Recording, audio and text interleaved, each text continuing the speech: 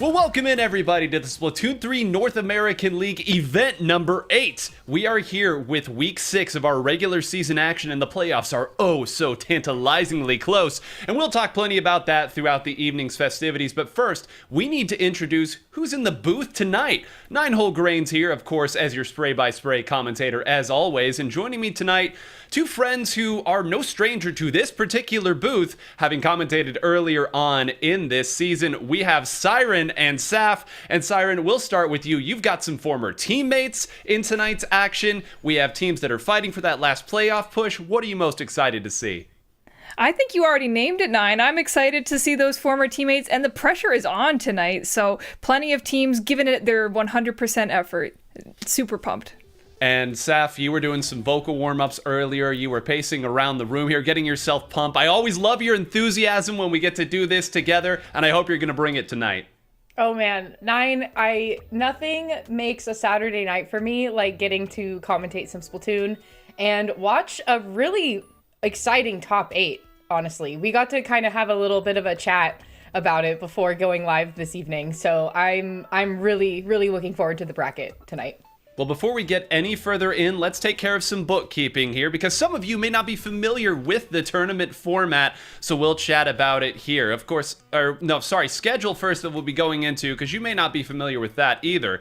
The Splatoon 3 North American League show, it's a weekly piece Fridays at 10 a.m. Pacific time, 11/7. That was yesterday. I kind of got cooked in that episode, if y'all want to see me get laughed at. There's only a couple episodes left, folks, because we are reaching the end of our regular season. And as such, of course, we only have a couple more editions of the Splatoon 3 North American League. Of course, tonight's action, next week's on the 15th, and then the 22nd. So not a whole lot left. Of course, 12 p.m. Pacific time every Saturday is when that starts. There's still some more action to be had, though. Every Sunday, the Splatoon 3 North American League Sunday Scrim. Hop on in if you enjoy some Salmon Run, whether by yourself or with a team of up to 4. There's plenty of salmonids to be had, plenty of eggs to be had as well. And of course, it all concludes with the playoffs. We'll be talking about these a lot over the course of the evening. Live stream at 12 p.m. Pacific on both days, 12/13 and 12/14 in December. You won't want to miss that. And now we'll get into our tournament format, as I misspoke earlier. Teams will be awarded points for their placements in these events. The ladder round for this evening has concluded. We just have our top 8. So you can see here the points, 1st to 8th place, 9th to 16th place, but more importantly, your top 8 placement. 40 additional points for 1st, 35 for 2nd, and so on down the line. These teams are fighting for these last few points, as again, they only have a couple more events to make it happen. And actually, on that note, let's talk about the points and how the teams have performed in the season standings. Week 5, you saw FT Win came away with another win. They seem to enjoy doing that, as the name would imply, getting 100 clean points, Fo with 95, Moonlight 85, Duck Motif 75, and so on down the list. The season standings, which is what we really want to chat about here. The top 8 teams will move on to those playoffs that we discussed. It's Duck Motif currently sitting on top. You'll note that they are not in tonight's action, so there will be no more points added to their total. But Fo, FT Win, TZS scored some tonight, Bet is in, Gourmet Race is in, so there will be a shakeup somewhere tonight as this goes on. And let's look at that playoff picture as well. And I can finally stop talking here for a moment, because Siren, you can see right here, some of these teams have some zeros. They'd love to up those numbers, but almost every team in top 8 tonight has something to gain from this. Yeah, looking at these teams, it's a lot of familiar faces. Duck Motif at the top, proving that consistency is key. Even FT Win making it just the middle of the pack, even though they've been some of the strongest contenders throughout the weeks. I've been super impressed with all these teams' placements, and it really proves that you don't really need to be here every single week to be making an impact in the league. And Saf, on that note, let's just talk about FT Win at the top here. If they win tonight, they will have 3 wins and a 2nd place under their belt, and it seems very unlikely that anybody's going to catch them. Well, it's like you said, it's in the name, FT Win. It's for the win. And I think it's so interesting that consistency is key. Duck Motif has been here week after week after week. I mean, I think it is in the cards for them to take a little bit of a break because of how their consistency has been. And so FT Win, getting a couple of wins under their belt, maybe looking for a third one tonight. Who knows? I mean, that's going to set themselves up really well for the weeks to come. And here we go. Let's talk about our top 8 rules because, again, if you are just joining us, you may be unfamiliar with it, but you better believe these teams are familiar with it at this point. Every match a best of 5. The higher seed will choose the mode, the lower seed will choose the stage. But after that first game, our counterpick system kicks in. The winning team will choose the mode, and the losing team will choose the stage. We've really seen certain teams gravitate towards certain stages and certain modes. Those modes, Turf War, Glam Blitz, Splat Zones, Tower Control, and Rainmaker. Notably, each mode can only be played once during the match, and we'll break those modes down as they come along. It's a pretty robust stage list as well. As I noted earlier, pretty much every single team has a stage or two that they go to. That counterpick does give them the option to go to places they really enjoy. Urchin Underpass has been a favorite of Fo. Hagglefish Market a favorite of just about everyone, and I'm sure we'll see the other stages come up this evening as well. And finally, let's take a look at our bracket and let's start talking about these teams. Gourmet Race storming up to the number 1 seed, certainly their best ladder performance. Hypernova and Healthy Diet Food Groups, FT Win and Fo, and the match that we will be watching, Sunset versus Bet. And now we can actually start talking about it here. And Siren, I've got to pass it over to you here. Give me your thoughts on Bet. They are in a great position this evening to score a lot of points. They only have 3 results currently. They could push themselves into top 8 if they play well. Yeah, Bet. I mean, they've been here a lot of weeks. They've played, but on and off had these really peaky performances where they just do super well, and then other weeks they may have tumbled and tripped and not done so good. But you can tell by just looking at that ladder stage and looking at what's going on here today that Bet is playing at the top of their game. Sunset, a very new face to the league, but clearly here to make an impact. Players that I think we're all pretty familiar with, and either team could really take this. I could see Sunset coming in hot and just pushing Bet from their reign right now. Well, and that's a great point too, because it's really important to understand how many more points you can get if you win this first match. As we noted earlier, so important. Further up you finish here in top 8, you get more and more points as well. So it'll be interesting to note if you win this, that's that many more points here. Of course, you won't lose in losers round 1 because you'll be beyond that. But Saf, one thing that we have to talk about here with Sunset is this is a reformed team that has come from previous iterations of Hypernova. So when Siren made the point earlier, we're familiar with these players, it's because we've commentated them earlier on in this very league. So I one thing I find so interesting about that is that Sunset, like you just said, it's reformed, right? Like you have people with experience, but it's reformed, it's nuanced. It's a new nuance to Sunset. But even so, they're still finding themselves in the top 8 spot. So it's like the nuance isn't so new? Question mark? Like it's a little bit of experience and they're still finding themselves in the top 8. So it's like new, I guess, maybe new in name to us, but also it's like the experience speaks for itself. Yeah, nuance is not spelled N-E-W there, but we will be going to Splat Zones first, is what we've been told. Surprise, surprise. And I'll go ahead and take this one because Splat Zone's very popular. Control the designated Splat Zone by covering the area with your team's ink. It's sort of, some people would consider it a territory control. I guess all of Splatoon is, but this one is in a very literal sense. Control the Splat Zone for a 100 count of the countdown clock to knock out your opponent. And of course, if neither team achieves the knockout, whichever team has the fewest counts at the end of the match will win. When you take that zone, you apply a penalty over to your opponents. Teams tend to really enjoy this because they really get to bring whatever fight they want back into the action. So, Saf, really no surprise, Splat Zones. It seems that in most of these matches, teams tend to like to go here first to really feel their opponents out. Right. You took the words right out of my mouth. It is a good one to kind of set the stage. It's a good one to feel each other out, kind of see what the other person is cooking with, maybe how you could try to recalibrate later. It's a good, I mean, you said it perfectly. I don't even know how to add to that. Like, it's the perfect beginner and opener for everything else, because then now once that is off the table, then you have to move into the more complex, if you will, modes in the game. So then maybe there is going to be some change-ups later on, but it's a great spot to just kind of feel the opponent out and be like, okay, where do we want to go from here? How do we readjust? What do we want to change if changes need to be made? Well, it's also, I think, a great way to get maybe specific stages out of the way, too, because we made the point earlier that there are some stages that, again, these teams will go to every single time if given the choice. But once a stage is played, it's out of the rest of the running for the duration of the match. So sometimes there may be a stage you don't like anywhere else except for Splat zones. And Siren, I know you still compete very actively at a very high level in Splatoon. Talk a little bit about what that adjustment can be like when you know you're going to have to play on a stage you really maybe aren't as strong at, but at least at Splat zones. Well, I think for a lot of teams, Splat zones is their comfort mode.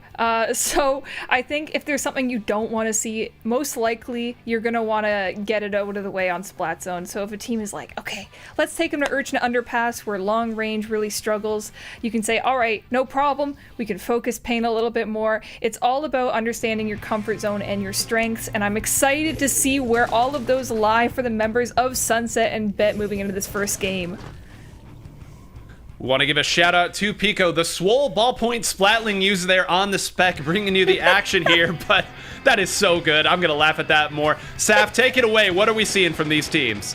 Well, obviously, the Snipe Rider is here to stay. You have a cooler weapon for both sides, which is going to be very important if you want to move fast and have a steady head. And already you can see that Bet is going to take full advantage of that. Cooler is going to be coming out within the first 30 seconds. Mecha is trying to bide their time, but unfortunately are going to be taken down. But they are going to clear a little bit of space for Dante to try to make a point. Nice jump out there is at least going to give them some form of control here. Simo running forward there. That's quite a spot to deploy that Trizuka from. Cactus Zack fighting now with Dante on this side, diving on top and closing it out. Two do go down. They still score a few more points, but this is Urchin Underpass. You're always fighting. Three go down immediately, and Siren finally Bet should have an opportunity for a lockout. Bet finally does have that opportunity, but it looks like we're trying to find the direction to push that effort into. Simo just holding on to this right zone here, waiting for reinforcement to come in from maybe Dante as we move up on this right side here. Let's watch that pinch happen. Oh, there's the pinch. A couple, no, still going. I can't believe nobody got hit by that. Great showing to at least know where to avoid it. I feel like Simo's been living in that particular part of this stage over and over. And Saf, it's so difficult to displace that tent umbrella. You can take the other option of simply forcing every other member of the team away, but you can still, Simo's still up and being a nuisance. Right, and I feel like Simo has been waiting for some help there. Finally, there is Dante to try to follow up. Simo now being taken out of the fight. They were kind of living on that zone for quite a while there. But even so, with Simo getting taken out of the action, the Bet is still going to be holding on steadily to the zone. It seems like whenever Sunset takes maybe one or the other, Bet is already there to respond. It is a very short-lived penalty. Short-lived penalty, and this has been absolute carnage here. I don't think there's been too many situations where more than 3 players from either team has been up in a relevant position. Zach trying to dive forward, gets 0 there. Great shot, has a chance to take out 2. That's 3 down now. The last member will be the Snipe Rider up on the top right. This will surely be a swap of the lead. Happy is in a great position here. Siren, this should be a real opportunity for them to get not only the lead, but a whole lot more. Yeah, I really like the positions here that Sunset has been taking. We even have Roman there sitting up on that glassed area of this map, just holding that crab tank, forcing the members of Bet back into their spawn. We can see here Simo is desperately, no pun intended, trying to set up camp on the right side of the map, once again, as they've been so sitting comfortable this entire time. There we go, 0 fighting out. Oh, gets, okay, that's 1.5 here. Got some assistance there to make that one happen there. A rough position for that 52 gal to be in, but great job fighting out. That was really getting close to a terrible spot as we enter the last 2 minutes of the game. Here, so important. Get juiced up here. The Tacticooler out. 3 members will grab it as Mecha opts to go reposition, but with Simo already going down, that means 1 protector will be gone. Great movement here, but another one does go down. It's a scramble over the zone, and Sap, I don't think they managed to flip it here, so there's no penalty for them to contend with. Right, and Mecha, I think, taking out the Sniper Rider player on the top was absolutely huge for Bet, because now, like you said, there is no penalty standing in the way. Even with the tri-strikes coming out, control has been taken by Sunset, but the lead will still be held onto by Bet. Mecha is able to push forward. Zero is in a great spot to shove all the members of Sunset to the right side of the map. Only a few ticks remaining here, even with Happy taking one member of Bet down and Dante getting caught between a hard place. 4 with a penalty is going to be a tough one to beat, Siren. Oh my goodness, Happy holding on to just barely anything for their members of Sunset to get back in here. We can see Cactus Zach having that bubble ready, is going to use it very aggressively up on this top right area. I'm assuming that's what's going to come out here, but it looks like we're just holding on to this taunt here, waiting for a jump in to protect, and that's going to force Dante to pop those strikes on it just to get rid of it. But momentum is still going to continue for the members of Sunset. Roman has been holding on to this crab tank, ready to use it, and that's going to be another wipe, burning through the entirety of their penalty. That's exactly what you want your Splash-O-Matic to do there. Get up top, use that crab, and force everybody else away. That's really all you need to do and hold on. Now, can they make good on that play? Zero takes a dive there and gets taken down. As a result, they understand there's not many more opportunities. This lead is going to tick away. The triple ink strike won't do it. A wipeout, and in a crazy back and forth initial engagement on Undertow Spillway, it's Sunset that'll be taking it, and woo, boy. Okay, these two teams are ready to fight. Sunset and Bet. It rhymes. What a show here at the start. And Saf, I really want to talk about where that got away from Bet, because I know at the start there, it seemed like Sunset could have taken the game entirely, and then suddenly Bet storms back, gets all the way back into the lead. Sunset claws their way back in. But that crab tank that got popped up on that glass, you know that crab is there to stall. It's there to force people off of that right side. And once you get your attackers up with that watchful eye of the crab tank, everything else, it's the checklist. Check it off, take another player out, and get yourself a win.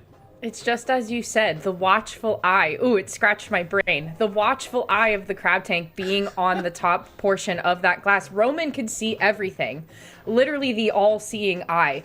The callouts can be made so easily, and at that point, if you can see every single member of Bet coming out of the spawn, it's like, what is Bet to do? They know that they can be seen and called out immediately.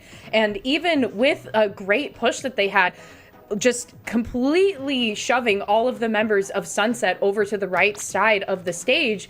But even then, it's like, if you get 1 or 2 members taken out, then at that point, it's a slow burn for Sunset, and them being able to come back there was totally huge and definitely a big momentum shift.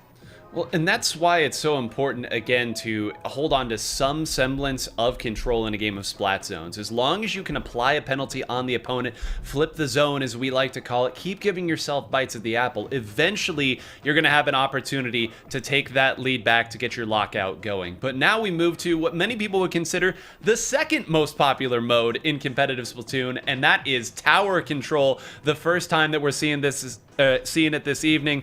So, Siren, why don't you go ahead and tell the good people what they can expect in tower control? Yes, I love this mode. All right, so tower control. Players must jump on the tower to take control. If no opponents are on the tower, it will begin moving towards the goal. Ride the tower through checkpoints on the way to the goal in the opponent's territory. That's it, I guess. Well, okay, all right. If neither team reaches the goal, the team who comes closest to the goal takes the game. Yeah, and we talked about Crab Tank earlier, and this whole watchful eye of the Crab Tank. I think I'm just gonna stick with this joke here, because we're gonna see a lot of Crab Tanks tonight. Make no mistake about it. Hugely popular. It's on the Splash-O-Matic. It's on the Splat Dualies. There are even some other weapons that we might get to see tonight that bring it out, but it seems like every team likes to bring a Crab Tank to this one in particular, Saf, because what could be more fun than riding in a tank while riding a tower? It's like Rideception. Yeah, well, also just having your tank be a little bit more mobile as well. But I still want to say that the caveat to that is that tower only moves at one speed. There is only one speed it will move at, and then it has to be stationary for a little bit. So yes, you can have your crab tank on top of that tower for sure, but at a point it becomes more stationary, and then thankfully the crab itself can also be a little bit mobile, so you can kind of escape the action when it calls for it.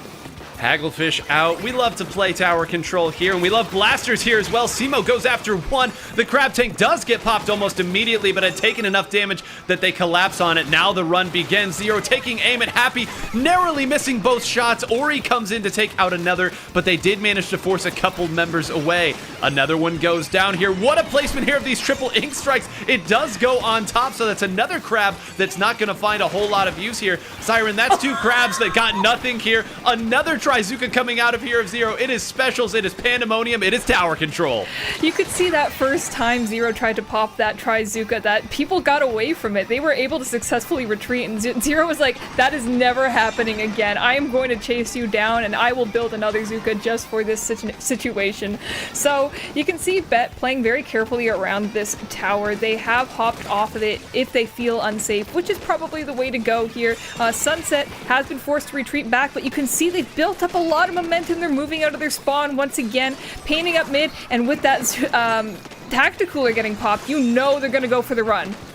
Well, here we go. Here's the run right now, potentially. No, the run getting smacked down before it can even start. It seems like, Saf, every time that there's a play to be made on that left side, Simo has been dutifully watching that flank. And we know on Hagglefish main stage, so important to watch the flanks, make sure that you hold on to it. You saw right there, Dante tried to close out that one to get that tower path going. But understanding where the threat is and attacking it ahead of time is so important as Simo continues to do just that. It's just as you said, it's the gathering of information from the Splatstones match. Bet did just that. Sunset did take the win, but now Bet already getting to the 38 mark, and we're only 2 minutes into the game here. And Zero, I mean, obviously has been like, we are not going to let this happen again. We are going to change what we are doing, and Simo is going to help with the follow-up of that because that's 2 members down on the side of Sunset. There is a crab tank on the wings for Sunset, and it is going to be popped right in front of that first checkpoint. But Zero and Simo are there to respond with a bubbler intact. But you know what? There is no first checkpoint to topple. We are on to checkpoint number 2, 9. Already. Oh, got taken down almost immediately. Simo might be able to scratch out a couple more points here, and does. Still dancing around the tower. Got all the way through it there, probably even confused. I think Captain Happy had just run out of shots with that Sniper Rider 5H. It's only got 5 of them.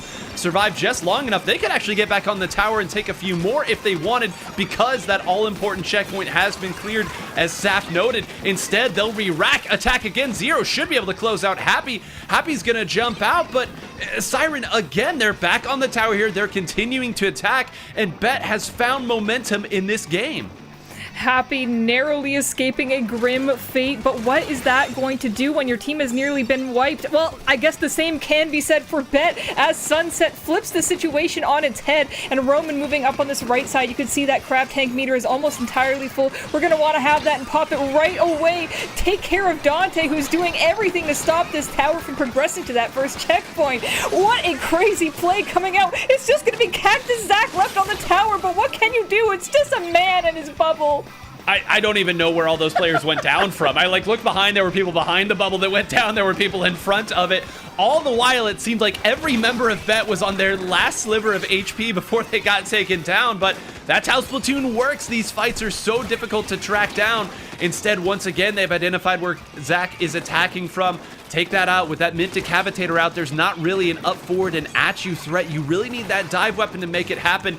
Zero again firing here, but Saf, I just think that all the tricks and all the movement, Bet has wisened up to it here. Nothing seems to be working when Sunset's in a neutral phase. Oh, incredibly well, too, because now, just a second ago, it was 3 members down on the side of Sunset. And Bet is, what I love about this, 9, is that Bet is still going to push the tower. They have a pretty significant lead here at 26 as we enter the last 30 seconds of the game, but they're not going to let that deter them from pushing the objective, which I 100% think that is in favor of Bet here, because you need to try to keep that tower on the side of Sunset for as long as possible, because then if Sunset is able to achieve some sort of soft wipe or a complete wipeout, then they have to travel so far over the land that is Hagglefish Market to get the tower where they want it to be. And again, as Siren was saying, it's just a man and his bubble, and still, it's not going to be enough for Bet to topple through.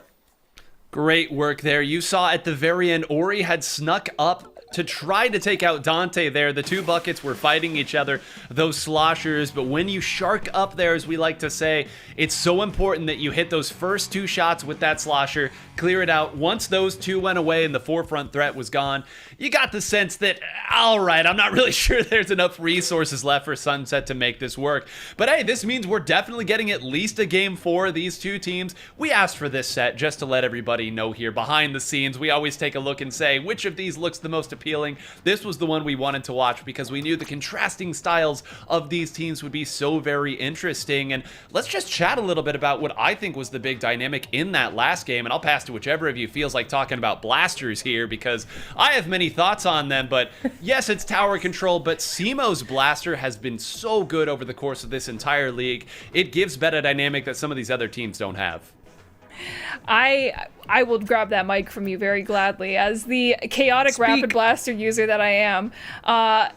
You could see that with this stage being so much less wide open. Like that middle part of the map, very, very wide open, but everything relevant to that tower path is all these corners, all these walls, all these little boxes that you have to maneuver around. That's where the blaster comes to shine in Splatoon. Anytime it can use those angles and AoE, and even just around the tower pole itself, it's really great at moving people.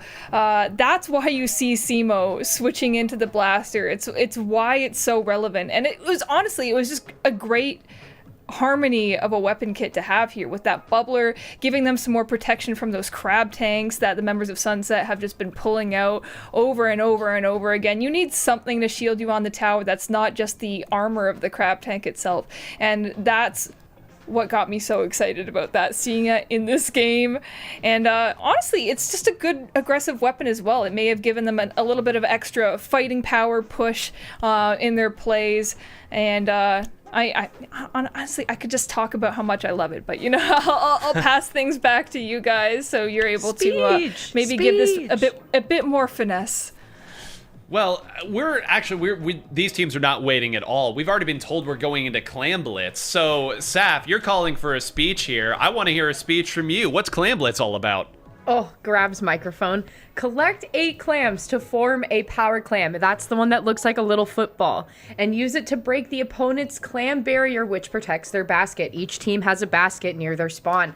Once the basket is open, you have to score 100 points to win. So 1 clam is 3 points, and a power clam is 20 points. This does also affect the penalty as well, mind you. So if neither team scores 100 points, the team with the fewest amount of points, we have to go backwards, not the most points, the fewest points, wins the game.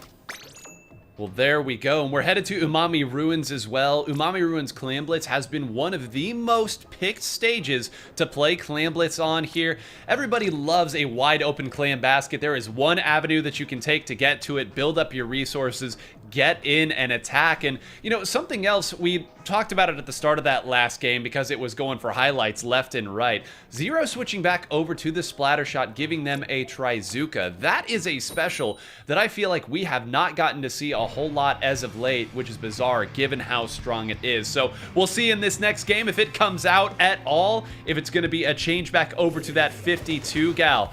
Teams loading in. Not a whole lot of changes here for Sunset. And on the other side, it's the Blaster and the 52 gal. So a slight change, but this could make a big difference. Of course, Siren, you always want a little bit more sustainability in your pushes on Clam Blitz. And if that 52 gal gets in, it can be very difficult to remove. Yeah, a lot of walls that Bet can put up there, having that combination of the splash wall, and the bubble that can run right into their base. But looks like Sunset came in very, very hot at the beginning of this game here. We already have Ori set up in a great spot to rain on some pressure onto their sniped area of the map. And as I say that, looking to go back to take a team fight, not quite going to work out in their favor. What are you guys seeing here?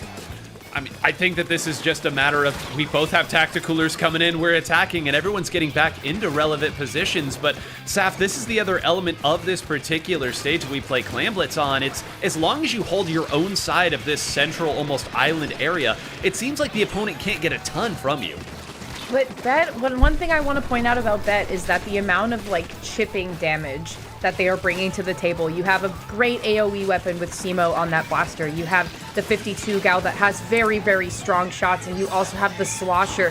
When wielded correctly, you can kind of just create these really intricate shapes of shots coming from it to try to hit opponents, but also inking the stage as well. So on the right-hand side here, you have Dante trying to see if they can put something together, but unfortunately end up going down. So Mecha is the one with the target on their back holding on to that power clam, but Sunset is going to take full advantage of that multiple man down situation and be the first ones to break the basket with a little bit of change as well. But still, I think Bet's defensive maneuver is going to stop that push there at the 65.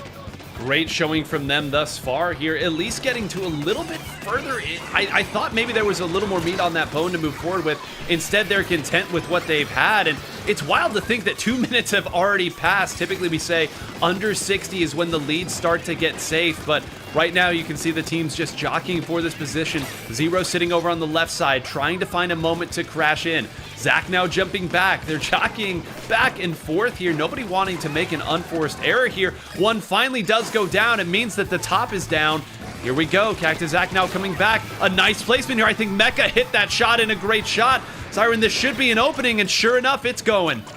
Things are going great right here. I like almost how far back that bubble is. It's working as a great beacon for the members of Bet to come in and get this fight together. We see Dante and Simo, almost a double-ended sword there as they jump into that dome and get picked off at the exact same time. That's not going to be enough of a window for Mecha to hop in there and get that power climb as well. But you could see they barely retook that lead, just breaking over that 60-point marker we were talking about a moment ago. And that's going to leave Sunset in a position where they have to dunk more than just this power climb to reclaim that lead. Well, here we go. They might try to do it just now. No, was that pre-firing from Zero? Yes, but the big bubbler got out in time, and there are plenty of clams to throw in here. Great work there even to trade. Roman should be able to throw one more in, and does. Down to 44, and I believe they were tactical-ered up as well. No, they're still fighting it down there. They want to keep fighting. Almost took out Zero there. And Saf, now suddenly you start to look at the top. 90 seconds, still plenty of time to be had, but you're always looking to see, will 2 power clams take the lead? 3 down, they picked out where the jumps were. It's just Zach. Can Zach fight the world over on this side? It'll be a wipeout, and they were not tactical-ered either. This is open, and the danger's on. You're seeing a really similar situation to what happened at the other basket, 9, because as soon as the players of Bet were taken down by Sunset over there, there was clams to be had and put into the basket. And very similarly here, when Cactus got taken down, when Ori got taken down, more clams spawned there from their pockets, and Bet was able to create that power clam. So now taking us to the 1 point mark. There's still a lot of time on this counter, but Sunset is here to stay. The wall has been put up, and finally the basket is going to close at the 1 point mark for Bet. I mean, Sunset at this point has to win it. Yeah, I mean, we'll call it a wall there. There seem to be a lot of cracks in that wall if it gets all the way down to 1, but that's why people love playing it on this stage. One opening, you take a couple members out, you can take as many points as you like if you play it right.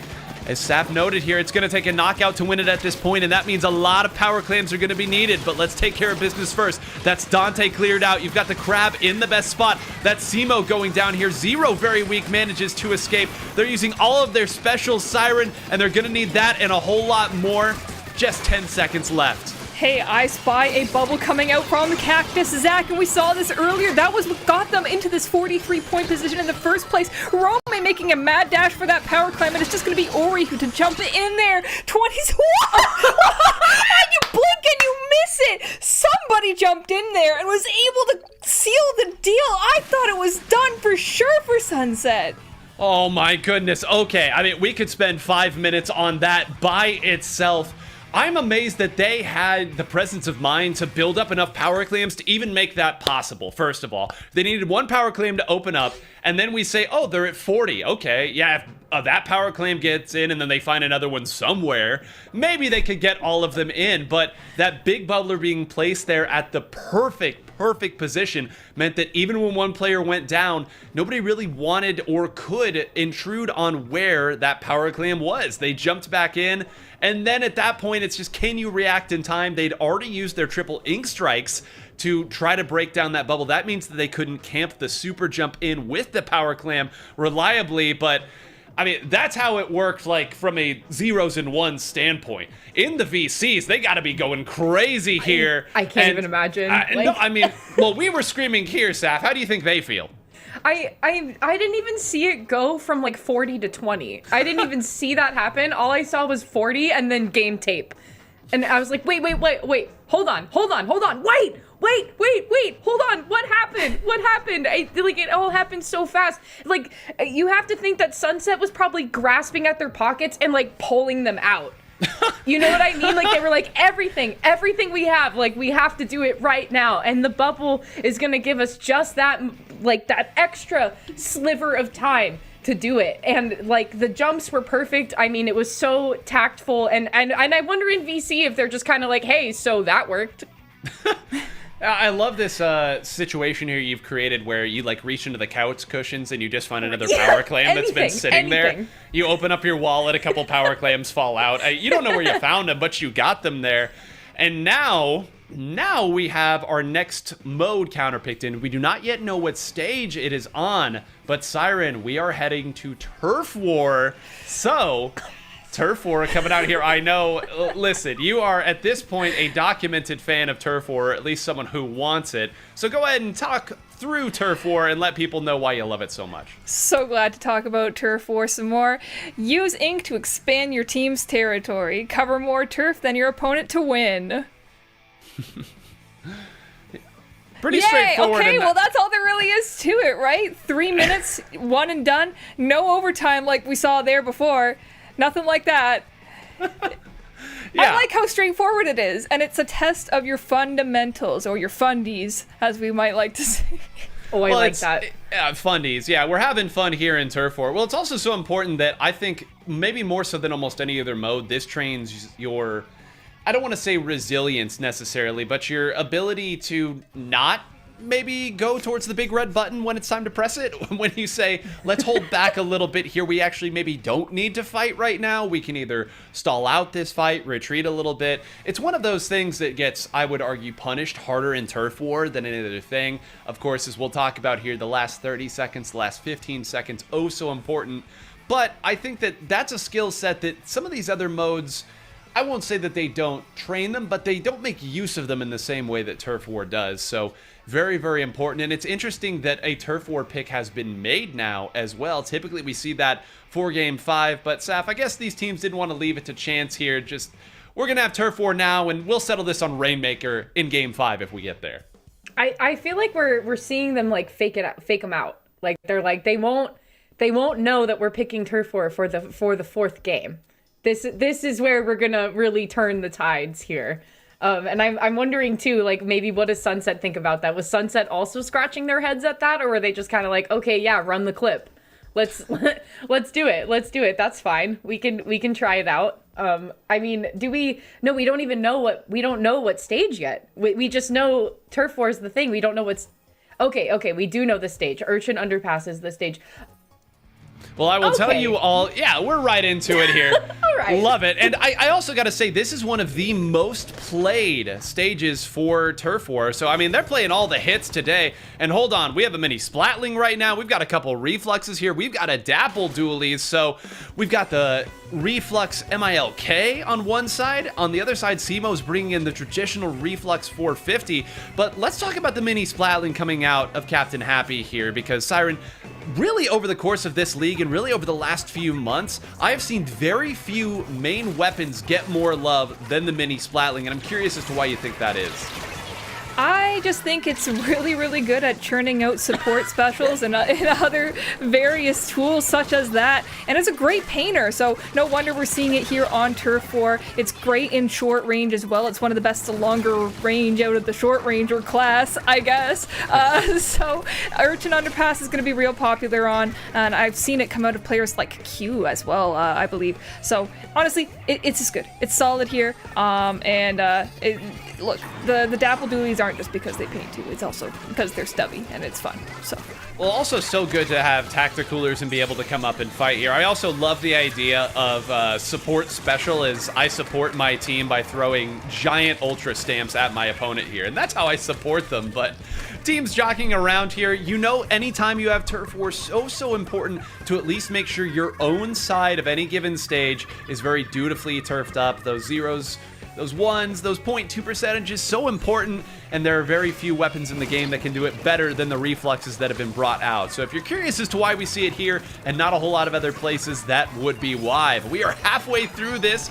Saf, this is kind of what we expected. A couple players will go down, they'll fight it, they'll trade some specials here, and everyone's just waiting for that one moment to make the big play. You know, I think Popgun says it the best, and it does come down to who paints their spawn. You leave one person behind to paint the spawn really well, and then the middle is just kind of a crapshoot at the end of it. But also, I want to say, the missiles that the vanilla reflex has is going to be super beneficial here for Bet, because that is a long-reaching special if you want it to be, depending on where Sunset is going to be positioned.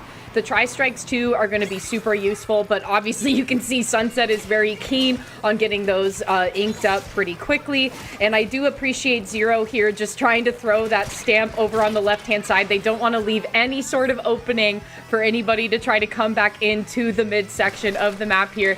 Although, with 30 seconds left to go, I'm wondering if Sunset is just kind of biding their time until they make the final move.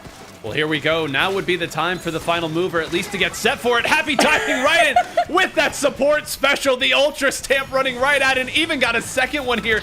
Simo firing from far away, but Happy still in a great position. I don't know that either of these weapons are going to be able to contest it, and that may be the opening that's needed. Happy at the bottom of the screen. Mecha jumps in and gets behind. Ori in the middle. Simo fighting it out. It's a scramble for as much turf as they can find, and those triple ink strikes even landing at the end. I think Sunset may have this, but we'll leave it up to Judd. Hey, look, you know what? I am not too sad to see it, and you could really see the impact that those last strikes had in the very remaining seconds of that game there. So ultimately, Sunset taking the match, not giving Bet an opportunity to pull them into Rainmaker or anything else for that matter, but a valiant effort for them, and they'll still have another chance in the lower side of the bracket as well. Yeah, it was a great showing from them too, and I just want to keep going back. I love it when at the start we say, yeah, this weapon, this mini Splatling, so strong, can do a lot of things against some more conventional short-range weapons, as you noted, Siren, and then at the end of the game, that is the weapon that blows it all open for the team, takes a couple players out with that Ultra Stamp, wards the other two off, and as noted, can turf with the absolute best of the weapons in this game. But that will bring our first set to a conclusion, 3-1, Sunset and Bet. I know that some of the other sets had actually already concluded at the time, so just as soon as we have those, we'll go ahead and pull up the bracket for you. But Saf, I got a note here as these teams continue to fight it out here. A tough loss for Bet, but I think they've got to be encouraged. Losing a Clambits game like that, and then Turf War, you feel like you were in a good position. I still think they have a great shot at running through the lower bracket. I couldn't agree more, Nine. I think that the amount of experience that makes up Bet will make up for the loss that they experienced here. Because you have folks that have been around this scene and have been around this game in all three of its iterations. I mean, you have Zemo and Zero have been here since, Zero's been here since Splatoon 1 test fire. Like, that's day one. That is like original, one of the originals. So you have folks that have been through different situations and scenarios just like this in the past. So you got to talk through it. You have to see where the communication breakdown happened and how do you recalibrate and then get ready for the next one. And I think Bet can do just that in their losers run. Well, we talked earlier about how this is a golden opportunity for Bet if they make the run for the points. We'll check the bracket real quick and then get back to that discussion, because we actually had the final set to finish. That's always how it seems to work when we put these together.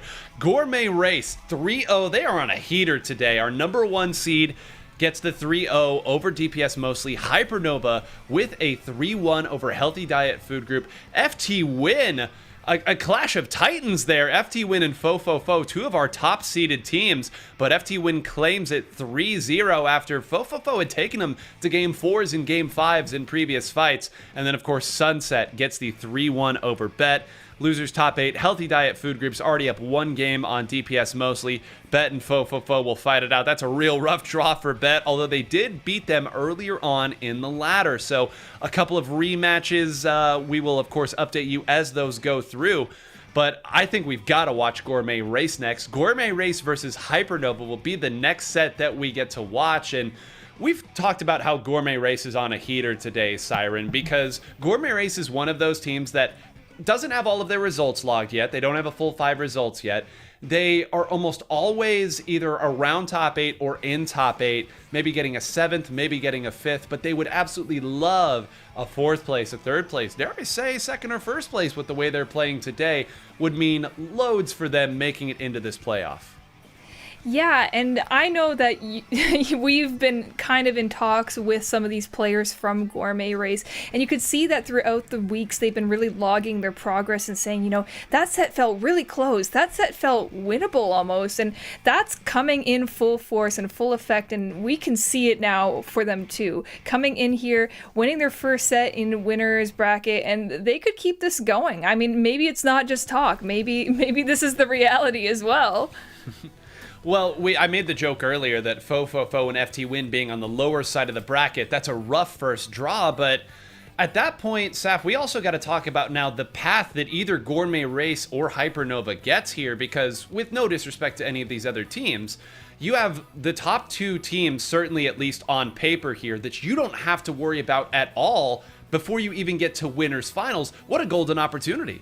Yeah, huge opportunity for Gourmet Race and for Hypernova. And you have to think, like, how did their ladder stage go? Because if Gourmet Race especially is coming into this week first seed, you have to imagine that their queuing rate for getting into matches has been very good today to put them in that spot. So really high win rate here for Gourmet Race. Excited to see how they're going to match up against Hypernova, and especially with what we talked about earlier, because it's not a complete Hypernova. You have a couple pieces kind of drawing into Sunset, who we got to see earlier. So how is Hypernova going to recalibrate against a Titan of today that is Gourmet Race?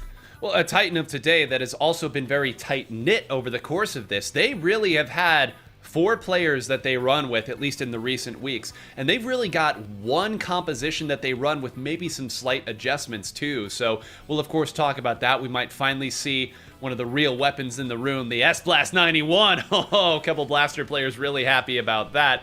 They could come out here, and I would expect to see it too, because we are on Inkblot Art Academy Tower Control for our game number 1. And listen, it had to happen eventually. It is a recurring bit that we always go here, and surprise, surprise, Simon, we're back here again. But teams do love to play it, and it's very easy to understand why once you get up and start attacking here. It's so well practiced. Yeah, it really is one of those OG maps. It's picked a lot, but when you think about it, if this game just keeps going at the momentum it is, every single stage and mode is going to be like that one day. We're going to be like, ugh, this one again. And look, it's picked for a reason. Everybody understands what their objective is on Inkblot Tower, and people just really like the pathing of it. People like that they have a lot of opportunities to stop the tower. There's a lot of diverse ways to push into your opponent's base. There's a lot going on, and a lot of it is good. So I'm not surprised that this is the first pick that they go into, and I could almost see the comparison between this stage and mode and just Splat zones in general. It's fundamentals, it's basics, and it's your comfort zone. Well, here we go, always in the comfort zone when Pico is working the spec cam there. The Swole Ballpoint Splatling user bringing you the action here as we take a look. We have a Flingza Roller out there right now. We have a Zinc Mini Splatling. Plenty of things to talk about here, Saf, and I'm curious what your first impressions are. So what I've been hearing through the grapevine is that Pika has been playing Zinc Mini Splatling quite a bit in this league, which I'm not surprised to see it here and now. And one thing I do want to point out is that Shiny will be on that Snipe Rider I'm hoping to see Shiny hopefully bring out another backline weapon, kind of being the staple support and backline player for the folks of Gourmet Race. But, I mean, it doesn't seem like too much headway for Gourmet Race is being made just yet here as 2 members are going down. The first checkpoint is going to be achieved by Hypernova, not quite broken just yet, but plenty of space to work with here, as you can see. First checkpoint now being broken, and honestly, the players of Hypernova really biding their time, even with that checkpoint break.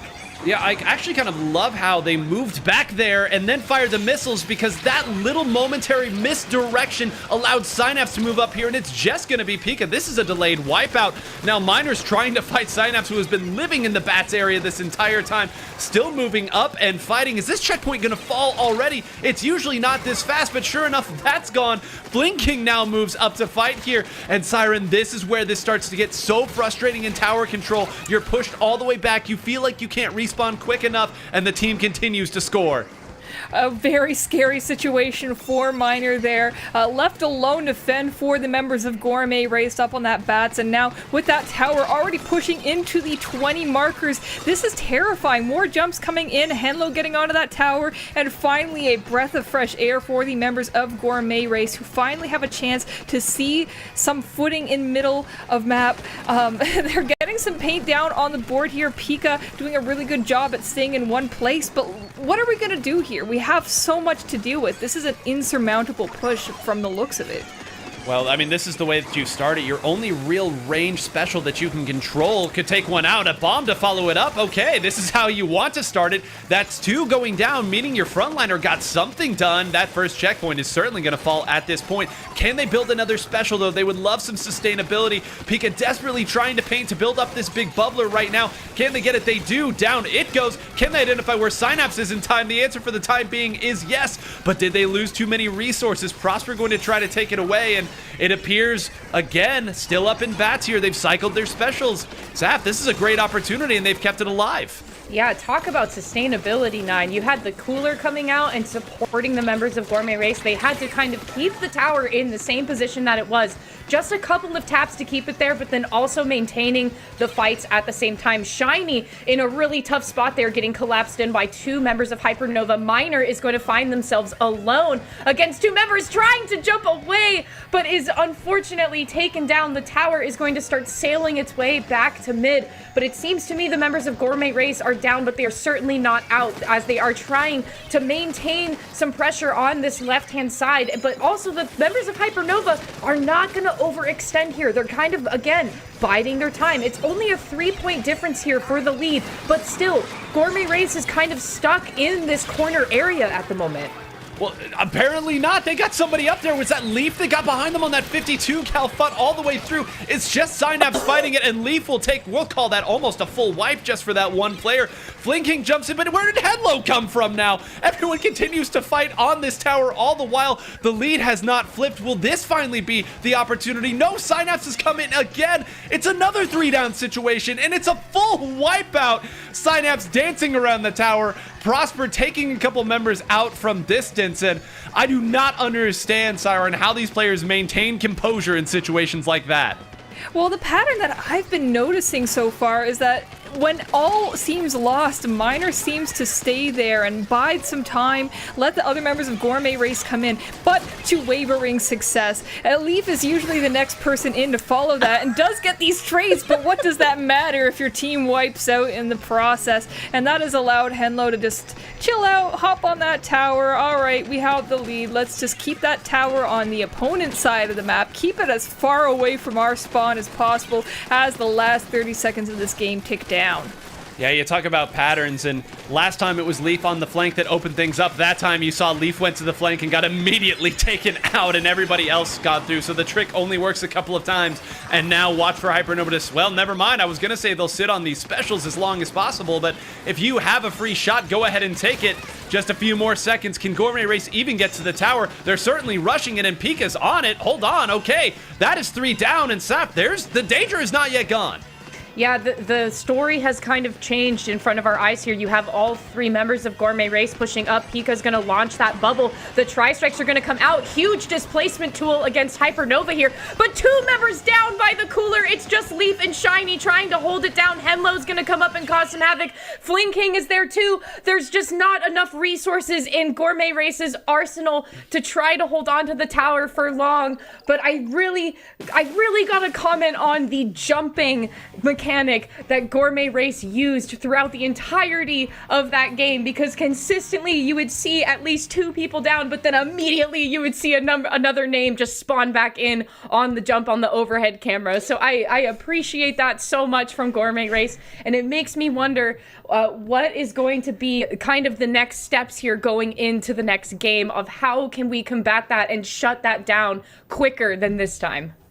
Well, the nice thing is, at least if you jump now, maybe it won't be on a tower where there is a flings a roller. Because, sometimes we forget, King! As scary as it is when a blaster is working around the tower, when there is a roller already on the tower waiting for you to jump to them, that's as close to checkmate as you're going to get in a game like Splatoon, where things can change on a dime. But, this is not something that we get to see a whole lot, the flings a roller. And, of course, with a name like Fling King, you better bring it, because it's in your name. At that point, you've got to execute. But Siren, there are so many weapons in this game that eventually you run into someone who's a true artisan with their weapon, and if you're unfamiliar with the unique technology, the ranges that each of these weapons can play at, you can think you've got a fight in hand and it suddenly get turned all the way around. Yeah, I love seeing these weapon specialists come into play in the league. A lot more diverse faces than we would maybe expect to see because of that ladder format and the encouragement to play week after week.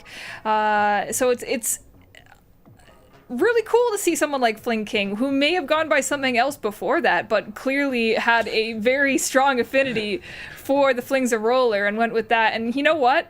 Props to branding, because no one's ever going to forget what weapon Fling King is ever going to play. Whether that's a deficit or, a benefit to them, that's up to you to say. But clearly, even knowing what they're going to play before the game hasn't really changed the effect of it. They made quite the impact. A whole new generation of Flings a Roller players are going to come out here as the result of this run that Hypernova is making. But we just got word that we will see our 5th game mode here. It's Rainmaker that will be on, and Saf, if there's ever a mode to get excited about because of how quickly it can change on a dime, it's this one.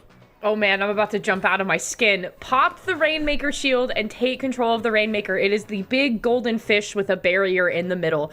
You want to carry it to the checkpoint. There's 2, by the way. You can't just run to the one all the way on the other side of the map. You have to break 2. So break the pedestal, advance the Rainmaker to the goal in the opponent's territory. If neither team reaches the goal, the team who comes closest to the goal wins. And again, the numbers are in reverse. We start at the 100 and then the lowest number wins. And we are going to Urchin Underpass. So if there's anything that this league has taught me, it's that when teams get to play on a specific stage list for long enough, they're eventually going to find unique strategies here. And Urchin Underpass, in addition to being the newest stage that we're all playing on, I'd say it's one that changes up how these teams play more than ever. Of course, the Snipe Rider has reigned over this game for quite some time, but this is one stage that teams tend not to bring it to. They'll have their backliner play something a little bit different. The mini Splatling, as we've noted, has come out for a lot of this. So it's very interesting that this happens to be one of the Rainmaker stages that people have gone to over and over again. But Saf, there's sort of an old school feel to this particular stage where Rainmaker is on. Unlike a lot of these other Rainmaker stages, it's hard to lose this in one push. It's a long path you've got to trek. Oh my gosh, yeah, it's a journey. It's the hero's journey on Urchin Underpass because unlike Humpback Pump Track, all of the points are really in the entirety of the journey, because in Humpback Pump Track, it's usually just right around the corner there. That's where most of the the length is. And so with Urchin Underpass, it's a little different. It's a little bit more spread out. And I like what you were saying about backlines kind of having to change what they're working with to use something that's a little bit shorter range, because you won't see Snipe Rider really being as advantageous here. But that's also why I like seeing the red dapples. I love that people are using beacons more. This is a perfect stage to use beacons, no matter what flavor you're playing with modes. And so I'm wondering, like, are we going to be seeing more red dapples here? Because yeah, you still have the cooler, but then the beacons are going to really advocate for that jumping mechanic. And I'm thinking specifically about Gourmet Race here, who wants to keep jumping.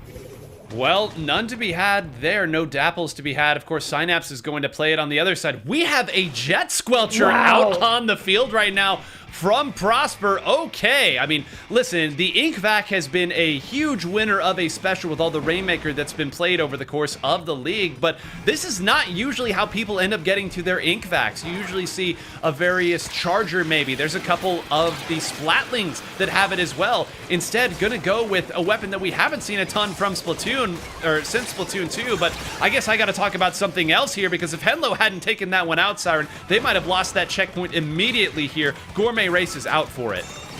Yeah, Gourmet Race not letting go of anything very early on in this game. Pika is just holding down the fort in mid here. The rest of their teammates seem to have gone down, and unfortunately getting pinched from two different angles from Henlo. A Miner, once again, that last man standing and buying time for their teammates, is going to pop those strikes and hopefully build up some space in mid for them to move around in. However, it's a rough spot here. We're early game. No one's broken this checkpoint. It's a matter of who breaks through first. Well, there you go. Finally pushing back here. That Rainmaker trying to get away and jumps right into Pika's Ultra Stamp. Honestly, there really wasn't a great answer for where that Rainmaker was going to go, but that's another important facet of Rainmaker, Saf. When you pick that Rainmaker up, you better have a path that you can move to quickly, because the longer you stall, the more special meter your opponent gets, the more time they get, and a lot of your attacking pressure is taken away. Right, and I think too, especially with the Torpedo on Hypernova's side, that is another tracking tool that they're able to use here, especially with the jumping mechanic that Gourmet Race so desperately loves to use. The checkpoint, though, is finally going to be popped by Pika. Gourmet Race is in a super good position here, especially with having two different members down. You have a long range down and you have a very aggressive flanking also out of the race, but still that's two different specials online for Hypernova. Hypernova here to follow up with Cooler in tow.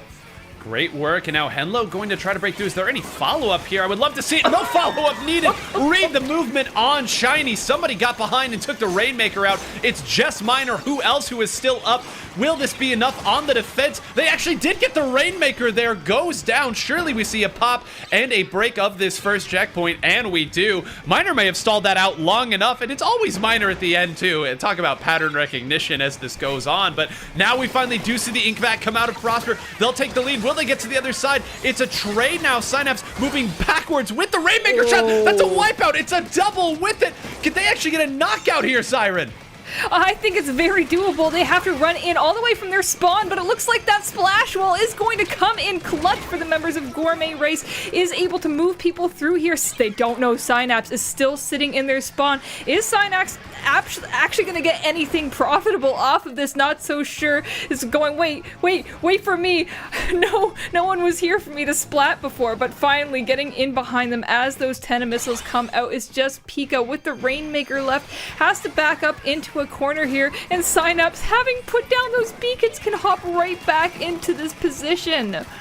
Got swatted away there very quickly, but it's a great point because, again, as long as you have some threat, like Saf talked about, of those beacons, when the opponents don't know where the attack is going to come from, where the defense is going to come from, it makes it that much more straightforward. Flinking now moving forward, could get another one here as well. Another wipeout. I feel like that's the third I've seen in the last couple minutes here. Saf, Hypernova moving at a different pace right now. Yeah, talk about checkmate for flanking. That is two different splats on the board for them at this moment here, and a great opening for Hypernova to try to hold the space of just a little bit in front of mid, defending the Rainmaker from anybody on Gourmet Race being able to touch it. And I just want to think, I've been thinking so hard about what if Synapse's beacon play had worked. If the cards were a little bit different and Synapse had jumped back to that beacon with members of Gourmet Race waiting there, and the beacon was there to stay, I just really wonder how Hypernova could have been able to close things out in a different way. But still, 18 with 45 seconds left remaining is a huge mountain to climb if you are Gourmet Race. There's a big opening here, though, with now 2 members down, even with the ink back online. If you're able to hold the jet back just a little bit, the tri-strikes can also maybe open that up a little bit, especially for Shiny here. This is looking to be a very different story than what we were seeing earlier. Oh, Synapse with a slight misstep there. All the protectors of the Rainmaker have gone down. Surely that will close it out, and that may be the end of the game. I don't know how Gourmet Race is going to be able to get back over here. Miner's going to swim forward. It's all that can be done, and Hypernova certainly will take the opportunity to pad their stats at the end here. Ticking away a formality at this point. One more wipeout, because why not? As Hypernova takes another game, and I feel like we're seeing the same thing in both of these games. Clearly, the ingredients for both teams are there, but there are these odd off-kilter fights, these scuffles where you're not necessarily in your team's set play that you would like, and in all of those moments, it's been all Hypernova. And Siren, I'm curious, given your familiarity with some of these players here really on both teams, what are you seeing that's opening these up? I know we're joking about Fling King, but surely it's not just this Fling, so there's got to be more than that. Well, one of the things and one of the thoughts that crossed my mind towards the end of that game there is, why did Gourmet Race select Urchin Underpass fully understanding that they would have to put Shiny in a position that might be a little bit out of their comfort zone? Why did they put them in a spot where they would have to probably play NZAP rather than a pencil? When I think about it, if the roles were reversed and the Rainmaker is sitting in Gourmet Race's spawn towards the end of that game there, we saw Synapse there popping all these beacons. There may have been a chance for them. However, I think they may have almost set themselves up for a difficult game of Rainmaker. And perhaps choosing this mode from the members of Hypernova was kind of a way to push this out of them. Maybe this was a write-off for Gourmet Race. They go, okay, we don't think we're going to do well in Rainmaker, so let's get Urchin Underpass where we know we're going to be the weakest out of the way, so that if we get that reverse sweep on them, if we win the next 3 games, they won't have that option. They can't use that power against us. That's a great strategy, and just kind of speaks to, again, these teams are very familiar with this format at this point. Everyone's got at least one curveball left they can throw, but for the most part, people know what they are strong and are not strong on. And speaking of strong, one of the strongest stage mode combinations from our previous set, Clam Blitz, Umami Ruins, where we all were screaming at the end, as Saf, I think you put it. I didn't see the counter go from 40 to 20, let alone 20 to 0, but maybe these teams watch that too, because they want to show us some fireworks. Well, I wonder, just as Siren said, yes, NZAP was probably not the strongest pick for Shiny there in that moment, and I think you're so right. Getting Urchin out of the way so that cannot be on the table any further. Maybe this is where the momentum shift happens for Gourmet Race, and I'm really wondering here if Snipe Rider is here to stay for Shiny, or I know that Shiny has been considering picking up the E-Leader again. So I'm wondering if there is maybe some space here where there's comfort in making that choice. But it seems to me, with Hypernova being at match point here, it's a huge risk assessment that Gourmet Race has to discuss. It's a huge risk assessment too, and we've also talked about some of the different compositions that have come out from Gourmet Race. Earlier, I made the point that they've had one composition that I think have been very, very strong for them. We haven't seen it yet. We have not seen the S-Blast composition come out from them here, and when you're playing against Dapple Dualies, when you're playing against Wipers, sometimes you need a little AoE to make some of those plays happen. So if you're coming here, this is certainly something you're practiced on. Maybe the answer can't be found on the weapon select screen. Maybe it's just these games are getting away from you in the heat of the moment, but it will be interesting to see. Again, the last game, if they lose this, Hypernova will move on to winners finals, and what a showing that would be from them. Again, we'll update you with how things are going on in the rest of the bracket as it comes up, but very eager to see now if there's some resilience left, if there's any more in the tank at this stage on the winner's side of the bracket. from the members of Gourmet Race. We'll take a look and see if there's anything different from a compositional standpoint. It looks like it is the Snipe Rider, and it's much the same. Pika going over to the Zimmy, I believe, and we have a 96 gal Deco now that has come out to play from Synapse. That Kraken Royale, I mean, this is as Splatoon as any composition has ever been, Siren. Yeah, I really love 96 gal, and we have a matchup of gals on both teams, so you could maybe even make the argument that we're playing with a lot of AoE and a lot of chip damage for both of these teams. Pika going in on that left side, doesn't seem to have a teammate with them, but doesn't really need it when you have that big bubbler. You can just apply pressure and not really worry about somebody getting around you. However, looks like Hypernova was able to overtake the remainder of that map, and Synapse popping that Kraken Royale just to force Gourmet Race to look at two different things at once. All right, you can't take care of that power clam if I'm in here shaking around in your face. That's such a I mean, that's exactly how it feels, too. You're over there, they have a wall out, you can't move forward there, but if you can't move them, you can't deal with the power clam that is approaching you at an alarming rate of speed. Henlo puts another regular clam in and jumps out before Leaf can take that one out. They actually do get Miner on the punish here, so well, that is the end of the scoring. Saf, it has been all Hypernova here. They've won these early engagements. They're holding firm in the important spots on this stage, and I'm just not sure what Gourmet Race is going to find. I feel that Gourmet Race has been trying to lay down the bricks to try to find success, but Hypernova has so many good tracking tools.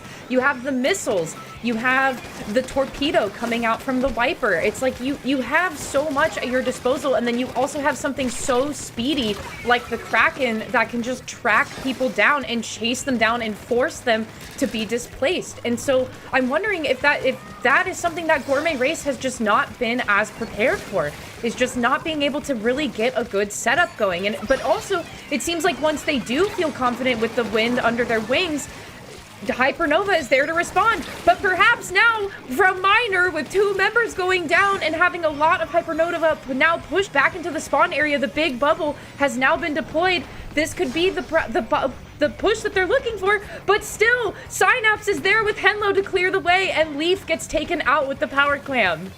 Man, playing Big Bubbler into a wiper and a roller seems so difficult. It seems like every time they put one out, these two weapons that are happy to jump into arm's reach and fight you inside of your own Big Bubbler are always there to at least put some sort of threat on it. We saw Fling King take it out earlier. That time, it's the Kraken, and of course, we certainly know what a wiper can do once it gets up into your face. So I think you're exactly right. Every time the foundation gets set up, Hypernova has a tool easily accessible to deal with it.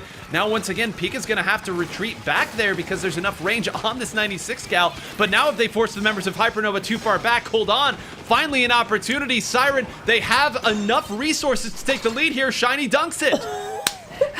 And that classic double power clam dunk goes in to take over that lead, and that's why we've talked about in the past that 60-point margin that's so important here, especially when it's the second push. You've already given them what we like to call that pity clam, so it makes this so much easier for them. And you see Gourmet Race retreating from that basket, just Miner there once again doing the classic job of buying time for Gourmet Race, and you can see Hypernova still pushed back into their spawn even though the other members of Gourmet Race have been long gone from that area, just holding on to mid, understanding this is our next battlefield. How are we going to formulate the next push? And they should have an opportunity to play solid defense there. I love how Hypernova attacked from the right side and right up the gut there. They forced a couple people away, but they weren't able to get enough players in that. Well, actually, hold on. Maybe they were on the defensive side at least. Flinkling will take one out, but that's a big bubbler. You're not getting out of that. Hold on. Saf, they might go for the win right here. They have plenty of clams yet, and they could swim back and get even more. Oh my gosh, dude. I feel that a lot of this is thanks to Shiny, because as soon as that basket closed, Shiny was able to kind of corral the team back to the center stage and recalibrate. And now we have a second basket pop with clams in tow. Gourmet Race is going to be punching their first win in the semifinals here against Hypernova. And amidst it all, you're talking about being good at a specific mode and knowing the little things. Pika understood could not safely swim up under the basket in that situation, so instead, just pass those clams up to Shiny, who was already in a position to grab them and throw them in.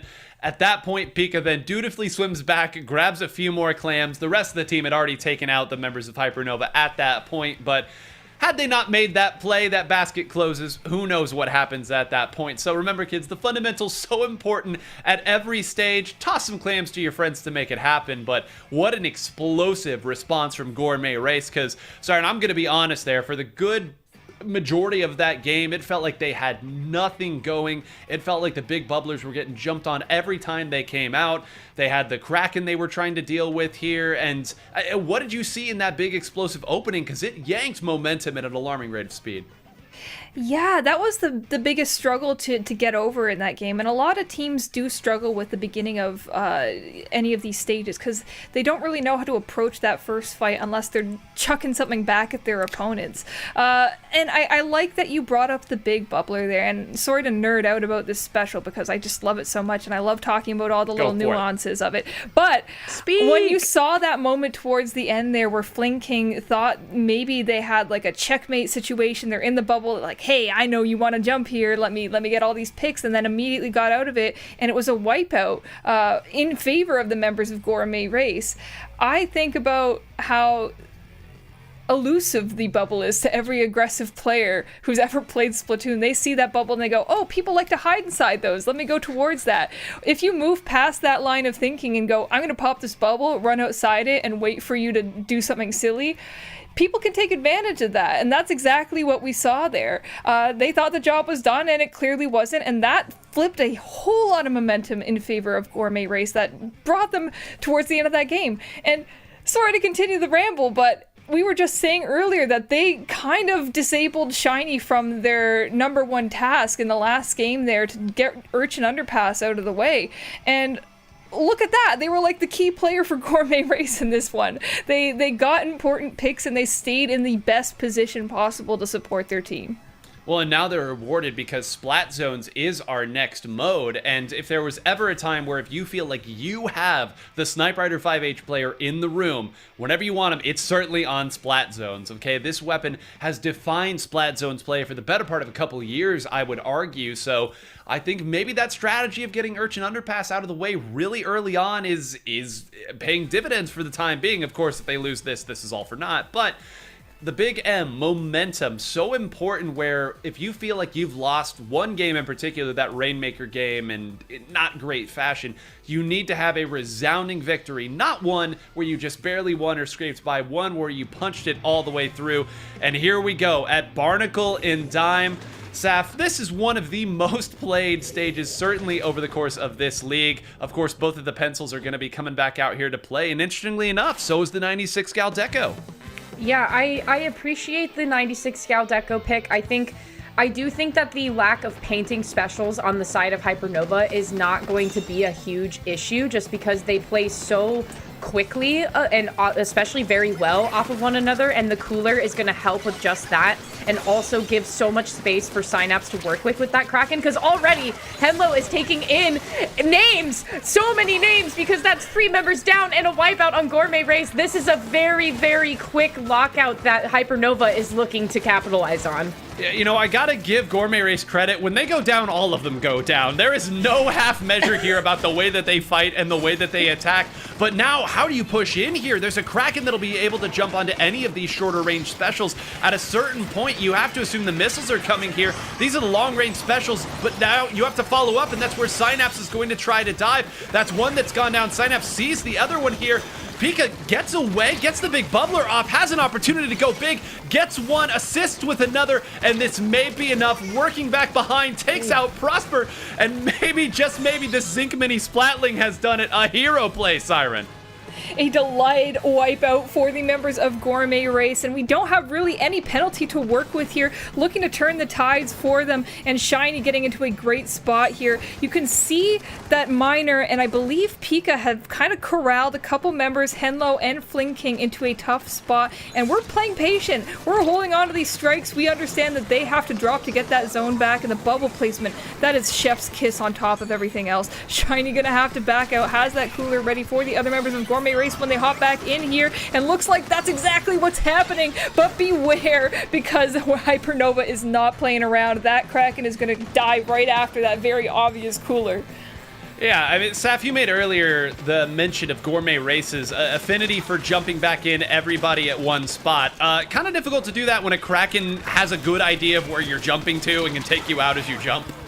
But it's that information assessment, right? Hypernova was like, hey, they really like to jump. We should do something about that. And so Synapse being on this Kraken is a great response to that call.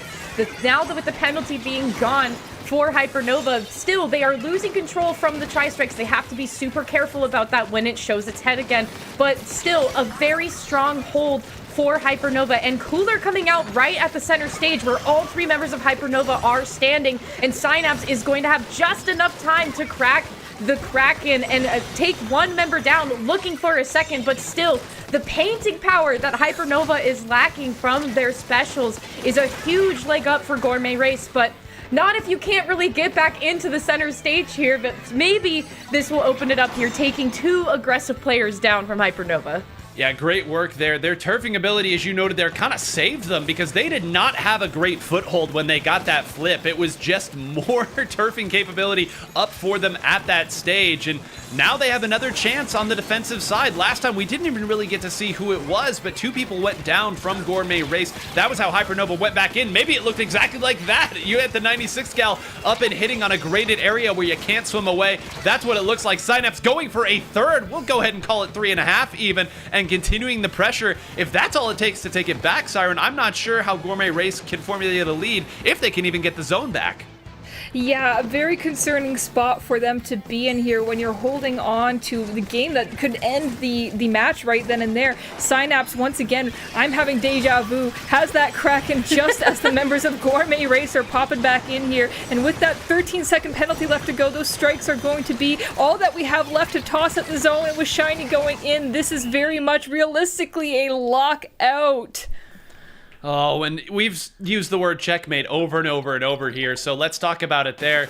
Those triple ink strikes, like you noted there, that Miner maybe could have had or thrown out there, that's a position where, sorry, you're right next to the zone. You can't do that, because if you do, someone's going to jump on and attack you. And what a showing from Hypernova, who, again, we have said Gourmet Race, this was the best that they had looked through the portion of the ladder. So I think that they were playing well, but the answers that Hypernova had, Saf, for every piece of what Gourmet Race was doing well, you don't usually see it so plainly stated like that, but sometimes it does come down to what counters you have to your opponent. Styles make fights. Okay, listen. The team of Hypernova was doing so fantastic there from start to finish, but I was just so blown away by Flinking through all of this. I know, like, we talked about them a little bit earlier on the Umami Clan Blitz game, but, like, Flinking has been opening things up in a way that Hypernova has been able to fully capitalize on. Because even though Pika was utilizing that bubble to try an, defensive tool, but also maybe, like, a tracking tool to be like, okay, come to me, this is where we're gonna jump, so you want this, right? And then Flinking was like, yeah, but like I'm not gonna push it too far. You know what I mean? Like, I'm gonna be there to respond, but I'm not gonna be right there to respond for you to also take me out with you. I'm gonna have enough space in between me and that jumping point to where I will take you out, and then I can move about my day with the rest of the game. So I just really appreciate what Flingza and Flinking were doing throughout that entire match. I mean, just, do you talk about chef's kiss? That was Michelin star for me. Oof. Very well said. Listen, I did not think that a Flingza roller would be the hero at this point of this bracket, but Splatoon keeps on giving, everybody. We love it, and we'll take a look at the bracket here because there are plenty of matches that were happening off screen. FT Win got the 3-1 victory over Sunset. Of course, we watched Hypernova get a 3-1 over Gourmet Race. Healthy Diet Food Group got the 3-0 over DPS mostly. Bet and Fo locked 2-2 in losers top 8. Talk about huge implications. Fofofo, they looked like they could beat absolutely anybody, even the FT Wins and Milky Ways of the world. They lost earlier today in the ladder to Bet, so we knew this could be a good match and a close match, but 2-2 in losers top 8. We will, of course, have that result for you just as soon as we know it. But winners finals, Hypernova versus FT Win. Oh my goodness, what a show this has already been. There's intrigue on the lower side of the bracket. We've got unheralded weapons making it happen as well. But we need to re-rack, we need to recalibrate here. We're gonna go to a short break. I believe what will be played here will not paint me in a great light, but we hope you enjoy it anyway. Don't go anywhere, because more of the Splatoon 3 North American League will be coming at you right after this. What's up, guys? Shiny Hunter Zach here, the most fashionable squid in the land, or at least I like to pretend to. But thankfully, I have a couple of squids here who are much more fashionable than myself. Welcome to EE and Rissa. And EE, let's start with you. All right, guys, well, as you can see, this is my fit. I'm decked out in what I believe is very cool, chill fashion, okay? So first of all, splatter shot, that's just my go-to weapon. I love that thing. That's how I've been learning the game. I will never change that. However, one thing I did change was my headgear, okay? My hot house hat. Now, personally, I like this because I think, one, it just looks good, and two, it's got a little bit of that ink resistance, which I need to help me perform at optimal level. Next up, let's talk about that linen shirt. I know what you're thinking. I know what you're thinking. You're showing off right there. No, actually, I'm showing what I'm about, okay? I love a good linen. I think it looks clean, and it goes well with my flip-flops. I know what you're thinking. You got the button-down shirt. How's that gonna go with flip-flops? Guys, I'm in California. You see this everywhere you walk, okay? And I think I'm walking with some good fashion on top of that. Well, here's my outfit. You know myself as a Tri-Slosher main, so you can ignore the weapon for now. But headgear and clothing, you gotta know. I'm a hockey guy. Can't hide it. I love, seeing the jersey on. I love the colors, too. You got kind of the navy, almost black there with the nice gold accent and logo. It looks really clean. You've got the beautiful visor. You can still see the action. You don't have a cage blocking your way. You've got the protection there with the helmet. And then not really any skates, so I decided to go with the gold accents. Feels like it matches with the logo and everything. And also ignore the mismatched numbers on the side and the back of the jersey. But beautiful combination and safe combination for the practical squid. So here is my outfit. I like to say it's like a little bit more casual. The shoes just kind of make it a little bit more, not fancy, but just dress it up a little bit more. So I have the baggy sweatshirt. I have the little bit of pink logoing on that as well. Pink is my favorite color, so that was part of why I picked that sweatshirt in particular. And then the shoes, the platform chunky shoes that are like holographic. It just kind of dresses up that baggy sweatshirt a little bit more. And then finally, just to top it off there, the headphones that just, I don't know, it's not too much, but it's just like the perfect amount of addition accessory, I think, to add to that. Plus, I really love music. Well, that was our outfits, but we can't forget some of my co-hosts on the desk. Let's go ahead and take a look at Big Money Milana's outfit first. And taking a look here, I like what I see. We got the Octo glasses on. We got a pop of color on the windbreaker there with the orange, green, and purple, those secondary colors. And that's continued on with the leggings and the shoes. You got the thigh high or the longer socks there, as well as the kind of sneaker vibe. I'm kind of digging it. It seems also very functional and fashionable at the same time. You got the sunglasses to block out the haters, block out the shade, and it's overall just a very casual, comfortable fit. We can't forget our good buddy 9-Hole Grains. Let's check out his fashionable inkling. And wow, look at this. Can barely even see the clothes behind the massive S-Blast, but it is a very sporty tank top, keeping on brand here with some deep hues of blue, as well as the wristband there on the wrist as well. You've got the headband to go along with it. Nice, thin, practical headpiece. And then more of those sneakers, the kind of classic red vibe to go with it. So all about the sport. If you know anything about 9-Hole Grains, that is absolutely his vibe, so definitely on brand for him. Well, now we've had a chance to see all the outfits, and everyone's a winner, but in reality, today there can only be one winner. So let's go ahead and rank them 5 up to 1, the least fashionable squid to the most. And Arissa, we have to start with you. What is your ranking? Okay, I hate to do this. I'm gonna go from 5 up to 1. So in 5th place for me is gonna be 9. I'm so sorry, 9. Whoa. I'm so sorry. My sensei. I know. As someone who likes, a lot of additions to the outfit, it was simple. It was 9, but it was simple. And then next is gonna have to be, I'm also so sorry, Zach. But I love it. I loved it. It was you. It's the people who stay true to who we are that are at the Right. bottom. I know. Third place for me is gonna have to be EE. I'll take it. Okay. I mean, that's great placing right there. Top 3. Second place. Okay, so second place is gonna be Milana. Her outfit was great. It was very her, and then, not to be, narcissistic or anything, but I'm putting myself in first place. EE, let's hear it from 5 to 1. What is your ranking? Well, I absolutely do not feel the same way. I'm going to completely 180 and put myself in 5th, okay? And this is because I feel like, again, I'm still new here. I still have like some more fits to explore. But for what I started with, I'm not mad about it. That's just where I'm going to rank myself right now because I really enjoyed everything you guys brought to the table. Now, after that, I'm going to go ahead and put 9, okay?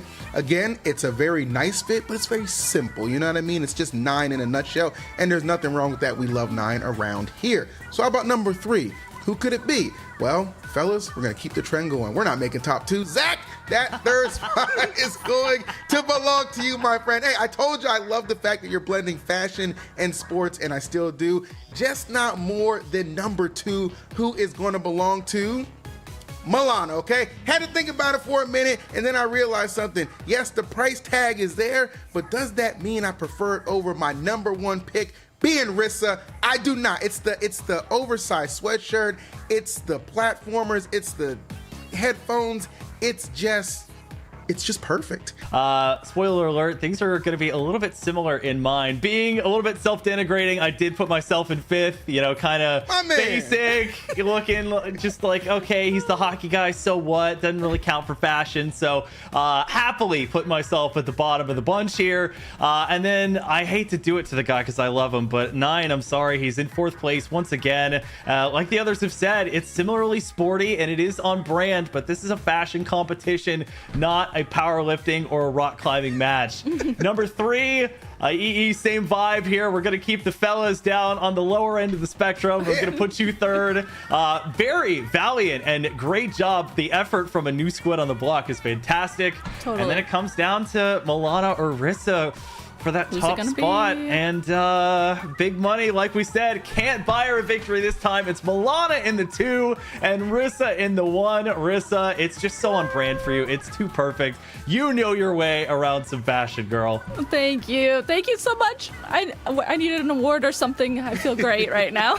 Well, we'll see what we can afford, but for now, that's going to do it for this fashionable episode here. Stay tuned, and we'll see you next time.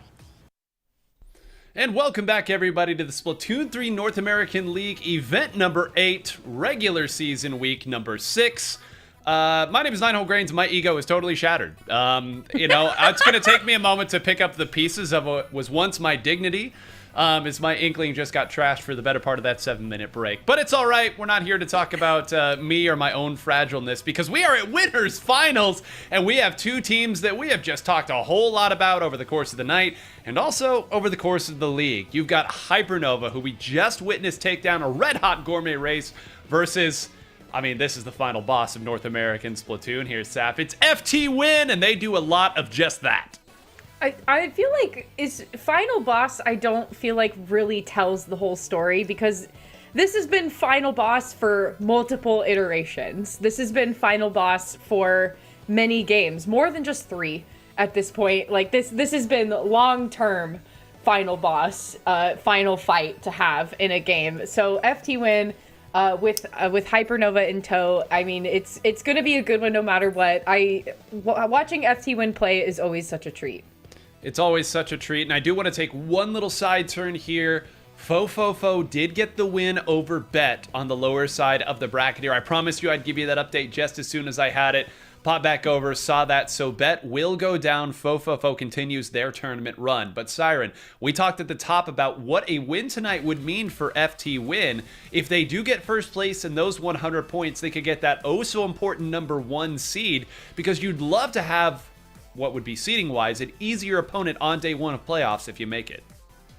Yeah, I can tell that they're going to put all their effort into it. If they want after this week, if they get that win this week, they can kind of, put their feet up, relax a little bit. They might go again just to get some extra points on the board, but they'll probably take it easy if they have the opportunity to. And a lot of teams have been talking about just how much effort this league has been taking, and I love seeing everybody show up for these events like this that go on over a long period of time that force people to stay together. And FT Win, clearly, as we were saying before, very famously known for staying together. So a lot to be said about that, and clearly they have that motivation to relax as well, just as much as they do to win. Well, someplace you can't relax at all. We are going to what has been the star of the league from a stage mode combination. It's once again Rainmaker on Urchin Underpass, and this isn't really a secret anymore that Kyo shared with me, the captain of FT Win, because we've now seen it. They have a lot of compositions that they love for this specific spot. Not surprising at all. A tip of the cap to you, Pico. Hang with us for a little while longer, buddy. We still got more action, but sure enough, it's an FT Win special. The Nautilus will be coming out here from Rafe, and Hexen, interestingly enough, Saf, going with the N-Parry Splat Dualies. Triple splashdown action. Yeah, I appreciate the pick from Hexen here, especially because, again, another titan of the industry. You have another day one type player in Hexen, and Hexen coming into play with FT Win is so major, I feel, in this tournament series. And so, as the opening statements are being made, Hefty Win is already going to be having that cooler in tow. And 9, there is another Jet Squelcher. The Jet Squelcher is back and here to stay. The vacuum is already being used by Prosper, but not for long with Wraith there to respond with the Nautilus. The first checkpoint not being popped by FT Win, but oh so close. Yeah, kind of delaying it there. Well, okay, they almost didn't get it either. Okay, Henlo, you gotta chill. Get taken down there. A pop goes. Siren, you were chuckling there too. Of course it's Fling King, the player that we've talked about with the fun play at the start. I just love seeing them come over that ledge with the full vertical flick at the ready with the perfect timing, and feels like we really were trying to hold on to that first checkpoint because anything can happen after that point. Unfortunate for Hypernova that it was so soon into the game. However, Synapse once again playing the chaotic way they have been this whole time. Prosper going to be one of the last man standing alive, is going to move back here. I think values maybe their special meter more than the raw aggression they could go after, but when they see an opportunity, why not take it? Why not take it? And well, there you go. Opportunity aplenty. Shaq leading the charge with that NZAP. You have to understand, sometimes your support weapons will be forward in front of the audience, and you've got to make the plays happen here. Then you stall it out, let everybody else come through, and this is well played. Hexen now has Kyo leading the charge. Can't quite escape, but the threat not yet gone. A couple goes down. Shaq now wondering where even to go, what even to do at this stage. Maybe just come back here to the center, let the jumps come in. But this has been vintage FT Win thus far, Saf. Yeah, and talk about vintage FT Win. I love Shaq throwing the cooler on the railing right there. I mean, oh my gosh. Again, another player that has been around for a while, took a really long hiatus, and now coming back to play with the roster of FT Win as they have in the past. It is Shaq helping out with Hexen as well. So the Rainmaker is now going to be making its way back to the middle stage. Shaq is going to be here picking it up and trying to look in for an entry point. Hexen is going to really help out with that, taking one member of Hypernova down. Now with 2 members down, Prosper is the bird in the sky looking here to see if there's anybody trying to break through that fence to the other side. The Tri-Strikes are going to be obstructing the view just a little bit, but not quite enough for FT Win to still really hold strong on the right-hand side here. Well, I'm glad you talked about that because, Siren, it doesn't seem like FT Win really cares too much to push this at all if they have to. This is not a Rainmaker-free zone, meaning that that timer of the Rainmaker carrier is not going to get accelerated. They're just going to waste as much time as they possibly can and force Hypernova to approach them. Hey, the way I've always thought about it is the longer I'm holding the Rainmaker, the longer they can't. So I like that Shaq has been doing this, waiting for a better opportunity to move forward, because they can't afford to do this. Getting through that grates here is for sure getting splatted, and you know, why not do that when you only have a few seconds left before you explode inevitably and taking out your teammates with you. So giving them a fresh start to this, Kyo is actually going to be the one to man the charge here, getting that shot towards Prosper, who stayed alive there maybe a little bit longer than I thought they would have, but that back shot, I don't even know where that came from. I thought Prosper was done with that. You know, the ink vac always has just a little bit more on it than you'd think, and the right resource there to get Rafe before anything can come happen. Hold on a minute now. There is a checkpoint that is down. Something took out Prosper there. I'm not sure if it was a bomb or something from a distance, but there is new life in this game for Hypernova. They'll try to pivot around here. A lovely point sensor placement there from Rafe. Again, if everything else was so good as this Nautilus, it also can make it so difficult to approach, and then if you can't approach, they'll move forward. Flinking grabs it to try to make a play. Takes 3 out with 1 shot! Oh my gosh, can Shaq hold this? My goat! Oh my god! A quad with the Rainmaker? At this level, they almost took the lead off of that. Oh my goodness. Okay, we gotta re-rack. We gotta compose ourselves here. There is still a play that could be made here. That Rainmaker is gonna get dropped off on this side and stuck in this corner. They have to take the Rainmaker out if they want anything to happen here.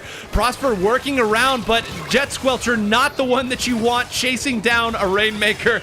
Kyo going to take out 3 as well. And FT Win gets that win, but I don't know that I've ever seen a Rainmaker quad with 3 going down in 1 shot.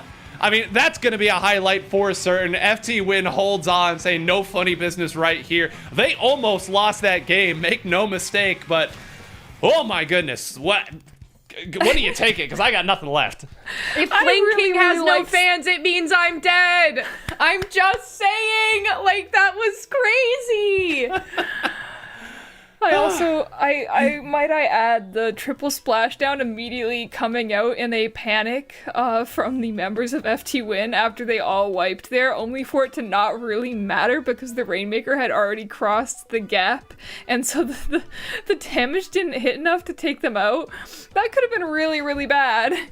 Yeah, listen, you panic as much as you can, and you see why they had that triple splashdown for situations like that. It almost wasn't enough, but let's go ahead and take a look at that, because, folks, you're not going to see this very often. It would be a total waste to let this go. So we saw, again, jumping in on top to close that one down was Rafe. Then Flinking grabs it, fires forward, and 3 go down in 1 shot. Everyone else is jumping. Flinking does have the cooler as well. Now Shaq has to run up, attack it there, and that's where the 4th came through. There was plenty to talk about after that as well, but there you go, folks. I mean, one of the wildest Rainmaker plays you will see, and really brought Hypernova back into a game that they had no business being in, if I'm being honest, with the way that most of that game went. But I guess if you're gonna lose a game, lose it like that. You can laugh a little bit, and Saf, it does give you a little momentum, and at least you're having some fun as you head into game 2.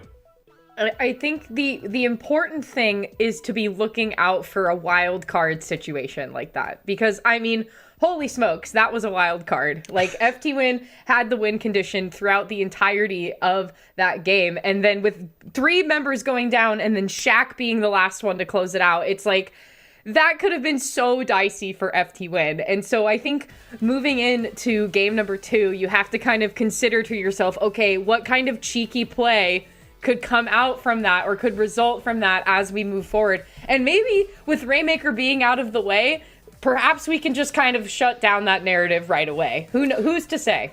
Well, we will be going to the Universal Game 2 here, Tower Control on Inkblot Art Academy, and it's worth noting that Hypernova has already claimed a victory on this particular stage mode combination, so you know it's probably going to be Tower Control when you're against FT Win. That's where they send it. At least you get to go to what you may consider your home field, so I'm curious here, Siren, from your perspective, again, you lose a game like that, but you have that. How are spirits when you're a team in that position? You've got to be feeling okay at least, right?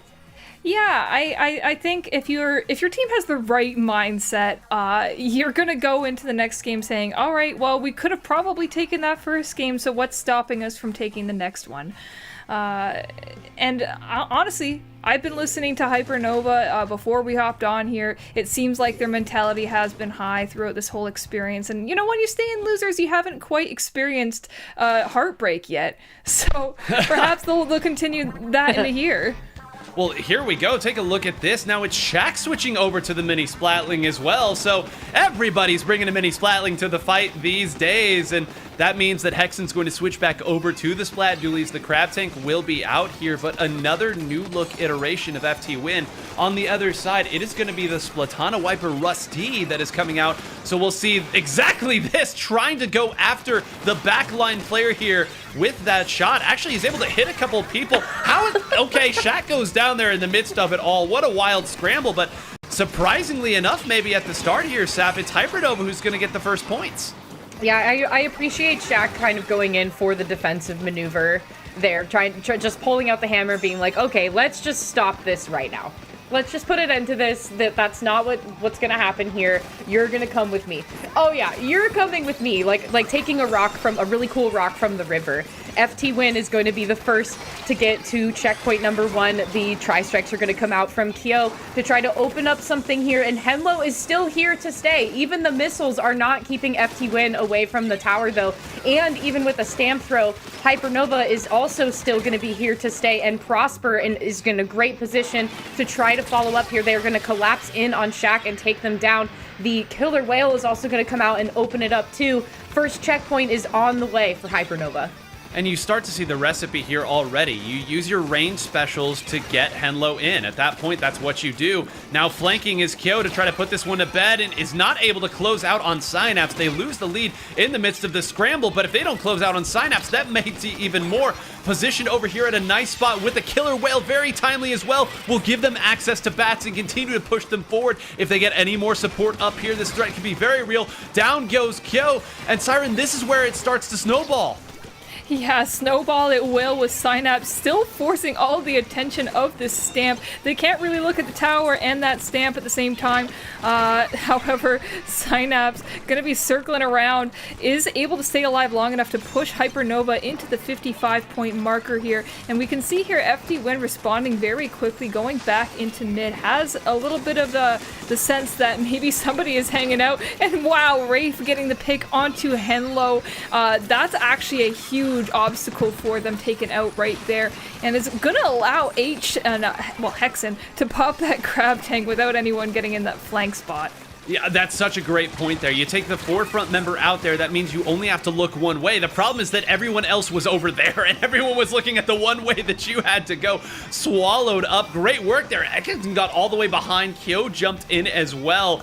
But we have a 55-53 yet. This is almost never where this game ends. One of these teams is surely going to open a big score. That's the backliner already down, and another one goes down here. It's 3v2. Henlo is already pushing up there, has identified where Shaq is. If this Crab Tank doesn't get real value, this could be a threat, but I think they did take a couple out, Sap, and that should be the end of another push. FT Win will have another shot.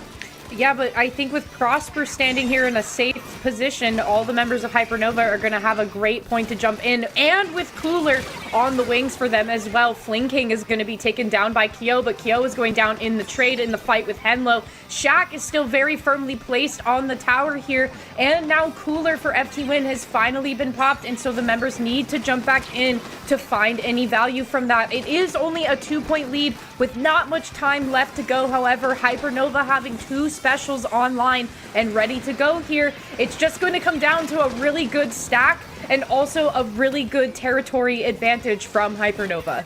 And 2 do go down, so, I mean, stack and territory have been taken out. What a movement by Shaq there to get on the other side of Flinking. Now I almost hit Prosper there in the midst as well. I think one person flanked behind, so that may have stalled it out, and that means that Shaq is going to have to fight everybody alone, so whoever went on this flank stalled out just enough. And now finally another opportunity will come for Hypernova. Saf, in the midst of it all, still 55-53. Hypernova needs to find something soon. I appreciate what Flinking is trying to do on the side here, but I'm not sure if there's going to be enough value to be had, unfortunately.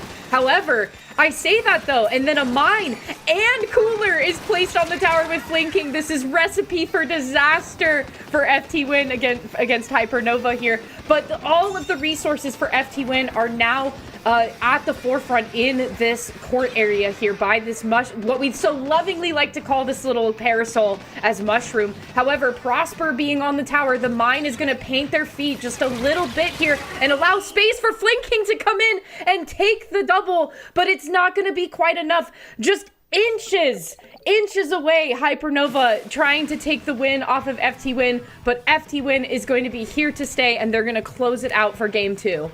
Siren, we were lurching back and forth at multiple plays there. There was a point-blank Trizuka that if it had fired a little left or little right would have taken out one of those two members. Then, at the end there, if Flink King's roll lasts a little bit longer or goes on a different part, they were at the checkpoint. They only needed to be on for a fraction of a second longer to score those points. There's a couple fights going the other way. One shot goes one way. I said at the start, 55-53, that's not how this is going to end. Apparently, I messed up somewhere, but I really didn't think it would. What an incredible game.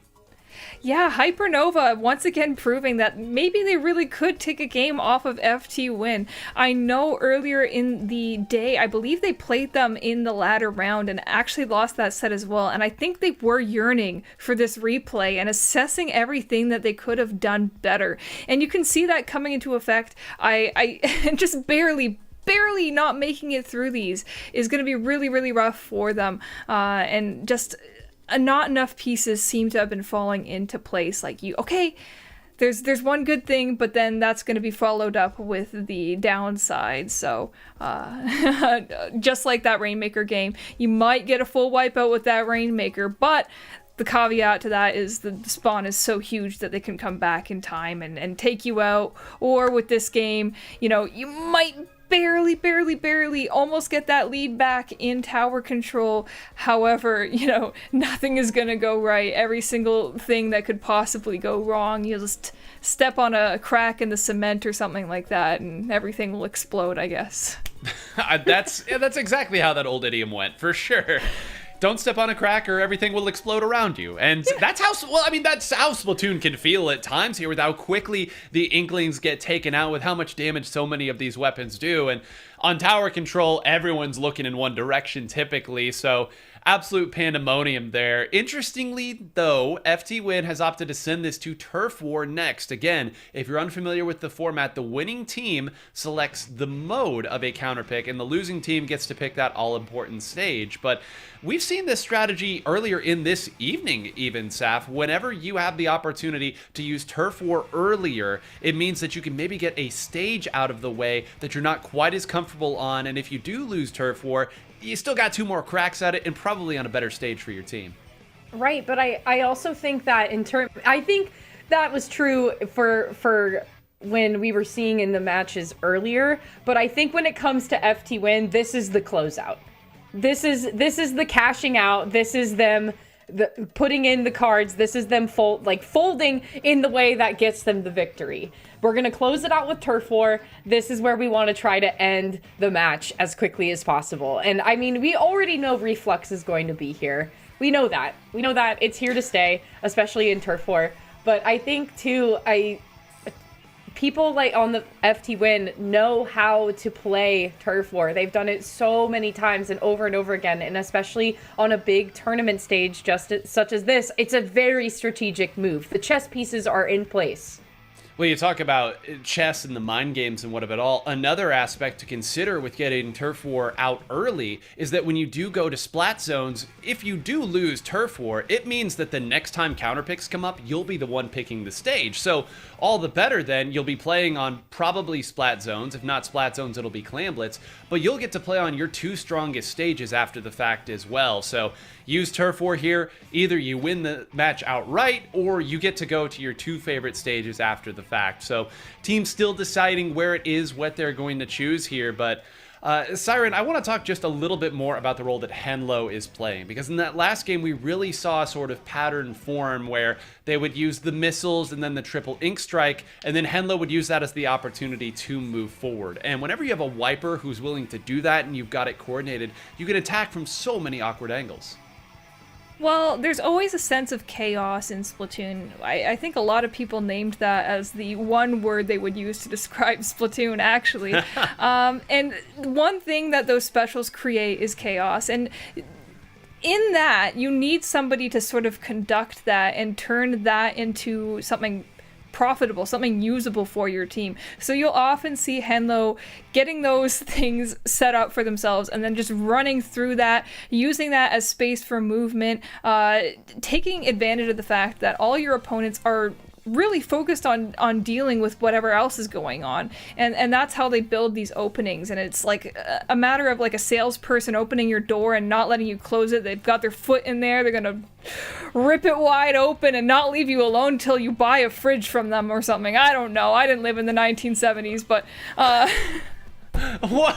You just took out like 10 different groups of people right there. Also, I want to say, the Chaos Conductor, what an incredible title to bestow upon somebody. Here we go. One of these teams has brought the Reflux to the fight, but interestingly enough, this is a stage that I've played many, many times in Splatfest, Saf. This is actually one where I would argue you don't actually need the Reflux as much, because there's just not as much spawn turf, we'll call it, that you actually have to cover up. A lot of these other weapons can do it. My question is, where is Kyo? Because in that overhead view, there is no Kyo to be found, and that is the one holding the Reflux. So I would imagine the spawn painting is going quite well for, yes, thank you so much, Pico. I think the spawn painting is going quite well back here for FT Win, and the special from Kyo is going to be super helpful resource here for FT Win as we enter the opening phase of this Turf War match.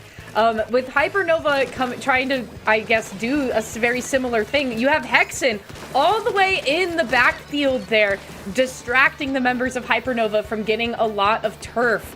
But still, Synapse is going to be the one to push forward on the right-hand side here. 3 members of FT Win are in the corner. Synapse is taking them down one by one. Wraith was almost going to be a victim of that as well. And we appreciate, shout out to Henlo for also mirroring the the spawn painting going on in the back end there. I mean, as we enter the second half of the game, this is where the fights are really going to start being brutal. I just appreciate the dichotomy here of like, da-da-da-da-da, dutiful turfing here, and then carnage, fight, haymakers flying all over the place, and then da-da-da-da-da, still turfing. So, also worth noting here, Henlo has played all 3 variants of the Splatana Wiper, so again, find you a player who can play every piece of the kit. And again, Missile's so strong here. Of course, in most game modes, they're strong. But something to kind of keep in mind here, Siren, is when you have this last 30 seconds here, any sort of special that can put any turf onto your opponent's spawn area is so important, because it can take them out of the fight if they want to cover it up again.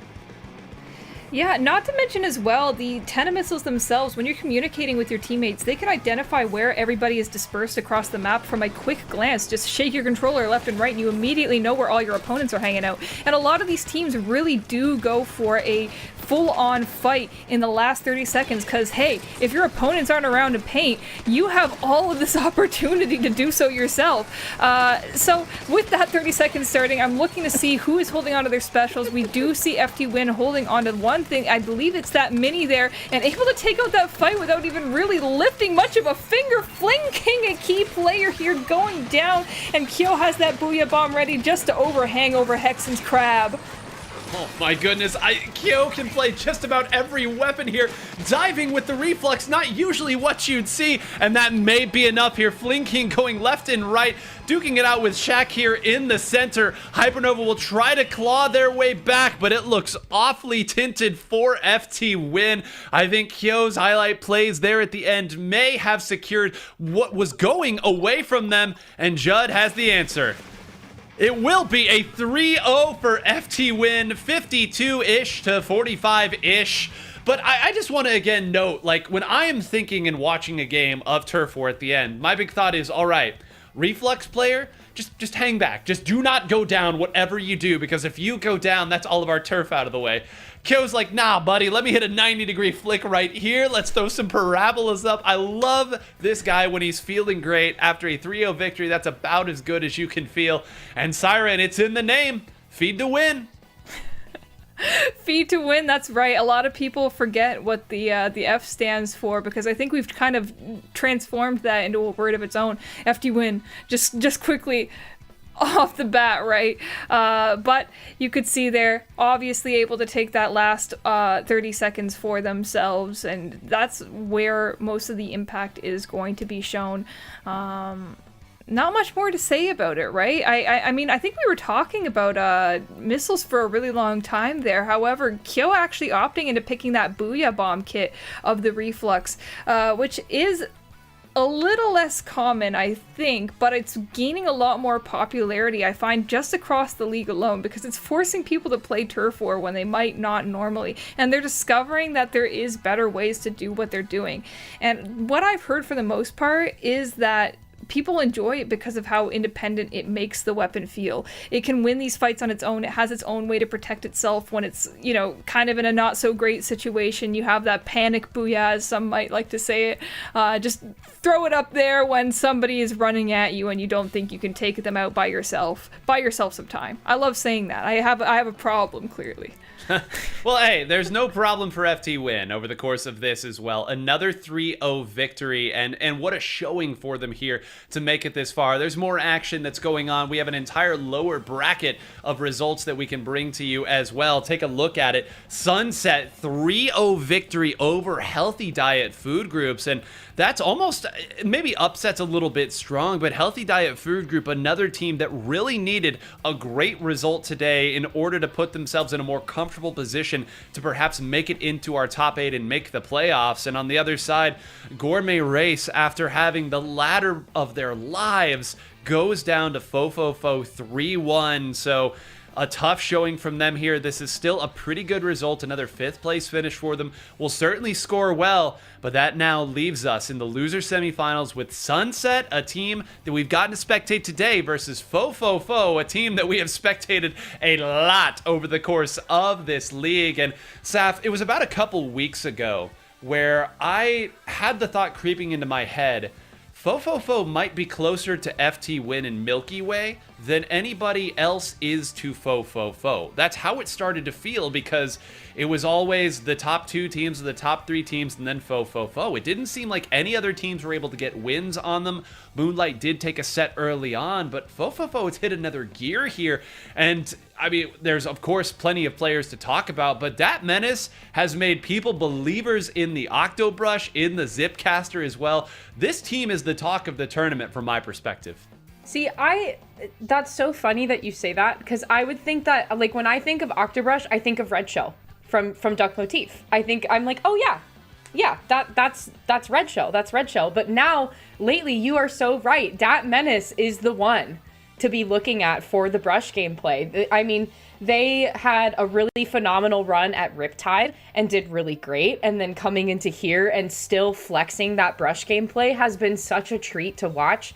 And I totally agree. I feel like it's kind of bringing back the parabola thing, right? Like, Fofofo is kind of at the peak of the parabola, and they are leaning towards the FT Wins, the Milky Ways, but then also towards the folks that are just on their coattails. Like, they are right at the tipping point of where they could be near the folks at the top, or they could kind of be towards, like, Gourmet Race, the Hypernovas, the you know, like the other folks that we've been getting to speak on and talk about throughout the entire tournament. So it's so fun to watch this team develop week by week, and especially giving themselves a break too, because Fofofo took a break a couple weeks ago, and then they were able to come back really strong and still find themselves in top 8 positions. So I know that they're in losers now, but my goodness, they are still making the run for it. They are in the final, almost the final place in losers to try to fight their way into grand finals, and I cannot wait to see what happens next.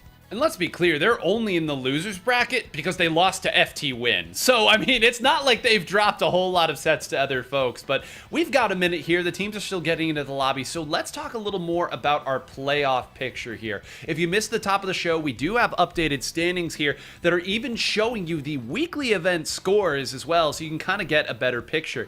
Duck Motif, we've talked about them a little bit. They're not in tonight's top 8, but you can see pretty consistent. Some 75s here, a 70 and a 65. But they have logged all 5 of their scores. Fofofo, Moonlight, Milky Way, FT Win, all of these teams still with results and scores that they can make. Bet also will rise up a little bit from their results as well. But Siren, looking at this, there's plenty of teams that stand to gain. And let's just talk about Fofofo since they're right here. If they get another second place finish or better here, I think they're just about guaranteed. Oh, absolutely. Look at how consistently they've been playing so far, and just making it into this top bracket alone is going to be one of those tipping points for them. Obviously, they don't want to have to rely on further weeks. They're going to want to get things done as soon as possible. So the farther they get in the bracket tonight, the better off they're going to be standing for weeks 7 and 8 of the season. And honestly, I would have a hard time imagining a universe where a team like Duck Motif doesn't make it in, even though they haven't even made it to the top. They've never won any of these events. They've just been very consistent. And I can see that Fofofo is playing the exact same way. So one good performance tonight, and maybe just a few more participations after the fact, that is going to be enough to sustain them here. But obviously, seed is much more of a deeper topic than that. Oh, so I mean, we could spend the entire rest of the evening talking about that, but you all don't want to hear us blab about bracketology too much. Or maybe you do, but we're not going to, so I apologize. I will note, again, for anyone maybe not as familiar with the format here, it is the best 5 scores. That is what scores here. So you'll note that some teams have 5 there. Some teams may log 8 scores. It is your best 5, so teams are not punished for taking a break week here and there. As Siren noted here, it can be a lot, right? You've seen how quick this game can move, to be able to play at that pace, to derive all this information, to make the decisions in the heat of battle. So a great format that allows them a chance to breathe and to regroup. But now we can again zoom back in. And Siren, you made me smile so deeply one time when we casted together, where you said, "Here comes Sprinkler." You always seem to be the champion for the sub-weapons and the special weapons that sometimes get overlooked. So I'm going to pose a question to you right now. In this age of strong backliners and these different weapons that can be difficult to approach from a distance, I think that Zipcaster on this Octobrush is such a strong special, especially on this stage list where you can get some museums, you can get all of these different stages to attack, but I want your take on it. I think Zipcaster is one of the best things at shaking up the game right now. When you think really deeply about it, a lot of these teams can play a specific strategy that takes advantage of the objective and the way that the game is played. And a lot of people feel maybe a little bit too comfortable in that. Think about something like Rainmaker, where once you have that lead, you can kind of play back in your spawn just about as far as you pushed it into your opponents. Zipcaster says, "All right, nope, don't worry about that. I got you," and can turn everything on its head. Very historically, even in Splatoon 2, we saw games where people got a good lead and they even just brought the Rainmaker back into their spawn. Those situations basically don't exist the second you throw a Zipcaster into the dynamic, and I think that's the special niche that it hits in Splatoon 3, and that's what makes me very happy about it. It's like a perfect combat to, like, I guess the best term for it would be playing lame, even though I don't think winning is lame, you know? It's, hey, we got you the game. Controversial opinion. Winning is cool, everybody. That's what we play to do. And Saf is a noted fan of Sprinkler yourself here. We, of course, know what that sub-weapon is capable of doing here, but we've also seen with some of these other picks that have started to come out a little bit, of course, the beacons, but we've seen a lot of the torpedo as well, with the wipers that have been played, of course, with the reflux. And it's just wonderful when a tournament like this and a format like this can really show the breadth of different strategies that these different kits and compositions can bring. I appreciate that there is a variety of sub-weapons tonight, because I feel that you kind of, very similarly to what Siren alluded to, you fall into like a formula of like very similar gameplay, very similar styles, similar composition. But having, for example, like the torpedo, a great tracking tool to couple with the missiles. Great tracking tool to utilize that with. The Sprinkler, love her so much. When you can throw it in places where it will just paint and turf for you. It's so fantastic, and I feel like a lot of times too it can be used as a shield. It's a multi-purpose tool because it can just give you that one extra hit point to try to make a split-second decision, and I really appreciate that it has the capability to do that. And Beacon can do the same thing. Beacon, like, even though it doesn't deploy as fast, in my opinion, Beacon can still offer that same type of thing, even though it's a little more stationary and you have to place at least 3 of them to even get another one, and then you lose the very first one that you placed, which, you know what, fair enough. But with Sprinkler, you can kind of just move it and relocate it as you see fit. And you, again, multi-purpose tool, and I think in a game like this, you need to be having tools that can fit multiple niches. Well, I hope you all enjoyed your ticket to SAF sub studies. Try saying that 3 times fast, because I'm telling you, the way that you discuss sub weapons is the way that some of us get so excited about these others. And speaking of excitement, Splat Zones, Barnacle and Dime, we have seen this already in tonight's action. It is one of the most played stage mode combinations in the entirety of it. Here we go. The winner of this will move on, but the loser goes home. It is the loser's side. Taking a look here, a Forge and Ink Brush, so not that Octo Brush here. And Siren, I'm curious, why do you think that's coming out here instead of the Octo Brush? Well, hey, you asked the right person. I love playing with Ink Brush players, and the great thing about Ink Brush is that it can get away with things that are a little bit more sneaky, a little bit more in your face. It doesn't create as wide of these lines, and that kit is great for spotting out people who might be hiding, which I don't think Sunset is past that kind of gameplay at all. It's great for taking team fights even when you can't be there physically. So just a great weapon to have in general, and look at how things have been moving for Fo so far. Winning that fight just as the perfect thesis. And what is going on here, Nine? I can see you face palming. It's amazing how they rotate their attackers around. They were just up in their opponent's spawn that quick, and I mean, thank goodness that Cactus Zac apparently outranges all of these weapons here with this Mint Decapitator, because if Zac hadn't dove right forward there to break that up, that game was in danger of ending. Instead, now they're in a great position, and this is where this comp can really shine. They have a great opportunity to get big holds. They've got great turfing capabilities. They just need to run forward and take out a couple of these range specials in the process. And with Roman moving up here, Saf, I think they might have an opportunity. They're all 4 back here. They are coolered up, and they're in great position. I was going to say a really good position for them to be in, taking that top platform there, but then immediately having to retreat because the onslaught of Fo coming back into the stage here is going to be a cause for concern, as now the zone flips into their favor, and Roman is trying to get away from 3Z, but 3Z is here to stay. And what was I saying? Happy utilized the Sprinkler as a split second to try and see if they could change what they wanted to do there, but they did not find success with it. It's like I manifested that. You speak and then it exists. Well, I'll tell you what's not existing any longer. It's Sunset's lead. Fo has stormed back into this game, and they now have the special advantage. Take a look at the top of the screen there. You see them close to a couple. I guess they just want to fight, and they're banking they can jump back in here to Dark, but I don't know if Dark's going to even be able to get away. That's certainly going to take the zone, and they'll take a couple out here. I guess they weren't coolered in time, so they're going to have to grab it here and fight off of the respawn. I think Ori and Zac maybe got taken out a little early in that engagement, so it's been a big back and forth. At some point, Fo needs to take the zone, and they do, but Siren, it just seems like every time there's maybe 1 or 2 of these pushes where they don't have the specials, they being Sunset, they aren't able to keep pace with the fights, and that's really what Fo's comp is trying to force. Yeah, Fo being very competent in the fighting department and not even really concerning themselves too much of what's going on with Sunset specials. As long as they're able to take people out, how are they going to pop their specials? And we do see Happy here forced to jump out there. What can you do if you're a pencil in basically a gunfight against 4 other very aggressive members of Fo, and dealing with basically no penalty here. 10 seconds left on the board. One of them does go down. It is the pencil. It's one of their best painters. That kid isn't on the zone, but hey, we don't need to be there, I guess. Yeah, no, we've got more important things to do, like taking out literally everybody in the opposing team as Fo continues their run.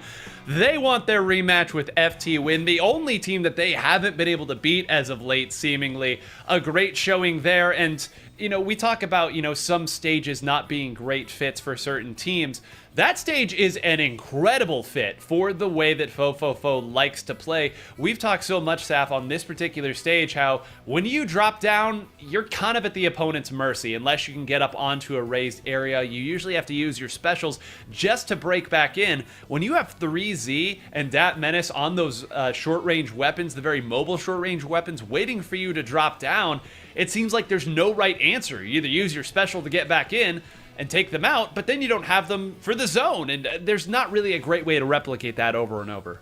But it's exactly that, right? It's mobility. The name of the game for Fofofo is mobility, because Dat Kid is there so quick, and you have 3Z there so quick, and you also have someone like Dark, who, again, played that Booyah Bomb that we got to see so patiently. There was tri-strikes coming at them. You could see a couple of players from Sunset coming to try and lock that down, but Dark played it so patiently. They played it calm. They were like, okay, tri-strikes are coming. They're about to finish deployment. Now I can throw Booyah Bomb onto the zone and try to just completely cover that. Like, the stacking of events was very much in Fofofo's favor there.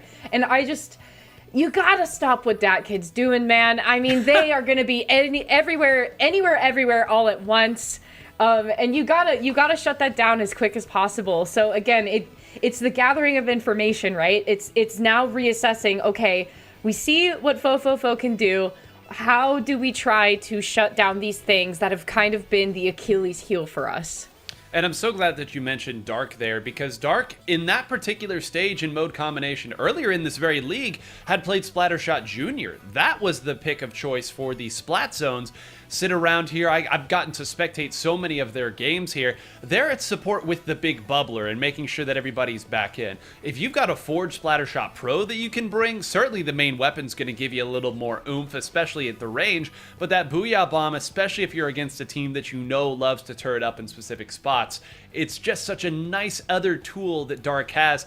Dark has the Dapple Dualies as well for specific modes. Fofofo is just so versatile, with mobility being their MO. So it's a great point by you of how can they continue to attack in that side. And Siren, what do you do here if you're Sunset? Because it's not like Fofofo hasn't played like this every single week here. You know what their strategy is, but how do you stop it in real time?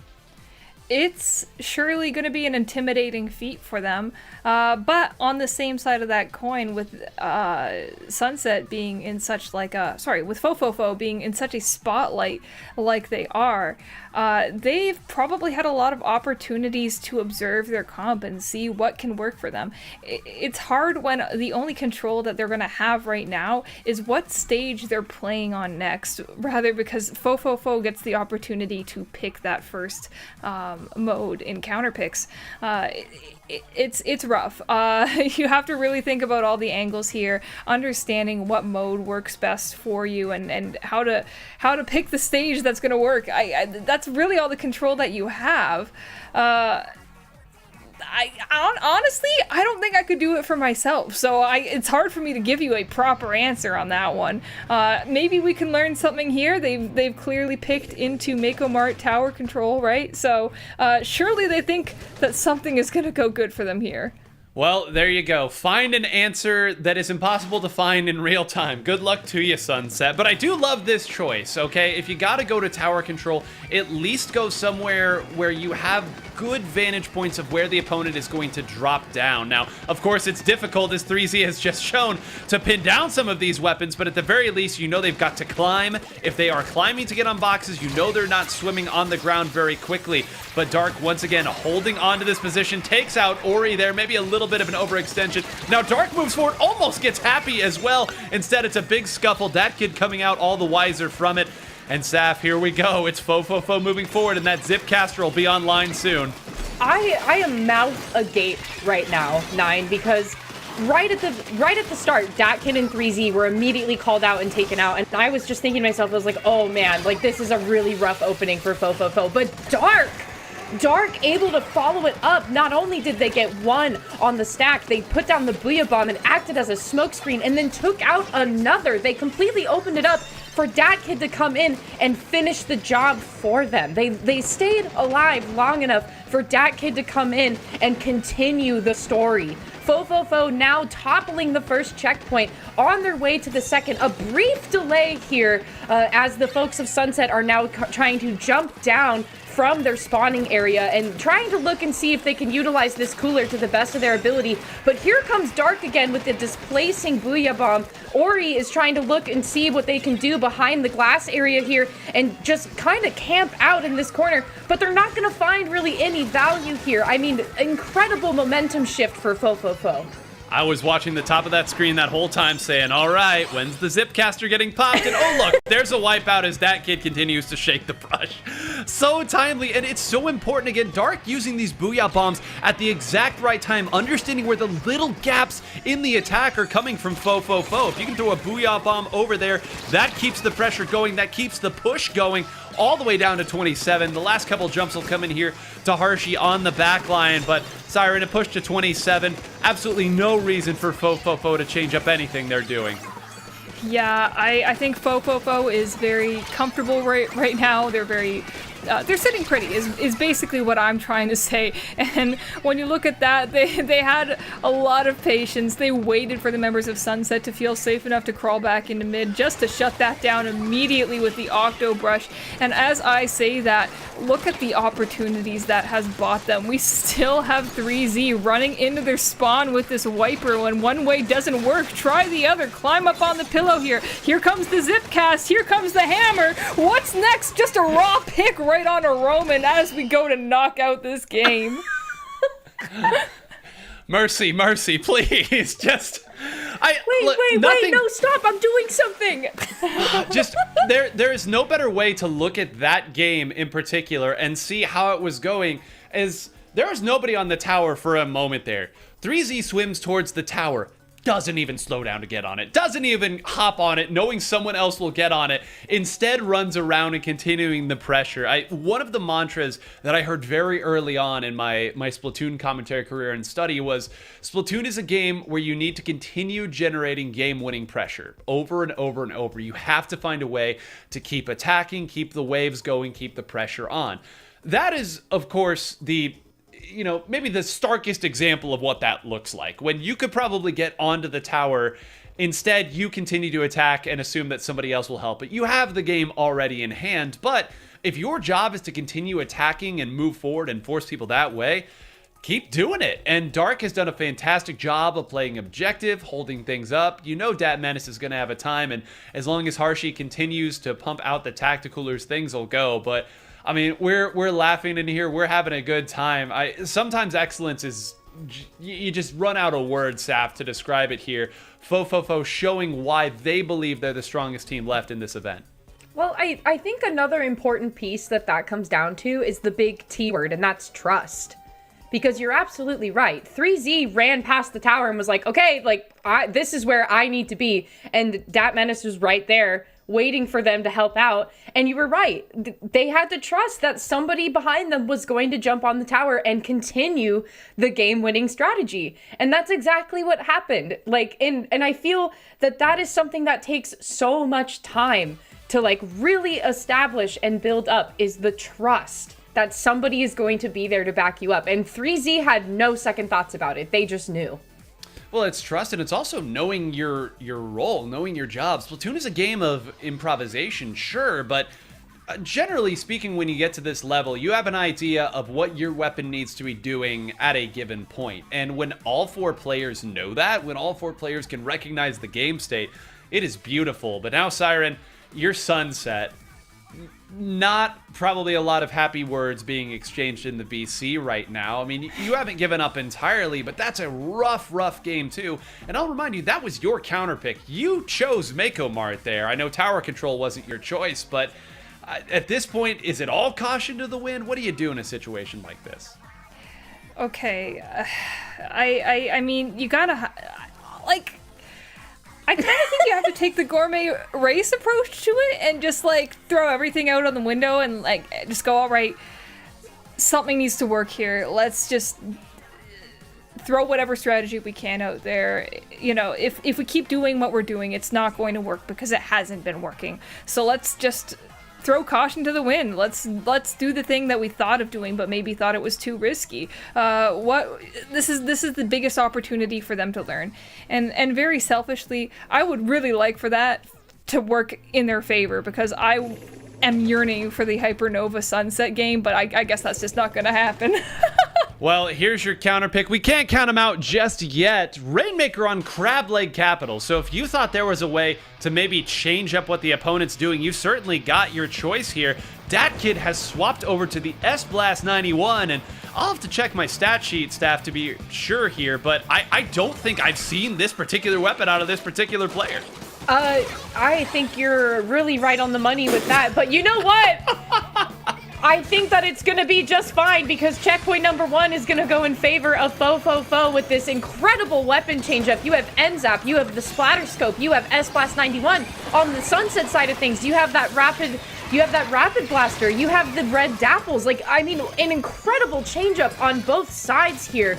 But, I mean, with Fo's incredible first opening statement, getting the Rainmaker to where it is right now, Sunset is really going to be quick here to respond, because, I mean, that is a big composition change for both teams. Well, the initial strike clearly caught them off guard with the way that opening engagement went. Now they've actually done a decent job on the defensive side. Roman leading the charge here with these Dapple Doolies. Needs to put that cooler down before engaging any further, and does. So you took what is presumably your opponent's best shot. You're still up. You're actually 3 up right now, as the last one is going to be Harshy on that Splatter Scope. Forced all the way out here, so here we go, Siren. Once you catch your footing here, clearly there's still a lot to fight for. There is a lot to fight for here, and look, they still have that ink vac that they could maybe pull out if they didn't get splatted right there and then. However, that Booyah Bomb can make some progress for them there, and barely making that jump is going to be a one-man effort towards that final end of the game there, and getting it down to the sub-10 marker is huge here. Getting past those grates is a monumental task for so many of these teams. So you can see Fo might be feeling maybe a little bit intimidated here. Didn't quite expect that response for Sunset.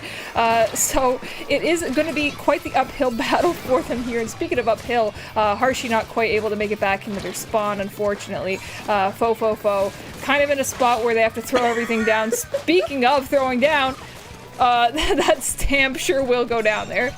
Yeah, references and analogies all over the place here. The team's continuing to fight. Now, Dat Kid once again pushed down here. Do they have a special to make this longer? Yes, they do have Harshy's ink vac here. This is going to need to basically get to the pedestal. Dark waiting, hoping they're going to... No, they're not. A little bit further and they would have taken it. Dat Kid does have the Booyah Bomb, though. Will they swim up and try to grab it there? It's all purple. 3Z running forward. Another Booyah Bomb now going there. They just need to survive a little longer. Harshy will grab it, will take the lead, and almost get the knockout. Saf, the threat is not yet gone. I mean, at this point now, if you're Sunset, you basically have to win it, but if you're in a wipeout scenario in your spawn, what else is there that you can do there? I mean, oh man, I was really feeling what Sunset was trying to do at the very beginning of that game. I was really like hoping that there was going to be a very serious match change there for Sunset, but I mean, it was Booyah Bomb against Booyah Bomb. What the timing was going to come down to who was going to throw it first, and I think with Dat Kid throwing it and actually just opening the shield altogether, it really forced Sunset's hand in having to throw the Booyah Bomb and protect it. And if you just maintain the space and you back up on the grates, then it's like, okay, like that's not going to matter. So really well played by Fo there. Good assessment of events. In real time. It is so incredible to me. Again, these players' ability to derive this information in split seconds. There was some fancy maneuvering of the Rainmaker as well. Dark walking forward and then walking back just a little bit to be firmly in the cone of the ink vac. Who knows? You walk a little bit too far forward, maybe you get clipped from the bottom, you get taken down, and that whole situation is different, leaving nothing to chance. And I do want to give major credit to Sunset in that game, because we said throw everything to the wind, throw caution to the wind. They had a big compositional switch, as you both noted over the course of that. They clearly had something that was different. it worked. They got down to the pedestal, essentially. A few more seconds and they could have knocked it out on their own, but eventually the pressure just too strong from Fo, who now apparently have another composition that they can bring to the fight here, but they continue their path. And Siren, I feel bad. I continue to ask you, what can you do if you're on the other side of a couple of those games? Knowing good and well that we're all kind of like, there's not really a great answer to it. But when Fofo's playing like this, that's just how it feels. It really is. At some point, you have to get a little bit retrospective and you have to look at yourself and you go, yeah, we did the best we could for that day. Let's look at the positives. We made it pretty dang far in the bracket. We got some extra points on the board. We're looking really good. We got into the season pretty late, and we're giving ourselves the best chance we have possible. And as long as you're putting in 100% effort and you're learning from your mistakes, that is the best thing that you can do as a player. The people who set themselves up for failure are the ones who have opportunities like this one, and they don't reap all the benefits that they possibly can from it. So you say, okay, well, we lost this time, but we got a chance to play against Fo, and we know where our issues are with them. We know what we have to address if we want to maybe take the match next time we play them. Yeah, Spin Master Siren putting the positive side, but it's so true. I mean, this is a great scoring showing, I would say, for Sunset here. Again, as you noted, they needed these points. They don't have 5 results. They'll have to play every week to do it, but let's take a look at a replay from that as we wait for our next set. There were replays aplenty to look at here. And of course, it's, when you already have a 9 Splat streak, Saf, the world is yours to conquer, I would say, with 3Z. Yeah, I mean, the incredible, again, there's that mobility, that word, mobility again, and the sprinkler blocking Happy. Okay, I can't get over that. Because it's so real, and it's such like a last-ditch effort type of move on Happy's part to just try to delay the death just a little bit longer. Delay it just for a couple more seconds to try and discern what to do next. But a player like 3Z is so quick to move. And I want to note that with Fo, especially when 3Z and Dat Menace are both using like brush and wiper combo, there's not a lot of ink. There's not a lot of turfing power. Like wiper, yes, like to a degree, right? But I feel that in like the back end of things, they really have to rely on Harshi for putting down a lot of turf for them to retreat back to if they need to. So it's a really big risk, and they really have to play to their mechanical advantage to really find success in that comp. And it's going to set up an interesting Wiper v Wiper battle here, because there's also on Hypernova another Wiper player who would love to get into this conversation. And let's actually bring up the bracket here just to kind of look at the journey that these teams took to get here. Again, Hypernova on the top side of the bracket. They're only going down to FT win. Fo also saying, hey, we've only lost to FT win, so something's got to give at some point. Hypernova versus Fo here in losers finals with FT win waiting in grands. And it's such a great point that you bring up about the mobility that Fo has and the sacrifice that you make here, because there's a trade-off to everything in this game when you're building your composition. I sometimes liken it to a recipe where you can get to a really yummy meal in a lot of different ways, but when you choose one ingredient over another, there's going to be a different sort of flavor to that dish when it is done. And Fo clearly quite confident with the cooking that they've been doing. But running into Hypernova, a team, Siren, that has done such a great job of getting their wiper into the fight and controlling with some of these longer range specials, it could make for a very interesting contrasting of styles or recipes, to continue to keep this analogy running. Yeah, I hey, look, if Henlo is the chef, I'll sit down for dinner. True. I keep going. I mean, come on, you got more of those. Let's go. I'm sure. Look, they'll only come out when they want to. I just can't rip them all out as I'm talking. It has to be natural 9, so don't get too greedy. Hypernova versus Fo. I would say both of these teams play very aggressively, very in your face. So I'm kind of interested to see how these energies clash with each other. There's a lot of a lot of that is going to be happening. They kind of each have their own canonical equivalent, I would say, on either side. You have Dat Menace with the brush playing against Henlo, who are both going to be just like running around and scrapping and trying to pick these skirmishes up. So, you know, I kind of want to see that dynamic. I don't think I've seen it yet, and I usually with these teams that we've been seeing so far tonight, there's not really been somebody to match that energy for both of these teams. So I don't know what your thoughts are on that, but hey. Well, I mean, the thoughts are that I really can't wait to see Henlo and 3Z fight it out. I mean, when you have two Wipers who, of the Wiper mains at this level of the North American League, I mean, of course, we know plenty of players can flex over to a Wiper. Omega is there, of course, but there's not a ton of Wipers doing it at this level. So to get to see two of them play Throwdown will be interesting. And Saf, I'm going to ask you about our favorite Flingza player here, Fling King, because when I think of what's good against mobile weapons, of course, AoE, chip damage, more room for error. The vertical flick of the Flingza can be very, very difficult to deal with if you can aim with it properly. However, it's nice to be able to aim at specific weapons that aren't moving a ton, and I'm curious your thoughts on how that will engage with this composition, and sure enough, it is there. I think that Fling King in particular has a really good method of discernment to see, okay, is this going to be dangerous for me, or can I back up and just kind of try to force my efforts into something else? And I think too that Fling King has been a really helpful player in trying to get a lot of turf on the ground to help out Prosper, because I think Prosper is somebody that is more than capable of doing it, but I think Fling King has been a really great assistant in doing just that.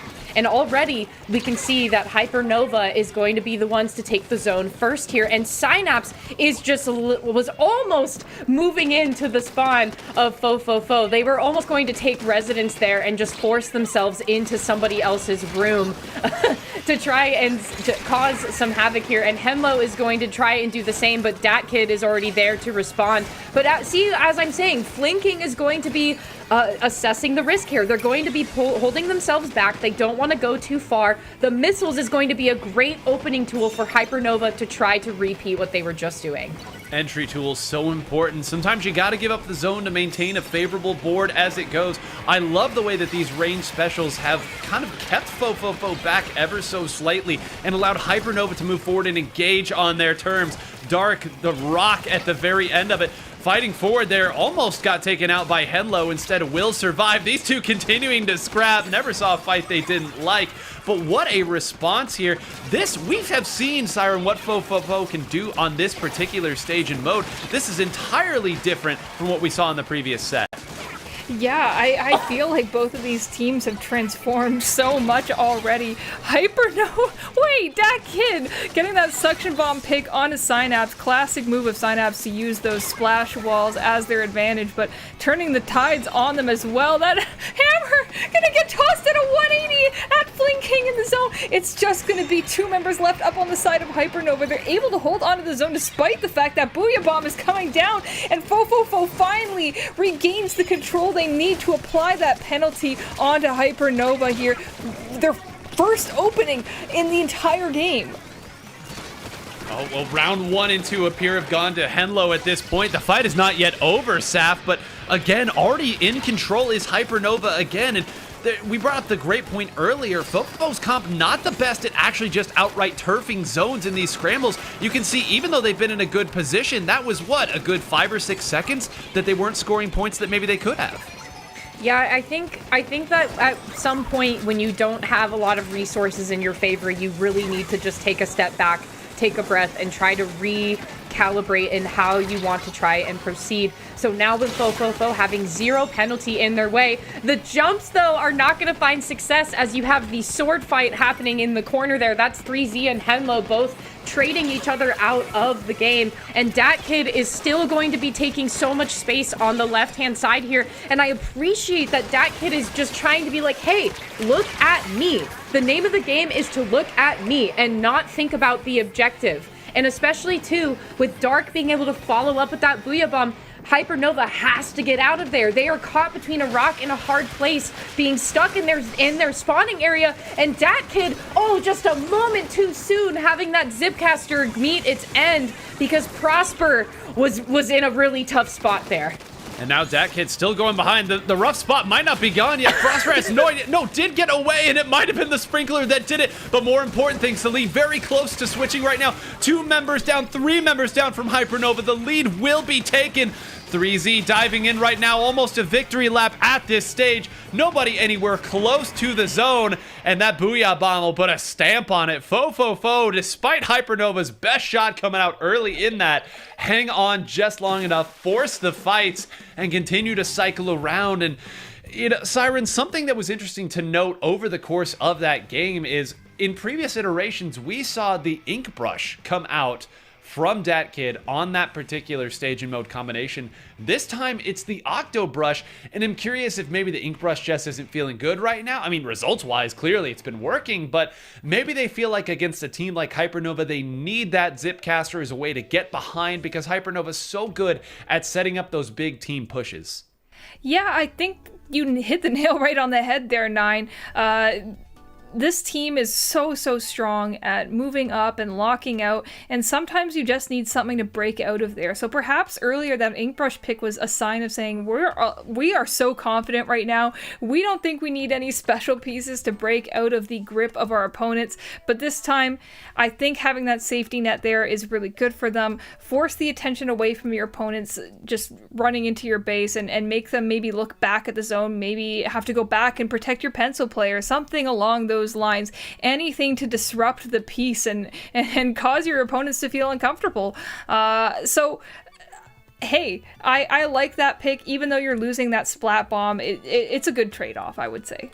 And you've still got the auto bomb there. Clearly results to be had, as we noted. Landing right back and then throwing it up against a splash wall is a great way to take out a player who's maybe been trying to camp your landing, as it were, but we will continue to move forward. Tower control is where we're headed next. That is the word. So again, as a reminder, the winning team, in this case, Fo, selects that. And I'm starting to get deja vu a little bit here, Saf, because once again, it's going to be game 2 on tower control. And I really just hope that Hypernova isn't determined to play on all the same stages and modes as we saw in that last set, because tower control Mako Mart, I would avoid at all costs if I'm them. I couldn't agree more. And I think something that is really interesting to me is that depending on who makes it into top 8, you have a very different set of flavors for map picks. Because I've been noticing that in week 4, I mean, we didn't go to tower control Inkblot at all in top 8 of week 4. Like that was just unheard of. And like Milky Way was here, FT Win was here. And then you come into something like this and we are at Inkblot Art Academy tower control again for the upteenth time. I can't even count how many times we've gotten to be here tonight. So I appreciate the difference in being like, okay, this is what is going to be the nail in the coffin to try to secure us the win. But then you have folks that have also had very successful runs on a stage and mode like this, and it just isn't seen anywhere else. Like example, in week 4, we didn't play this at all. And so I appreciate that, just like the difference in stage picks, because the similar thing could be said for Museum. Like, we haven't seen Museum at all, and I feel like Museum, we were just living there all day in week 4. But in terms of Fo right now, first checkpoint's already toppled, and we've barely passed 30 seconds. Yeah, there was a real big gambit in that opening engagement. They set Henlo right down the middle and tried to swing Synapse around the left side, around the left box, but the timing just didn't work. Henlo went down a little bit too quick. Synapse couldn't attack fast enough, and this is all sort of happening because of that one misstep, all this positioning. Now Dat Kid gets to choose where to attack, and oh my goodness, thank goodness for Fling King there. That Zipcaster might have come in and crashed and attacked, but instead they will continue breathing the game. Not totally out of range yet for them. Siren 3Z continuing to attack, but we all know here, as long as you hold on to your second checkpoint, you've still got a fighting chance. Now, Fling King is making me real nervous here, standing by their only living teammate, which is unfortunately a bit of a hot spot for a lot of attention from aggressive players like the ones we see on Fofofo.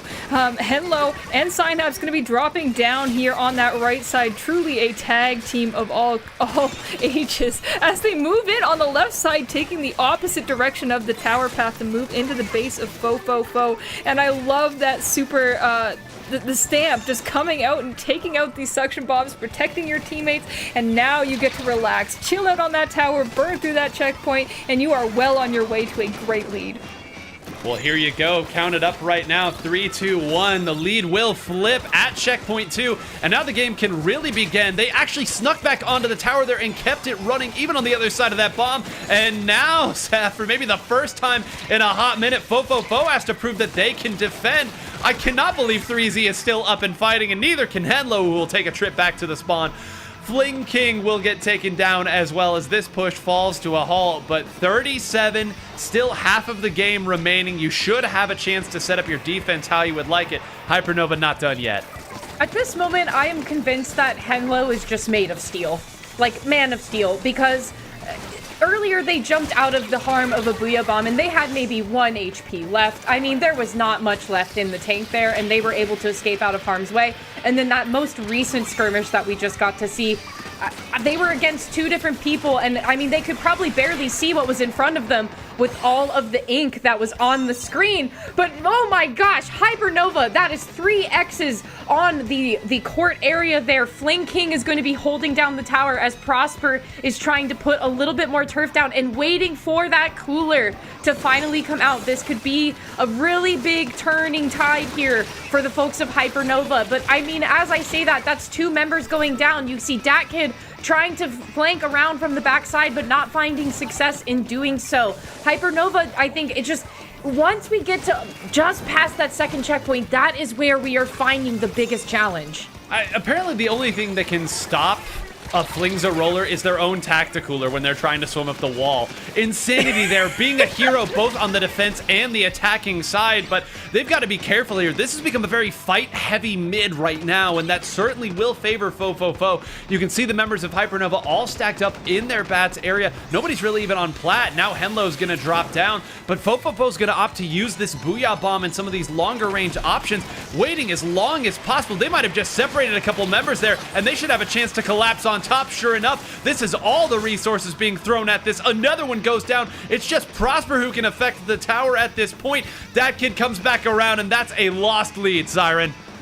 Yeah, wow. Okay, Fofofo proving they do not want to go to a game 4 in this set. 1 minute left to go on that timer, and you can see that Synapse not really sure what to do with this.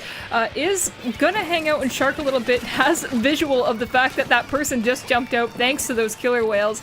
But it's a tricky situation. You have to be careful. You can't pop all your specials when you're not close enough to the lead. You have to be very deliberate about how you use them and when you use them. Fling King is getting into a great spot here, but Fofofo is getting really dang comfortable. However, not for very long. Fling King is going to hop into that right side there. That is going to be a full wipeout onto the side of Fofofo, and for sure, that has to be the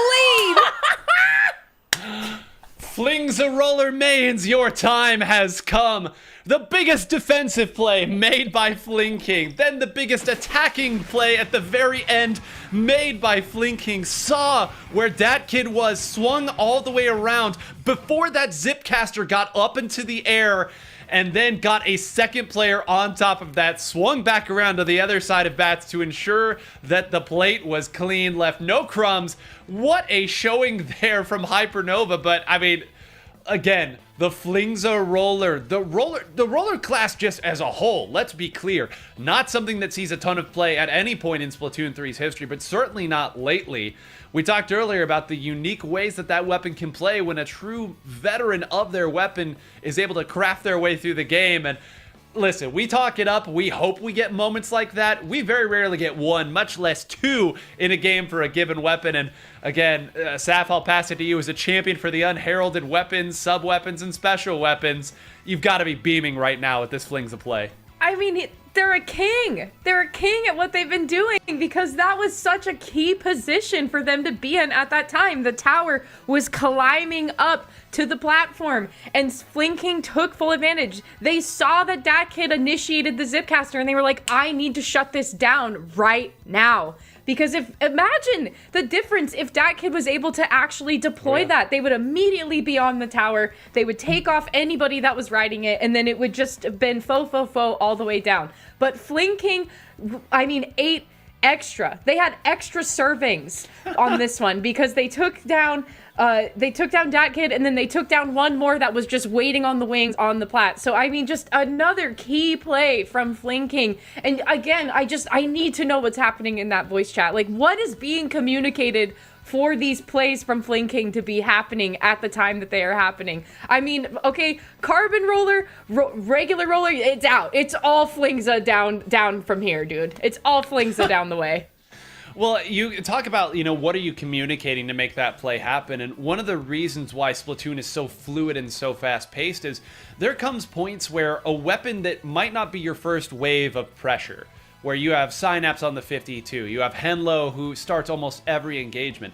There comes a point in the game where your third wave into the fight has to be the first wave, and you have to recognize that in the heat of the moment. We saw earlier in the FT win set, I pointed out, hey, Shaq is leading this charge with a weapon that's not meant to lead the charge, but you have to be able to execute in those moments, and that's why these players, so many hours in the game, so much practice, recognize those moments just as quick as you like and make the play on that. And now Siren, for the first time, Fo is going to have to go to a game foe.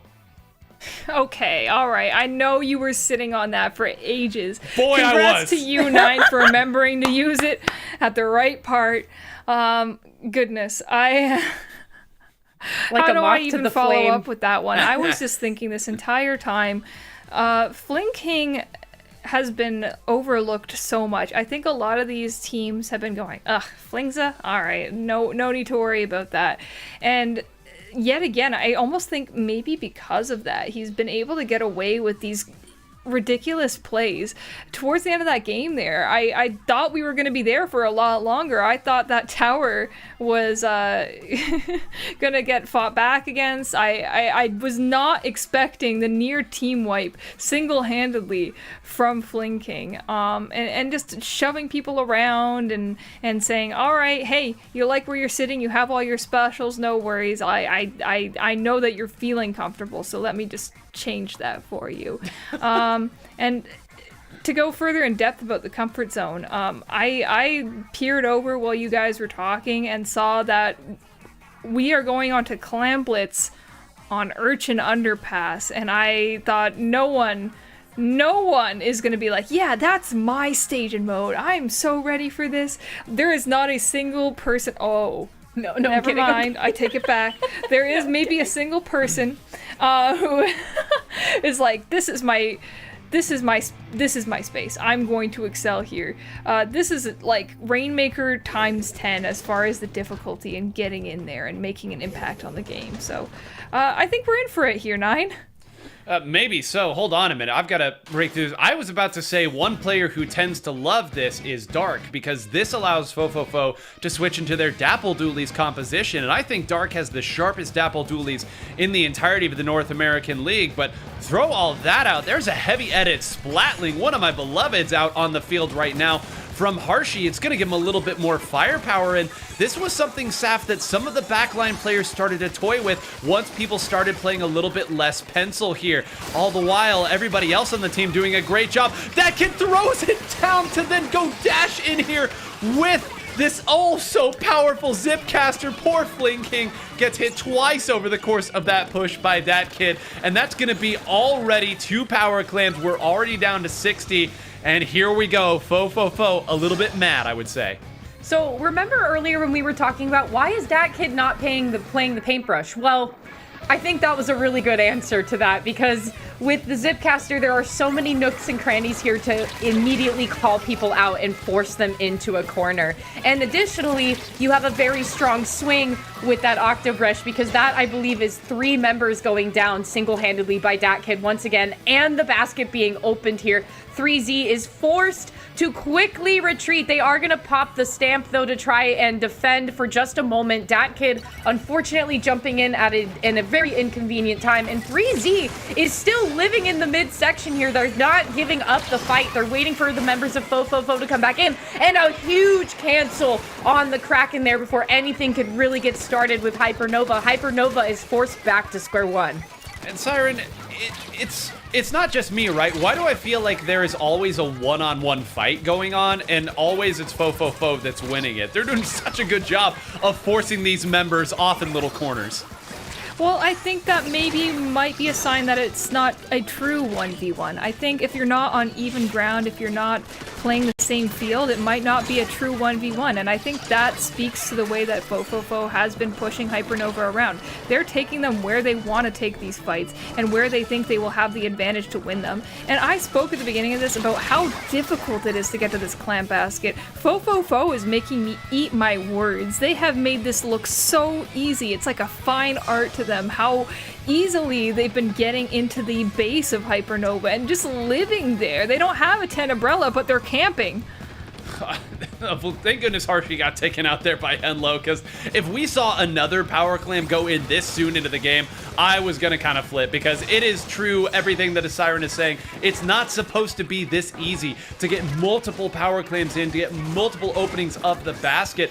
It's a big stage. Of course, there's plenty of avenues to pick up those clams, but usually it's not quite this clean. And Saf, once again, it's 3Z in this corner. This time Synapse does get the Kraken off and will take down 3Z, but look at that. It's just the Kraken now desperately trying to swim back to their home base.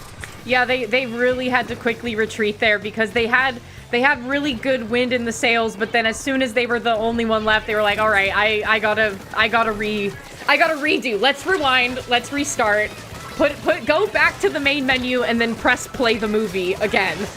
And let's start over. But is DatKid gonna let that happen? No, probably not, because that's 2 members going down. Dark now has a power clam in possession, and already Fofofo is ready to collapse in on the basket for a 3rd time. There's no specials in tow, though, for them to kind of open that up, so missiles are going to delay that push for just a little bit here. However, the cooler coming online could maybe change some of the conversation, but if you lose somebody like DatKid in a push like that, then yeah, you really, Harshy's correct. You need to stand back, grab a couple clams, and once again, go back to the main menu.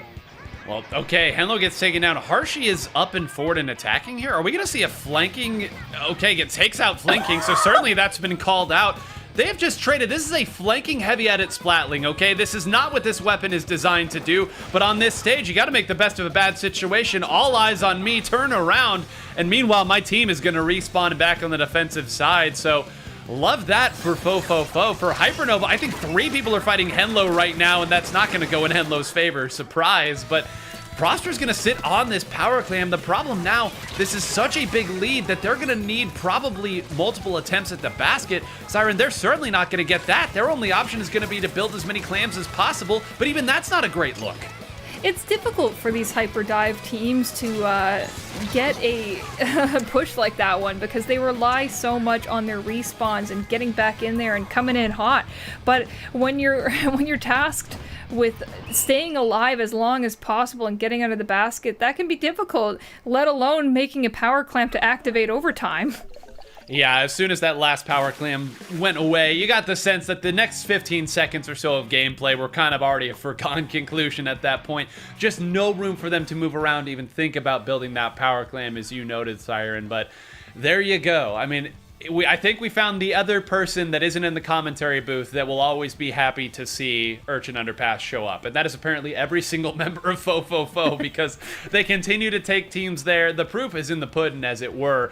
They have ways to move you around, to force you into positions that you don't want to fight from. And then they've got the right players with the right specials to make the most of even the smallest openings. I mean, Harshy going over there to heavy edit, that's not something that we had seen. It had been a lot of Zinc Mini Splatling. so that Dark could move over and play the Dapple Dualies. Now they don't even have to use the Dapple Dualies comp there. Now they can keep Dark on the Forge Splattershot Pro or any of the other weapons they play and still get that tacticaler. So with all the mobility, there's also a lot of versatility that Fo has, and we only have 2 game modes left, Saf, and of course it's going to be Fo that chooses how these next 2 games go.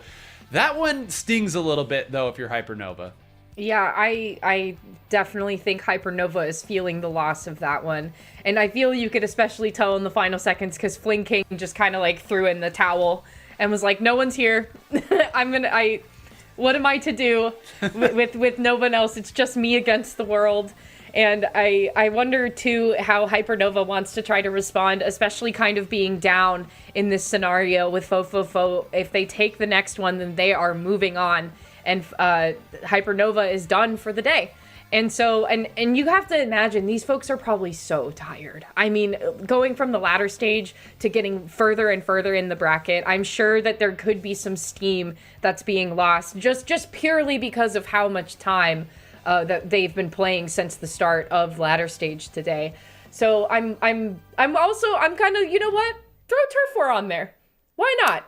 Well, why not? Could be strategic. The why not is because they have chosen not to, unfortunately. It is Rainmaker on Undertow Spillway that we will go to. A gal can dream. Well, listen, this is not a bad consolation prize, I would argue. And, thinking at this from Hypernova's perspective, why you choose this particular stage to fight it out on, I guess you just want to compress the members of this rootin' tootin' shootin' team of Fo when they can force all these fights on these bigger stages. It's not going to work for you. At least on Undertow Spillway, Rainmaker, you can swing it over to the left side, break that first checkpoint, and then everyone's kind of condensed. And if you feel like you got tower control because of the big hitboxes of Fling King, when you could kind of corral the members of Fo that no one's been able to do, maybe that's the rationale behind the choice. But at the end of the day, it is still Rainmaker against Fo, and Siren, we saw even the best shot from Sunset wasn't enough. Maybe Hypernova's got a few tricks.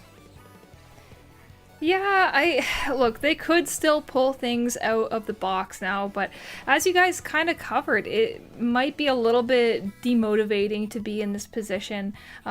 Picking Undertow is definitely like, all right, we might not have the answer for Fo specifically. However, we've played this stage over and over and over again. We understand what we have to do here. This has been around since the dawn of Splatoon 3, which is, quite some time ago now, as old as that makes me feel. So, hey, when all goes wrong, if you can't put your opponent at a disadvantage, put yourself in the best position you can going into this last game, or potentially last game. Could be, hey, I'd like it to not be. Well, one of you's asked for Turf War and one of you asked for a Game 5. If Hypernova wins, you will both get your wish. And that kid goes down there to Tenta Missiles. Hold on, 2 go down here. Harshy's got to back way up because Henlo's attacking. That's 3 down. It's just 3Z. It's a wipeout in the first 30 seconds of the game here for Hypernova. So there you go. That's the explosive opening you want to see. That's the first checkpoint down. Synapse is now moving up, has a potential to get the wall down, but with Henlo going down, that kid now jumping behind, you would think that the threat is gone for the time being for Fo, but I did not think we would lose that first checkpoint that quickly, Saf.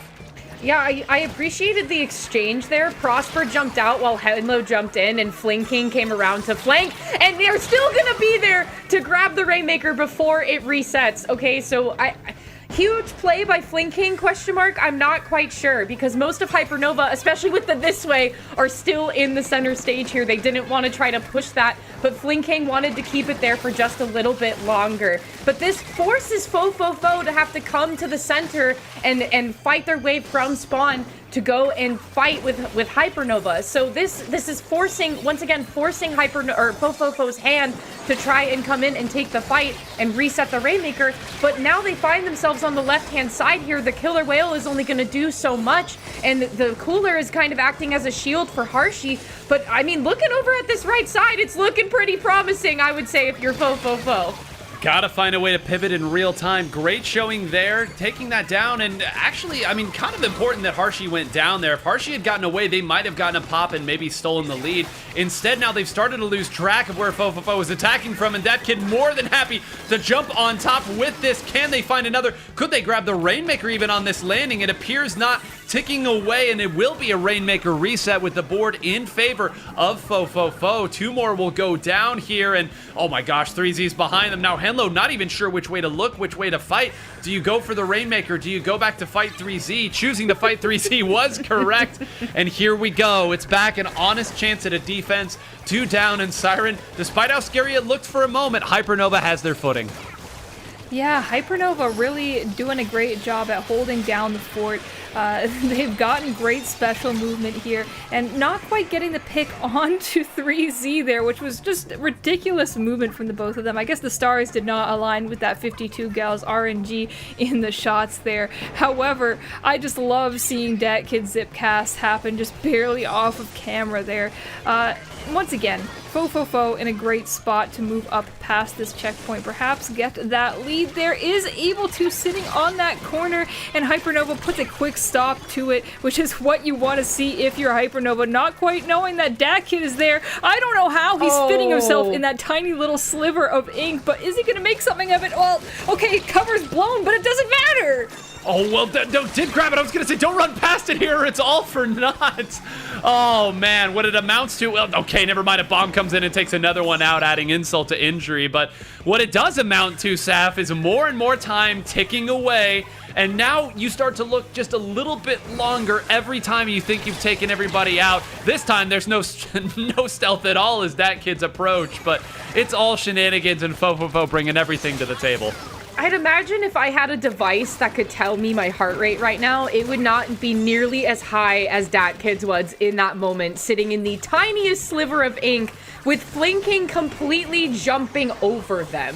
That's got to be such a strange feeling to be in the enemy's territory there for so long. But with Hypernova now having Rainmaker in possession, you can see that Prosper is in a good spot to try to defend. That's 2 members going down. Synapse is nowhere to be found to help them defend and to keep holding a post in the corner. They're going to have to back up and wait for their teammates to come back in. So 3Z is going to have plenty of space to try to regain some turf here for Fofofo to push forward. The stamp is going to be initiated in trying to, I guess, a little bit of displacement here. Not really finding too much value, just a little bit more of a scare tactic, I would say, for Fofofo. And I have a feeling a conversation is being had at the moment, Nine, because it seems to me Dark is trying to figure out what's the next move. Well, right now, I guess the move is just force the opponent to come to us. We'll cycle our specials eventually and take people out. I mean, 3 people are down, and it could be 4 if that kid goes. No, mercifully recalls right as it's done, but that's a rough spot to dig the Rainmaker out of. We will enter overtime, however short it may end up being, and sure enough, it's a short overtime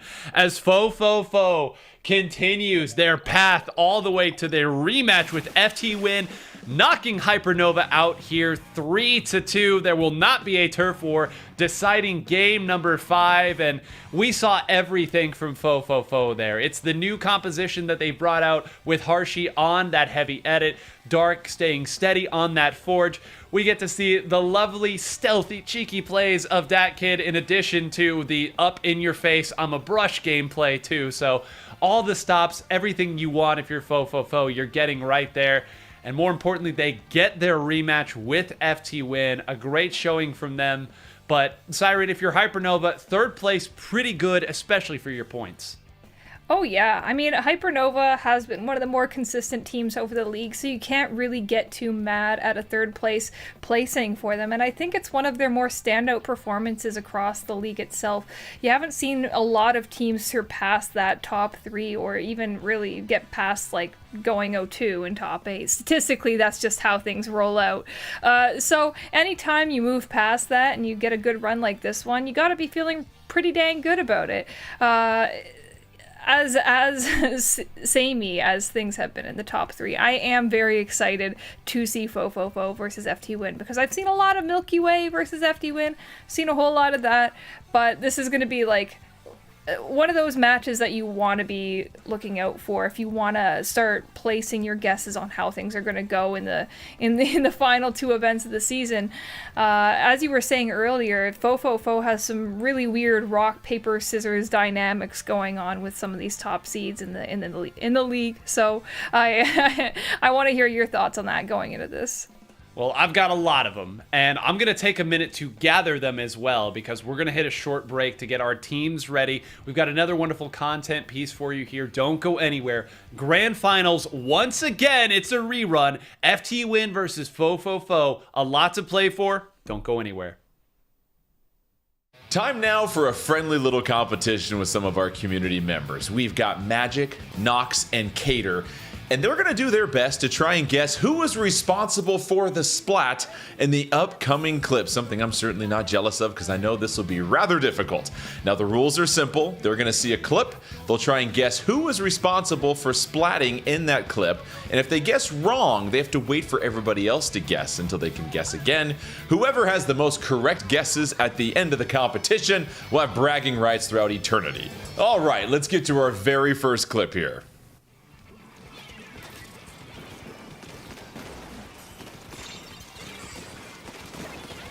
This is Goss, right? Yeah, I think so.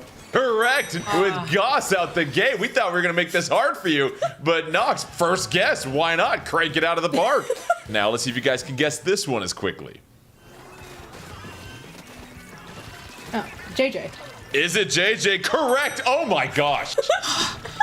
To be fair, I commentated that Okay, one. well, that Okay, helps. I was Right. Okay. And also, it was a very wild clip. A steel trap memory. All right, Nox in the lead, 2-0. Apparently, this is going to be over with in a minute. Let's go ahead and get to our third clip. We might have to be quicker on the buzzers here. Here we go.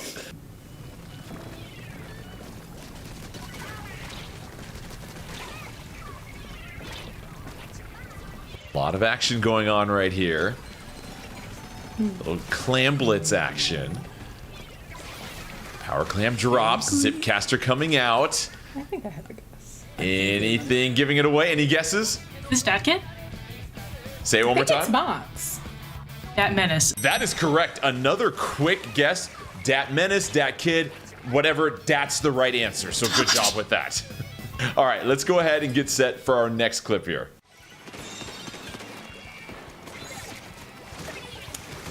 See the Stamper coming out. Stamper gets hurled. A triple splat right there, by the way, with the Stamper. Any guesses? Henlo? No, not Henlo. Rizy? No. I was gonna say Omega. Omega is correct. Yes, you were the alpha and the omega for that guess right there. So now gets a little bit tighter here. It's 2 to 1 to 1. Let's go to our next clip. Clam blitz action. Tri-strike. Oh, yes. Sounds like we have some confirmation from our guessers here. Right, now I remember this clip. Oh, goodness. You're all doing an amazing job, by the way. Think, processing. Do you want to see the clip again? Sure. Let's re-rack the clip one more time. We are right there on the verge of this one. Clam blitz once again. Keep an eye on score, maybe. The time left. Hopping into the inkjet as well, too. Double splat. Another splat right there, just going off. Another splat once more. Maybe it was on a highlight reel. Kaisa? Anybody want to think about it? It's gonna disappoint me so much. You guys ready to be disappointed? I can't do it. Blob. Oh. Oh, Blob. Right. I knew that. Right. Close. Very, very valiant effort, though. We figured one of these would get a little tricky. Okay.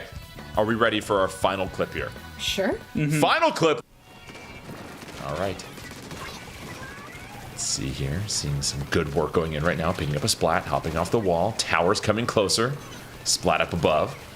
Multiple splats this time. Dashing left and right across the stage. Who is it? It's not Hexen. No, it's not Hexen. No. Is that a guess, not Hexen?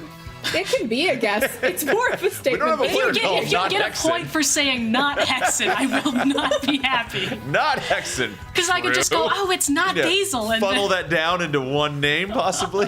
Possibly. Can I guess? Yes, you can guess. No. Okay, well, no, that wasn't my full question.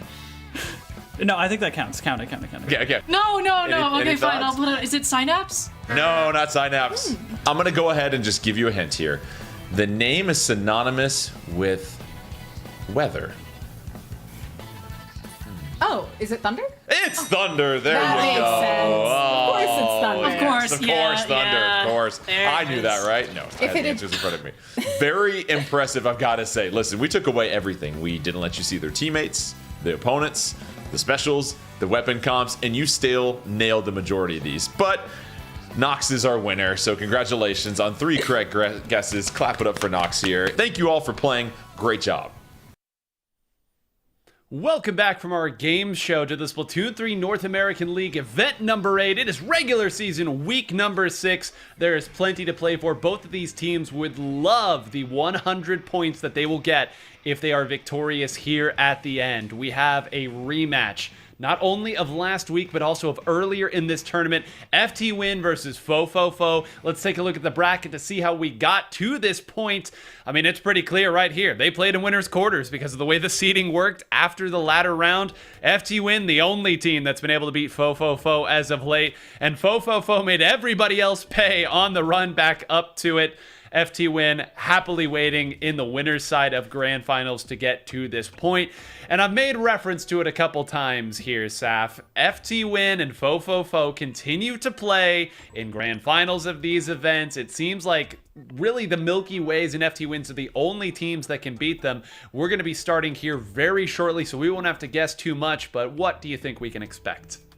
I think that I feel that this matchup in particular is interesting because Fo has incredible fire running through losers bracket today. So there is a lot of, again, there's that word, momentum. There's a lot of momentum for Fo right now. However, FT Win has gotten to take a little bit of a break. They've gotten to kind of relax the fingers a little bit, potentially do some stretches, crack the knuckles, like just take a breath, do some breathing exercises, meditate.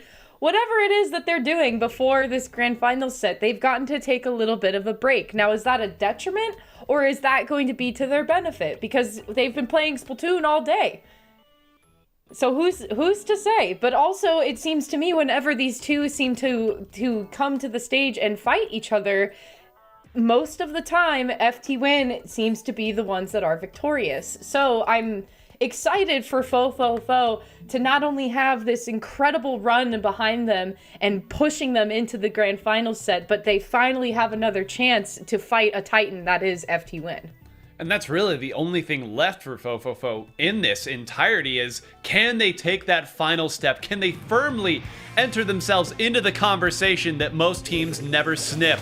One more thank you to Pico, our spectator cam operator, the swole ballpoint splatling user, a great guy, a great spec cam operator as well. And take a look at this. Hold on. We have an entirely different composition now than what we have seen from Fo. We have a Splattershot Pro Frozen. Datkid is bringing back out the S-Blast 91 and gonna find Kyo immediately with it. Siren, I was wondering who we would see FT Win bring out. They're the teams that usually switch things up a lot. Instead, now it's Fo. Well, clearly, Fo had some sort of plan going into this one because they've played FT Win so many times. Have they finally discovered the kryptonite required to play against FT Win? I'm not so sure, but things are looking pretty promising in the first 30 seconds of this game here, getting 2 members of FT Win down. However, Kyo coming in, playing clean up, dropping some picks on everybody, and that Rainmaker is sitting very sad and alone as everyone catches up to the momentum that Shaq and Kyo have built up in mid. Yeah, from the top rope there, Kyo jumps down and takes 2. I don't even know how he got into that position, but Shaq dutifully holding forward here, making sure that there is a path. Instead, they're going to pivot the other way. It was a distraction the whole time. And Saf, if this triple splashdown finds value, which it might, that's the long-range weapon down. They could get some more points. As you just said, it was a distraction the whole time. It was Shaq the entire time, now being the one to hold on to the Rainmaker. They have so many options at their disposal for which route they would like to take, and Rafe and Hexen are going to try to open it up, but two of them go down, and it's just Kyo holding the reins of this push here to try to find safe passage for Shaq. They are going to try to suspend a little bit just to let some folks jump in the fight and help them out a little. 3Z looking for the flank but cannot find it. Shaq is the eye in the sky to be looking out for here, and FT Win is just kind of in a suspension point at the moment here. Finally, the Rainmaker goes down, Hexen along with it. Fofofo coming back into the mid stage here, but oh my gosh, before Dark can even have a thought of what to do next, immediately Kyo is there to respond. Siren, you brought up a great point earlier when we were discussing Rainmaker, where sometimes you pick up the Rainmaker and once that immediate push is kind of lost, you don't have a real path forward. Sometimes you get stuck in that exact position, the no man's land where you're trying to find it. All the while, the opponent is able to build up their specials and some momentum. And now look at this. Fofofo has an opportunity to flank around.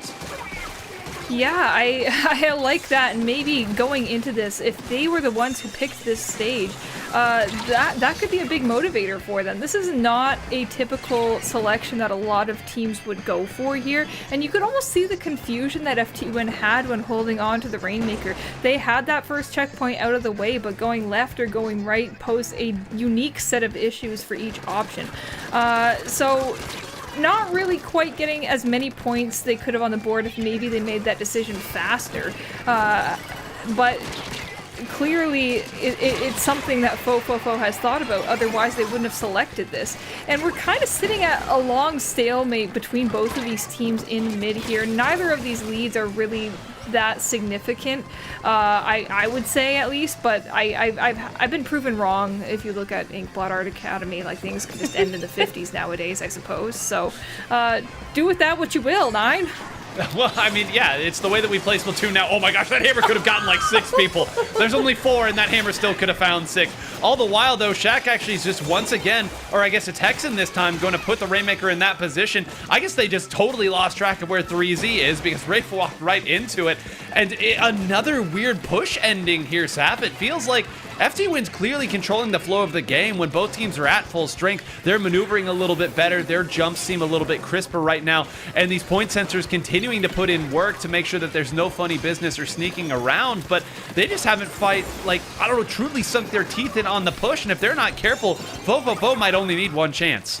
Right, and I think too, like, it seems like that one spot is a good place for a conversation starter to happen of like, okay, what do we do next? But it's like, if you don't want to find yourself in that position twice, because then you have Harshi coming in and breaking checkpoint for Fofofo. There's only 1 point standing in the way for Fofofo to try to change the lead here. So FT Win is very much on the defense here. As you can see, 3 members of Fofofo are here to break it, and 3Z is going to use that stamp to pop it open, and a very, very brief Rainmaker pickup is going to flop the lead over to Fofofo's favor with very little time left remaining for FT Win to try to make a change here. And this is what we said. They only really need one opportunity. One fight goes your way, and then you work it out. Now they're really relying on Rafe to open things up here. Now Kyo's attacking that kid. That's enough players down. The missiles will mark. Dark should have an opportunity and does take out Shaq. Maybe the only player left who could have ended the game for Fofofo. And in a game that FT Win was controlling for really the entire time, Siren, it's just the one opening in Rainmaker. We know it. We've seen it year after year. One opening is all it takes in Rainmaker to steal it back through. And then can you put just enough damage on the Rainmaker? It doesn't matter how many resources it takes as long as you can end the game. You know what? Here is where I'm going to disagree with you, Nine. I wouldn't go as far as to say that FT Win was controlling the game the whole time, because once you pick up the objective and start moving with it, if you don't know what you're doing, I don't think that's control. I think they kind of lost it once they had to be forced to be put in that position. I don't know what the crucial flaw is for them, but I think it's probably not considering the fact that they could absolutely roll into Mako Mart Rainmaker and that somebody would be as bold as to select this. But perhaps this was a deliberate choice from Fofofo, not necessarily for the reason that we're looking at right now, but maybe they don't really want to fight FT Win on Mako Mart on a mode they care about a lot more than Rainmaker.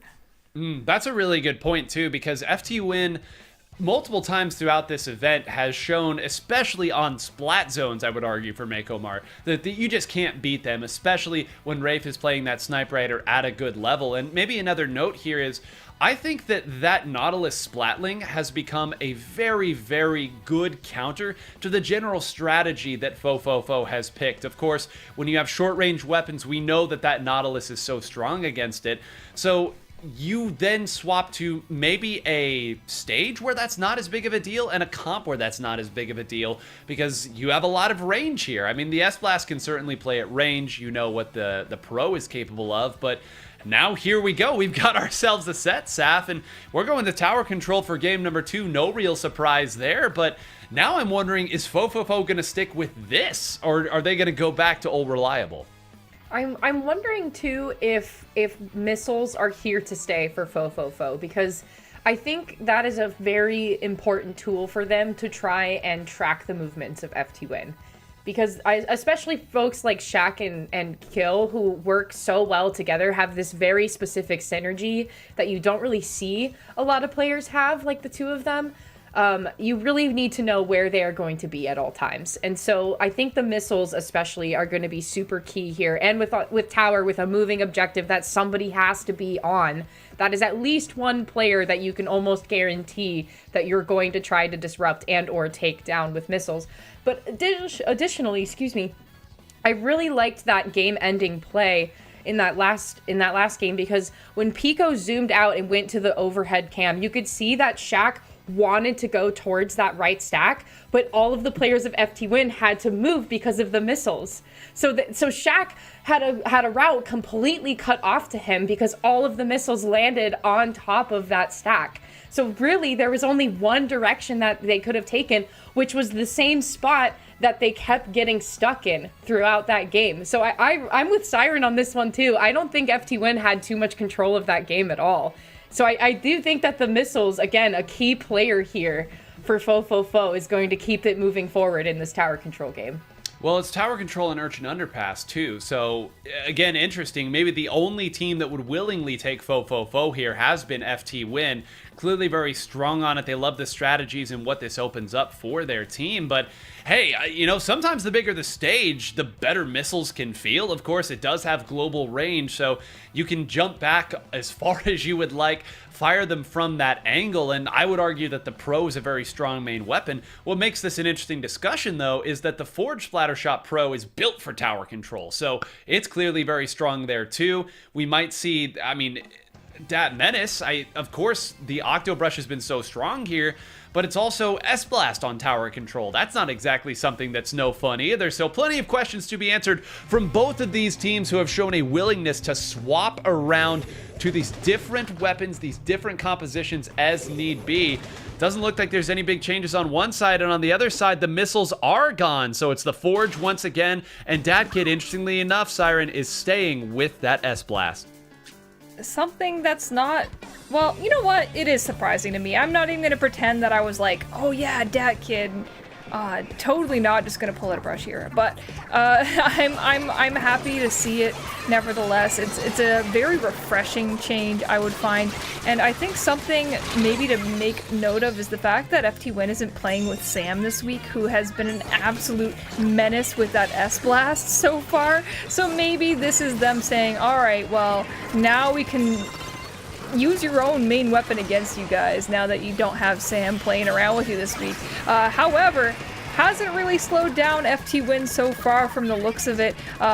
Very comfortable around this checkpoint. You can see how much yellow turf we have on the board right now, and it's very overwhelming. Fofofo has quite the distance to make to get even towards the tower to defend what they have.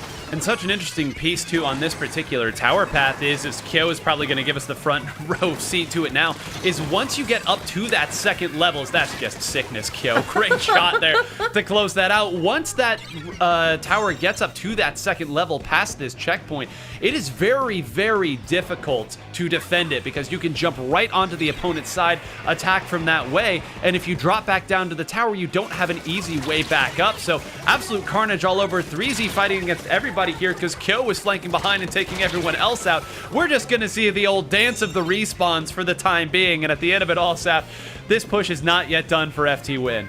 I think Shaq deserves his flowers in that fight because, oh my goodness, that was a really long bout between him and 3Z happening on the back end there. They did have to get a little bit of help from Hexen, but eventually Shaq was the victor in that fight. And FT Win's push now finally being put to a stop after all the jumping in, after all the flanking. But even still, Kyo is here to stay with Shaq to try to follow up. Wraith is going to walk over to the tower from spawn and hold onto it. The tower is still sitting pretty on the side of Fo here. And I think, especially with Harshi taking the high ground, they got to be really careful because, man, Kyo knows where you're going to be because you are so right. That pick off from the pillow there was just insult to injury. Was it? Well, okay, this is kind of interesting. Moving back a little bit here is Kyo kind of giving up some room, but I guess it was all a bait instead, waiting for somebody to drop to that level. Hexen's been dutifully working this left side as well, so man, Siren, I've been so impressed with how FT Win has just kind of kept one particular portion of the stage to themselves, made sure that they have some pre-fire over there, and just trust that once one person gets in, they'll be able to close them out. And it's continuing again with 3Z. Yeah, I like the way that 3Z has been playing this so far, but as well as that kid having absolutely no fear, running into the mouth of a Hex and basically playing that crab tank there. And for once, we're seeing basically 3 down on the side of FT Win as Harshi gets in behind for what the weirdest pattern of flanking heavy edit. I don't know how we've seen that twice, but here we are. I guess everything happens twice if it happens once. So Dark going to be running in with their teammates there. They do have some great specials on deck, but look, now might not be the time. We haven't made it to the first checkpoint, and we're already contesting the second checkpoint if we want to get this lead. Well, there you go. Just over 80 seconds left, and one got taken down on the jump. I think FT Win's going to kind of give this one up for free, and okay, I get it. You want to make sure that you have your specials at the right time, but you're giving up an awful lot of space here to Fo. You do not want to let them get momentum going. Shaq goes down. Now, Wraith back behind would love to close one out, but there's just too much chip damage. Are we going to see this again? FT Win holding the lead. Mercifully, a bomb will take one out, and FT Win has respawned in time. But Zap, it's happening again. FT Win has shown that they can push, they can fight in these positions, but just some slight misplays with the objective, and now they've got to be very careful not to lose this one too. Yeah, they really got to keep their cards close to the chest entering this last 45 seconds here. As you can see, now pushing back into the midsection, that's Henlo, or excuse me, not Henlo. Oh my gosh, I'm dreaming of Wipers. That's 3Z on the screen there, trying to take a fight with Kyo. And Kyo is unfortunately the one that goes down. Shaq is maybe trying to pull a little bit of distraction back towards them, but it's not going to be quite enough as DatKid and Dark are going to be patiently biding by the speed of the tower for it to push forward. The Booyah Bomb's going to come out from Dark, opening up that space right in the front. There's only a few paces here for Fo to try to change the lead, but with all the members of FT Win being alive, actually make it only 2. It's just DatKid that has to get on there, and in my eyes, I thought that DatKid would have been on there to push us into overtime, but it seems that just a second too late, FT Win is going to tie the score. And now I get to do one of my favorite things in all of Splatoon, which is compliment Shaq for very, very smart play at the end.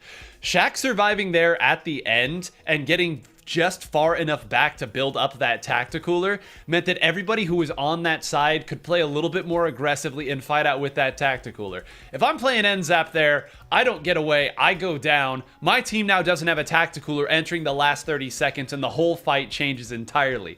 Instead, that's up, the team holds on, and kind of like you said there, Saf, I mean, just by a couple of frames did that kid not make it on there. Who knows what happens at that point, but now FT Win, okay, you got your counter pick to your favorite stage. That's gone now. That's probably your best mode as well, to be honest here, the way that they've played tower control. I know they're strong at all modes too. And I think if you're Fo, you have to think, okay, we got one game, we could have had that game, and I gotta say, this is very, very close. I'm stunned that this was a 3-0 in their earlier bout.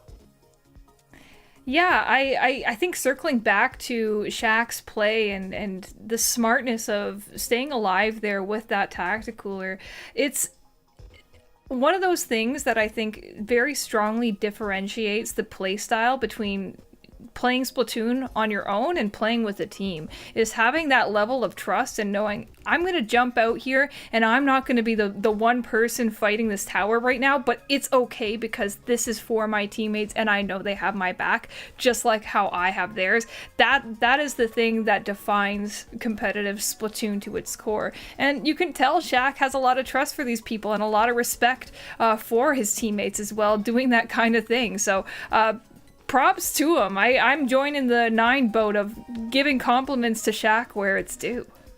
Well, let's talk a little bit more about this NZAP dynamic too, because if you've watched previous weeks of FT Win where Sam is, it was great that you both kind of talked about Sam a little bit earlier. The big change that makes is that now for their Tacticooler, they probably want Shaq on the NZAP. That's just a very natural fit there. That means that Rafe can't really play the Snipe Rider. And if you just look at splats and assists, Rafe is absolutely leading by every conceivable category. That Snipe Rider is vicious. Now you don't get that anymore. I mean, I guess you could play both of them, but it's not really a great fit. So it changes the dynamic of how they have to play, and it makes it all the more important that the NZAP player stays up, continues putting on pressure where need be, but keeps that all-important tactical loop going.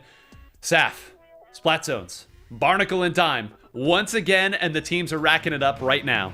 Thank goodness. I was afraid we were not going to be going to this exact stage and mode. I was really worried there for a second. But hey, hold on, 9. I see something different here. And I believe you've willed it into existence. Your manifestation power is all-seeing, all-knowing, because Rafe is going to be playing on that Snipe Rider, and it turns out Shaq is going to be pushing back to the mini Splatling, which I really like this composition here. And Dat Kid, look at that! Oh my gosh, normalcy. Finally, Dat Kid is going to be playing Paintbrush as well. And I mean, I didn't even get to see the opening statements here, but Fo is just going to continue the narrative for us. Oh, okay. Everyone's gone down and cycled at least once. There you go. I think it's just Harshi who's the only one who didn't go down over the course of that opening engagement. And now, what more could you ask for Fo? It's Dat Kid once again back behind. That's Kyo. That wasn't even the original target. The Crab Tank was, and they'll collect there too. Now going after Shaq. Make it 3 for this Ink Brush. Now we're just waiting for someone else to come and fight. Gets taken down there by Kyo, but Siren, I've seen it once, and now I've seen it again and again and again. Whenever this team gets control on this stage, their flanks and rotations are so difficult to deal with. Yeah, that was beautiful. I just loved. Look, I said last time we saw it that I love playing with Ink Brush, and I think that Kid just proved my point to a T. The things that they can do and just run around and cause chaos and stop literally every special from coming out of FT Win there. I guess, but what we're looking at here is them saying, okay, that should never happen again. Wink, wink. But I think we know, judging on how Fo has played this before, that is a very likely scenario to happen once again, even if FT Win is prepared for it. And speaking of prepared, looking like we're jumping back just to hold on to zone, seeing that we're not quite winning that fight and holding things at a neutral. And look, you can't really expect to beat a 20 push in one go like that. No, not typically, but now they went down there pretty quickly. I mean, normally it's not necessarily a bad thing to go 2 or 3 down because you get to regroup. The problem is that on this stage, that gives the opponent the opportunity to move up and attack as well. Shaq's got to be careful and won that fight maybe with some assistance. I'm not sure, but now I'm not even sure what Hexen's Crab Tank is going to shoot at. There's not a real obvious target, and instead this Booyah Bomb now might get to throw it the other side. No, they'll throw it at the zone. It's a flip against all odds, and 3Z moves forward. They trade it out. It's again a flip, and Saf, this is where FT Win is keeping the game alive for them. Range specials are really the only thing that's kept it up. Rafe goes down again. Fo kind of ahead on the pace. Game's not yet over. The split-second decision-making of Dark to throw that Booyah Bomb away from the zone opened the gateway for Kyo's tri-strikes to take the zone back, even if ever so briefly. We just need to reinitiate that penalty. We just need to put that against Fofofo to give us, buy us a little bit more time to try to do something else here. And a really back and forth game here, as the zone has just kind of been tit for tat between these two teams here. Rafe calling out the this way, trying to notify that the cooler is now ready to go, and all members of FT Win have now turtled back into the spawn, or their spawning area, but that leaves the gateway open for Fofofo to come in and push them back even further, and now penalty is out of the way. FT Win only has a couple of seconds or units here to really try to change this, and maybe the Tri-Strikes can do just that. Another huge penalty initiated onto Fofofo, an immediate flip of the script by FT Win. And it needed every special to get it done, and man, oh man, their respawns with Tactical are so important for that particular piece. But Siren, I haven't seen a whole lot of evidence that they continue their hold. Hexen finally does get it, but these jumps continue to get camped. Right now, Fofofo is just moving too quick. I've seen time and time again these jumps get taken down from FT Win, and that's another 3 down. Wow, Kyo getting caught not once but twice in these unfortunate jump-ins, where the first time it was a Booyah Bomb and the second time that 2v1 just didn't work out as planned. And we're looking at a very small amount of penalty here. Even Fofofo playing this a little bit safe here in the last few seconds of the game here, but not maybe paying off like they had hoped. That zone is going to go right back to FT Win, and they're not going to play like any vampires. I don't think they have any need for an invitation to enter into your base. They're going to just run right for it. Taking out these bombs where they can, and these sprinklers. Very sad for you and me, Saf, but hey, there's not much left to go. 20 seconds left. They have to rely on overtime. Well, I'm not even sure they're gonna get to it. Oh gosh, Saf, it's going. Okay, listen though, again, the team synergy piece, like, the Shaq took 3Z out of the fight and then immediately threw the stamp forward in the part of the zone that wasn't painted. I know Fofofo gets their flowers for this one. I recognize that fully, but I just need to call that out, because that is the type of synergy that you cannot just like homebrew at home same day. Like, that takes a lot of time to just develop and like read the room like that. But as you were saying, Nine, like, Fofofo was so quick to call out every single jump that FT Win had. We barely saw FT Win's feet really make landfall in a lot of places on the stage. And even though it was like a very brief back and forth there for a time, Fofofo was so quick to just capitalize on every single opening that FT Win gave them. Well, and I won't say it's a written book at this point on FT Win, but if there's any team that's going to jump all the way back in and continue the fight and continue feeding, it is FT Win. It is in the name, but it's also the way that they like to play Splatoon. They're banking on the fact that if their jump goes in and they get a couple of you down, that's it, they win the game or they get in a great position, what have you. If they lose, they can jump back into their last remaining player and continue the fighting on more neutral footing. That's kind of the MO. The issue is when they have such a great read on your jump-ins, on your movement. I mean, Siren, you said like unfortunate jump in there getting camped by Booyah Bomb. If it happens once, sure, it happens. Listen, eventually it's going to happen. I felt like almost every time they jumped in there was a Booyah Bomb or an Ultra Stamp or some other form of sub-weapon bomb that was hitting them. And when that jumping strategy works, it looks great and FT Win can run over everyone. When it's not working, it feels like you're spending a lot of time respawning. Yeah, I think that can be the issue with a lot of jump-ins and difficulty playing against super fast teams like Fofofo. You want to be able to pick up the pace. You want to play at the same speed that they are. But I kind of associate FT Win with a lot more of a calculated approach into getting into mid. And I think perhaps there was maybe too much of an eagerness to get back in there and take that fight and go, okay, well, we know we can win this. Well, now we've unbeknowingly, I guess, given them an advantage to take that fight that they wouldn't have otherwise had. And maybe it looked like it was too simple to jump into Shaq and just go like, all right, like we'll fight with Shaq because he's in a good spot. He's near where Rafe is kind of sitting around, and that's a good spot, and they can be my backbone. But you also have to remember, you're the most paint-heavy weapon on your team in splat zones. That is like putting a giant target on your back. against the members of Fofofo. Okay, I'm the pencil. I'm the mini, right? I paint a lot. Okay, we'll deal with you first so that FT Win loses their fitting and the zone.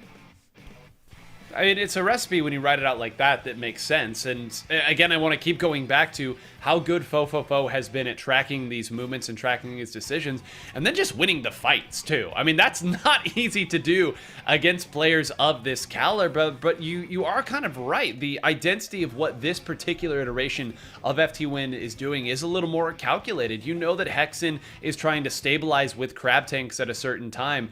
There were a couple instances where we saw Hexen on the crab tank get taken out very early on, so they'll need to find some answers here pretty quick. It'll be Clamblitz Inkblot Art Academy here, Saf, and this amongst the Clamblitz stages can take a really long time to open up, but once you get that basket open, it can be very easy to continue the pressure. It's got a very similar story to Umami in my mind. Like, I know that there is only like one true pathway in Umami Ruins, but I feel like if you're gonna try to opt to go on the left ramp, like that is the long haul. Like that is the gauntlet to try to get into the basket. So just a lot of the really crucial and key fights, I feel, always happen sometimes on that little ramp right in front, and where the specials tend to hyper fixate themselves there, if you will. But I think too, once again, having Dat Kid on the paintbrush, that's going to be really quick and solid movement to be picking up clams at a very accelerated rate. And I really appreciate this dually pick coming out from Hexen. I feel like we've gotten to see every single flavor this evening from Hexen on these dualies here, but it's not going to matter too much at the moment here because Fofofo is going to be the first to open up the basket, but it might just be a solo push because there's nobody there to follow up. Yeah, those Twinkle Splat dualies do have the big bubbler, so, I mean, that kind of spells out exactly what they're going to try to do. Get underneath the opponent's drop, continue scoring, put that big bubbler up, and eventually the opponent's going to have to dive in. Let's see if that can happen right now. Shaq even waiting a little bit. Will they be able to put that strategy out? No, it's not going to be around, but they should be able to at least take the lead. No, Kyo's going to opt to fight. Now he'll dunk it in and at least get a few more. This jump, he wanted to try to get over there and misses the second shot onto Hershey. Oh, you saw the vision. Instead, this will come to an end. No more points to be had as we get about 90 seconds into this game. And Siren, we talked earlier about how difficult it is to make a push here. These fights over the left and right stack, so important too, but again, it's a couple missed shots from Kyo, and I feel like Fofofo should have another opportunity here. So one of those things that I look at in comp a lot is when you pre-plan for a lot of games, you kind of decide who's going to go in one direction versus the other, especially on a very segmented map like this one, where you have two blocks and there's going to be fights on either one. We saw for a moment there, the members of FT Win couldn't see this, but literally like every member of Fofofo gravitated towards one side of the map, and that allowed them to win whatever fight went in that direction. It does leave a huge blind spot, but it's a gamble, and it's one that kind of paid off because they got that dunk there. However, you know, all good things do come to an end. FT Win is gonna run right back in here and extend the lead that they already have. Hexen desperately fighting for his life in the corner, and seems like we're back to another reset, but once again, FT Win is just holding on just a little bit better so far. Yeah, so far. Whoa, how did you get back? Okay, there it is. I mean, that's where the wild jumps can change up everything. Maybe it came on a flank. I don't know how Kyo got behind them, and clearly Fofofo had no idea either. They had no business opening this up again and scoring more points. Instead, now FT Win will earn really mid back here. They extend their lead, and it's just the one player getting back behind. A very powerful point sensor is going to identify three members here. They know where the other one is too, so FT Win should have the defensive resources. And right now, a little off kilter is Fofofo, Saf. FT Win got behind them there, and now look, all of their movement is being tracked because of all the power clamps they're holding. All the movement being tracked except for Dat Kid. Dat Kid is over on that far right side. I believe they've been called out a little bit by Rafe and Shaq here, but still waiting down there. And Shaq was trying to see if they could coax them out just a little bit more, but Dat Kid is still there. And I don't think the members of FT Win realize, okay. FT Win had to just take a second and get rid of that threat, because it's like they knew, but then they were like, okay, but I'm not gonna go for you. You have to come to me. And that was just a very prolonged game of chicken that FT Win was able to win, and additionally gain another basket opening. Well, it's another basket opening, and they have resources here as well to continue putting on the scores. Rafe still going and attacking here. Yeah, they can keep this basket open even longer. Another mark. They might put another one in there. Hexen still fighting and rotating around. FT Win, incredible patience to earn this opportunity. This is more of the score, and here's the important piece. Earlier, you saw Fofofo was willing to play that long game of chicken because they knew the 2 power claims that they were holding onto would give them the lead if they were able to sneak a jump in at that point. Now, that threat no longer there. Siren, they're going to have to fight their way through, and now it's FT Win that can start playing hide and seek. Yeah, I like using that term hide and seek. With 25 seconds left on the board, this is like the make or break kind of decision making part for either of these teams. Teams do have to go in and select, okay, are we going to go for another push, or are we going to go all in on the defense? You can't do one or the other. You can't do both. You can't do halfway. And clearly whatever they chose is not the right one, because now Fofofo just barely breaking that lead by just a little bit with one explosive quick push, and overtime is going to start for FT Win. They don't have very much that they have to do here. I think just a little more than that power claim is going to do it for them, and it's just going to be Harshy left defending that basket all by themselves. These strikes are going to come out, but just with a little sliver left on the timer, can we get into the basket? What? We need one, Shaq. Wait, he doesn't have any. That's it. That should be it. Rafe is going to jump in, but that's not going to be enough. One clam short, and Harshy, your flowers to be given, and I wish I could say that that's the end of your job for tonight. You have to win another set coming from losers at this point, but one singular clam there, and I mean, we could talk about the previous push. Kyo fell on a bomb by accident that opened up that door for Fofofo to make that big push. Then there at the end, through 2 triple ink strikes, Harshy finds the pick onto the clam carrier there. Shaq is 1 clam short. If that clam falls a different way and it lands in Shaq's lap, he's mashing the A button. They get it in there, but at the end of it all, it's Fofofo's win. Whew. Dude, I was like tensed and watching, and then I saw Rafe following up, and with the clam like initially, and I was like, okay, yeah, no, that's it, that's curtains. But then Rafe getting taken down by a booyah, just the like very last bit of the booyah bomb getting taken down. Shaq is there and is like, oh shoot, like I gotta do something right now. Like I maybe even Shaq was like, okay, no, you got this. Like this is all you. It's all you. This is it. And Shaq was like, "Oh no! Like, okay, I have to wake back up. I have to wake back up and do something. I can't quit here. I can't quit here. We got to keep going." And oh my gosh, okay. I want to go back to the thing. Was the rest period something that was maybe to a detriment, because Fofofo was so strong through the entirety of that match. And I feel like FT Win, it's the story that we see all the time, right? It's like FT Win has really good plays, they have really good pushes, but then it's like Fofofo just needs that one thing, that one it factor to turn it all around. And it was Harshy. In this moment, it was Harshy that was there. They were the only ones left defending it. It was them against the world, and Harshy is still standing on the mountain. Oh, a tough mountain to climb here. And let's look at the end of that, too, so we can maybe make a little bit better sense. And if any of you are just joining us now, you missed a banger of a finish. So here you go. First of all, there's 10 seconds left and one team is way down. So that's the first thing. Fofofo scores it there. They take the lead from that kid's last run through. Well, I guess that kid is the one here who's still putting pressure on this side. Then you can see 3Z fights it out. That kid goes back. Kyo waits and is able to find 3Z. This was what opened the door. Overtime here. Dark swings around and takes out Shaq to open this up. And then, as we've noted, it's just Harshy. Doesn't go down there. Gets one through the triple ink strike. And then is Dark the one that gets Kyo as well? The bomb takes out Kyo. So 2 bombs ending Kyo's reign of terror there. And then it's 2 versus 1. Shaq not going to do it. And at that point, the jumps are just a formality. So wild scramble situations there at the end. Every clam does count.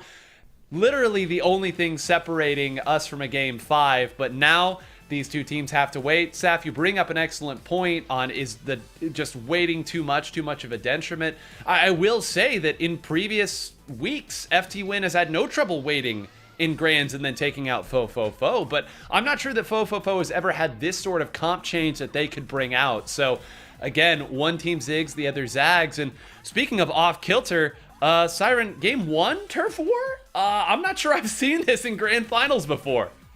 Well, hey, last time, well, not game 1, but we had seen turf war in grands, I believe. I'm quite the fan. I think I heard underpass, if I'm not mistaken as well, which is like double whammy right there. I'm happy to see it though. It really does continue to set the stage, and maybe this is just like the grim part of my brain thinking, maybe these teams are just selecting modes that can go by fast no matter what. We're tired of these overtimes. We're tired of everything else. Like, let's leave it at 3 minutes. I'm ready to tuck myself into bed. Could that be a factor? Well, I think one thing to note is you do get Urchin Underpass out of the way here. So if you're convinced that FT Win's the only team that can beat you at Urchin Underpass, at least here, I mean, this is maybe the one mode that you're fine playing against them on Urchin Underpass. So interesting, that could be a part of it. Saf, you kind of talked through the different strategies of these different choices, but Siren put it quite colorfully there. There's like 3 stages worth of turf on this one stage. So if earlier we made the joke that the refluxes, were up and fighting here, they've got a little bit more work to do if they opt to bring a reflux here. It feels like this is, especially for some of the FT Win folks, it feels like this is a return to ground zero. Because ground zero was, other than like the test fire, of course, ground zero was turf war on Urchin Underpass. Like, this is the originals. Like, we are back to the start. We have gone to the start of the very first book. And again, I want to give flowers to our Reflux players here because you already know they are holding it down in the base. Yes, thank you, Pico.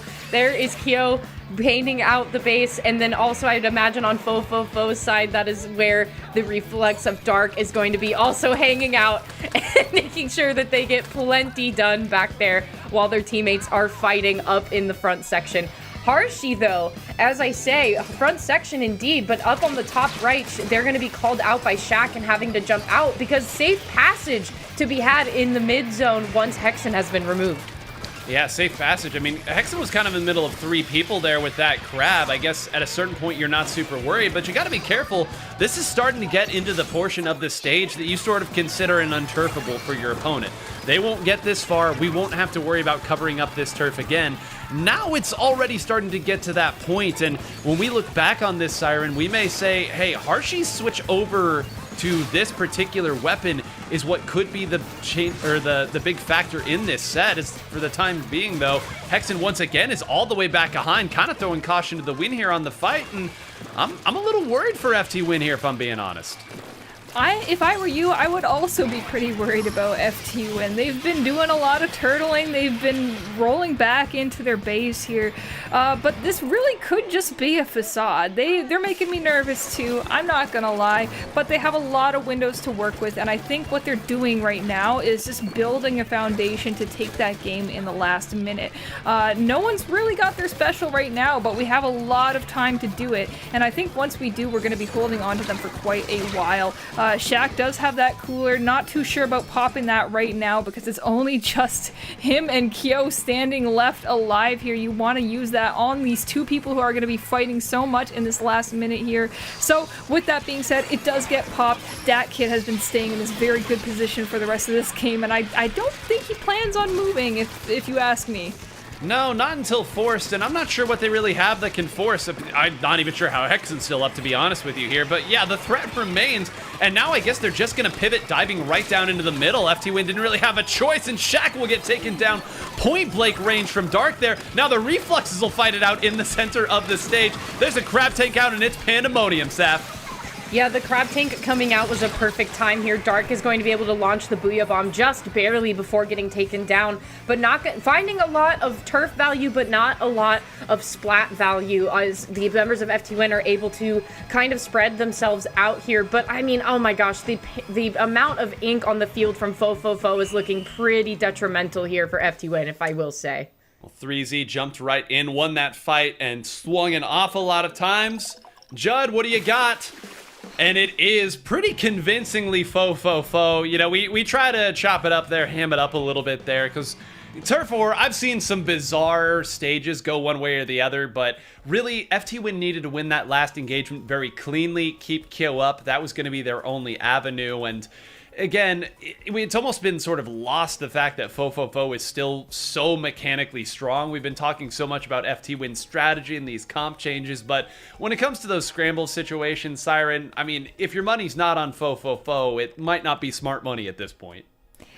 They really had me in the last few seconds there. In the last 10 seconds, multiple members of Fo were going down, but still people were jumping in and not getting punished for it. And I think that's really where their downfall was. I think FT Win got very focused on getting those picks and they didn't get them. And that punished them really hard. I think they could have just ran right past it. The second they get those 2 members down, just run right as far into Fo's base as possible and get some more coverage on the ground there. Because you could see just one person making these giant ripples and ink waves all over the base of FT Win, and they had more people up. They could have done the same thing, but way better. So that's the rough thing about like shifting your focus from what's relevant in like every other mode to what's relevant in Turf War. Obviously, it would be a different question, as you probably know, if Kyo was still there, but unfortunately that was, I think, the missing puzzle piece for them in that dynamic. Yeah, you'd love to have your reflux for that moment there at the end, and of course when the reflux goes down and there's a wiper, in addition to all the other things that weapon's pretty good at, standing left to right and simply swinging a punch does a pretty good job of covering turf, especially on that. Tower control, Saf, is where we're headed next. We don't know exactly where, but I mean, this is really no surprise in any FT Win set. We know tower control is going to be, if not the first game, the second game.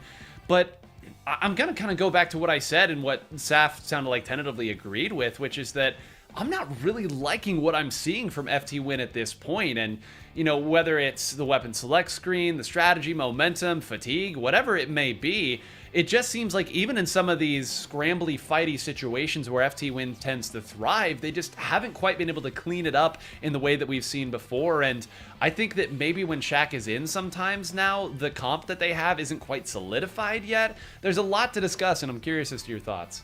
Well, I think it also comes down to, like, Shaq had a very big hiatus. And then his big re-debut was coming back in to play the league, you know? So you're taking a really, really long extended break, and then you're coming into like a very big stage and you have to perform. And that isn't to say that like really Shaq lost any of his abilities by any means. Like, still a very incredible player and very strong on the weapons that he picks. But I think there's something to be said when FT Win has been playing with Sam in their roster for quite a significant period of time, and how to utilize Sam's strengths in the comp versus trying to welcome somebody that has been playing a little bit more supportive like Shaq, except for like the mini splatling. I will say Shaq, I feel, has been a lot more aggressive while on mini splatling versus playing on NZAP. But I don't know, I feel like that's incorrect of me to say too, because there's been a couple of times where I've seen Shaq go toe to toe with 3Z and just force the fight for a while, and kind of like cat and mouse chase with the two of them. So it's tough to say, but I think that definitely there is a dynamic shift with Sam not being here today. It's a sliding scale for sure. Let's take a look here. Okay, is that a Zimmy now that is coming out? The Zinc mini splatling from Shaq this time. Again, these teams threw down on this stage, not this mode in the previous set, but it's Barnacle and Dime. We certainly know what Fo is capable of here. Interesting to note, once again, Rafe is going to go back over now to that Snipe Rider 5H, very strong here, but the Zinc Mini Splatling, maybe Siren, they feel like they need a little bit more staying power, and of course we know what Big Bubbler is capable of once it gets on the tower. Yeah, I think that's what we're looking for here, is a little bit more staying power, maybe a bit more of a deterrent of Fofofo's super high energy plays.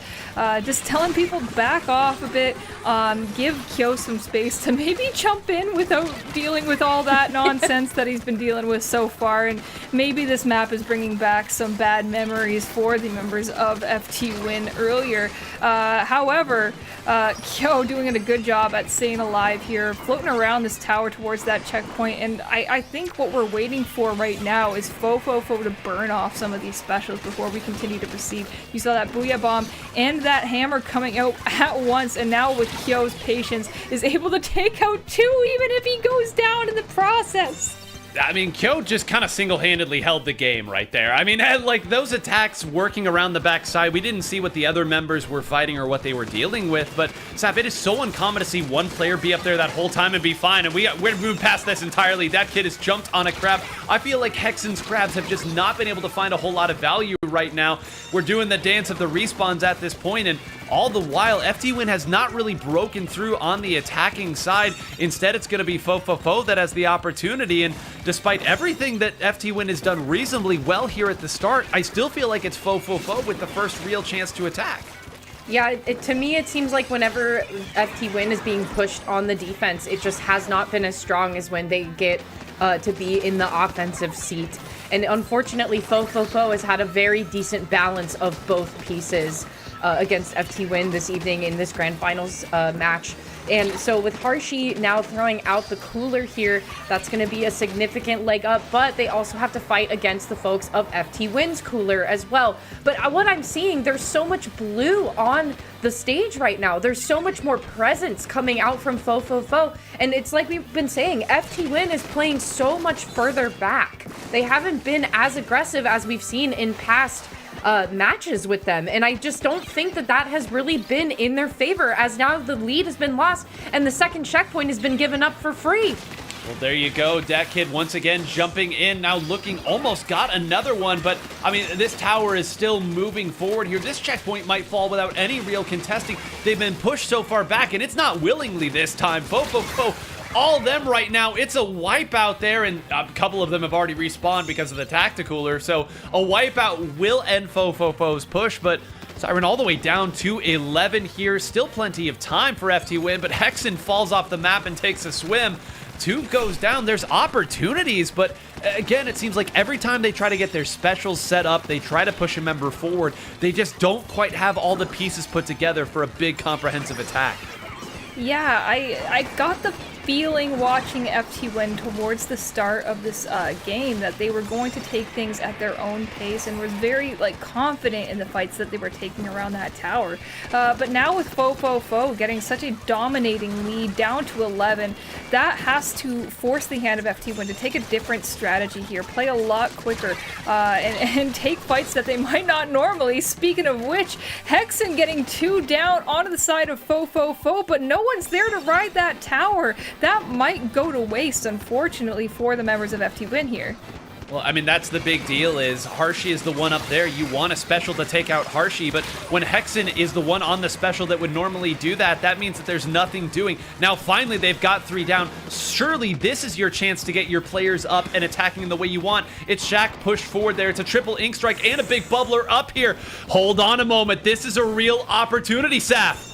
Yeah, I appreciate that Rafe was really playing it patient there. There's a lot of suction bombs coming Rafe's way in this situation, so you have to be super careful. You have to be watching for Dat Kid. Hexen was going to try to take the fight, but they got distracted by 3Z. But with a little help from Shaq, 3Z is now out of the process. Dat Kid is really far behind. There's nobody there to stop the tower. 3Z was going to try, but it's just not enough. All right, FT Win finally putting their foot down. They're going to tie the match here 1-1. And I heard that VC from here. That voice chat right now is going crazy right now with a there you go, there we go, that's our game.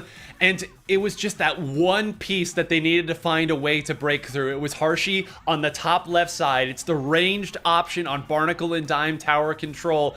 You have to have something to get rid of it. A couple times they tried Hexen's Crab Tank. Hershey says Snipe Riders are too good these days for that to work. We're going to put 2 shots on you real quick. You're down. Finally, be it through these different scrums, these odd fights. Maybe it was Rafe who just won the 1v1 in that Snipe Rider 5H duel. Whatever it was, that was the one piece that they needed to break through at that point. Then they used their specials wonderfully to get Shaq up to attack. The big bubbler goes down. And that is the FT win we are used to seeing. I wish it didn't take a game and 4/5 of another game for us to see it. But Siren, now finally, maybe FT win is finding their own footing and finding their own pace. I think getting pushed that far out of their comfort zone in that game kind of lit a fire under them. You could see that Hexen was running up there and, after that little fumble where he fell off the map, just running into their base of Fo and saying, all right, look, we haven't been doing enough to mirror the strategies that have been working so well against us. Let's give it a shot. What's the worst that could happen here? And you could see that it paid off extremely well. Even if they didn't get that lead in that moment there, it set them up to gather so much turf for themselves, and that was the defining feature that got them that far. You see that like Fo just never had the chance to recover, and I think like it's just like a comp building perspective as well. You have a lot better, I guess, dedicated painters is what I would say on the side of FT Win right now, and that lets them use the turf a little bit more aptly than Fo will. They'll get in there fast and they'll do something with it, but they rely on you losing your fights to get that area where FT Win can kind of get it in more ways than one. Well, it's such a good point there, too, because, yeah, there are some compositions that need a lot of turf to operate in the fashion that works best for them. One of the things about Fo's comp is it doesn't always need as much. I mean, obviously, the brushes can kind of make their own if need be. They obviously want to shark around, too. The wiper, clearly very mobile, but all that goes away when you're at your doorstep. And when you're getting pushed back in that side, really, if you can't find a side angle, that is it. So now, ball back in the court of Fo, their first loss in a minute. The hot trail that they have been running on is, at least for the time being, a little bit slower. Saf Splat Zones, Undertow Spillway, interestingly enough here, one of our very few 2-zone stages that we play on here, and this has always been a little bit more of an awkward one. We've seen lots of odd strategies here. A lot of the areas of the stage that you want to come back in on are either very open, they're unturfable, some of these, so do you think we'll see much of a switch here? I mean, I think that the Zimmy Splatling surely stays here for Shaq. It's so strong, but with the way this set is going, I guess I can't really predict much.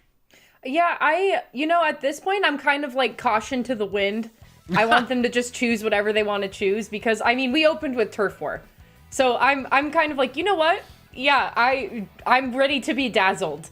And so far, I feel like that's been working because, yeah, Barnacle and Dime, we've been just there for Splat Zones, but then we got to play Tower Control and it was a totally different stage. And now we get to go to Undertow Spillway, which consistently is very much a Rainmaker heavy place or Tower Control, but mostly Rainmaker for today. And now we get to play Splat Zones here, and you're so right. The Zimmy is here to stay, and we are also going to still be running that Wiper Brush composition coming out from Dat Kid and 3Z. But still, the painting power, as I can see it now, is still very much in FT Win's favor. Well, and maybe one thing I wasn't expecting, I thought for sure the Octobrush would be out here from Dat Kid. We know when the opponents are really set up how difficult it can be to break back in. A great tool on this particular stage is that. I mean, for the time being, it doesn't matter. Clearly, they've taken the early points off the board here. Now moving over for Shaq, getting taken down. Now Dat Kid is moving in and trying to attack, and this is where this weapon is a little bit nicer to play, but can you really threaten from this position or just be a nuisance? The answer for the time being apparently is both, as Fofofo continues the attack. Dat Kid works back behind this crab tank, and Siren, points still coming off the board pretty quickly. Yeah, that's the scary part you have here is that, like, all right, FT Win got to choose Splat Zones, and they go, all right, what could you possibly pull out here that would make us feel threatened? And clearly Undertow is a very strong arena, I guess, for Fofofo, as Kyo does have to pick a weird fight to kind of take here on the left. I would describe it as that. There's not a lot of strong directions. You go one side or the other, and you can't really assist either teammate if they're on the opposite one. Not even really looking at a cap for FT Win yet, which is alarming. They're going to want to rely on some level of penalty at the way things are going right now. Well, I mean, at this point, we're not even seeing a ton of specials from them here. And Saf, ring around the rosy. It seems like every time they try to get something set up on glass, one of these members just moves up attacks and it all ends up coming out in the wash. Now, finally, a couple go down. They do have the player that they want up there on the glass. And sure enough, once that's done, they end up pushing through. But they still haven't scored a point. They are at 101 points. That's not easy to do, I will note. I was gonna say, shout out to the +1 penalty. Gotta be one of the realest and actually probably the red herring to get in a game like this. Very, very, like you said, a rare occurrence to happen. But finally, FT Win is going to squash that huge 1 point penalty and get some points on the board here. I really think a big factor in all of this is 3Z, because I'm consistently seeing FT Win shift their attention from objective to try to get 3Z out, which they are correct in doing so. It's not even that 3Z is like a distraction. They are also such a menace when they can break through and start going in for different splats. So they know you're not just a distraction, you are also a threat, a very big threat. But now finally we can kind of see FT Win try to get their footing here and get some ground underneath them. But Fofofo is not really leaving much breathing room for them to really continue that. No, and I mean, you saw right there a little microcosm of this game. Both sides just jockeying for little bits of position, and then as soon as the zone flips and all of that square becomes their color, that's the opportunity for the short-range players to move forward. There's booyah bombs and all sorts of bedlam going on around this particular big bubble. Shaq does end up the better for it all at the end. There should be an opportunity to cap here if they drop down at the right time, but no, Fofofo actually took the other zone in time. There is still no additional penalty applied, and I think we're starting to see why this was the pick, Siren, or maybe I guess it's beyond now that we're starting to see it. With zones these small, even this composition from Fofofo can flip them in a hurry. It's so worrying because every time you look at FT Win's perspective in this game, even when they get these little tiny caps, they've never been able to move past the splat zones and really do the iconic thing of just running into your base and taking these fights. So I think Fofofo saw, all right, you can start to win these fights, but let's put you in a position now where you won't even be able to get them in the first place. They've stood a very solid defensive wall around the zone, even when they don't belong to them. And only when they feel like it's safe do they move past it, and that's warranted them this great push that they've had so far. And getting through these penalty points is a huge testament to that. Dark now chilling out on the glass, up on that top right here. It's just going to barely stay out of the range of Rafe, and this could very much steal the deal.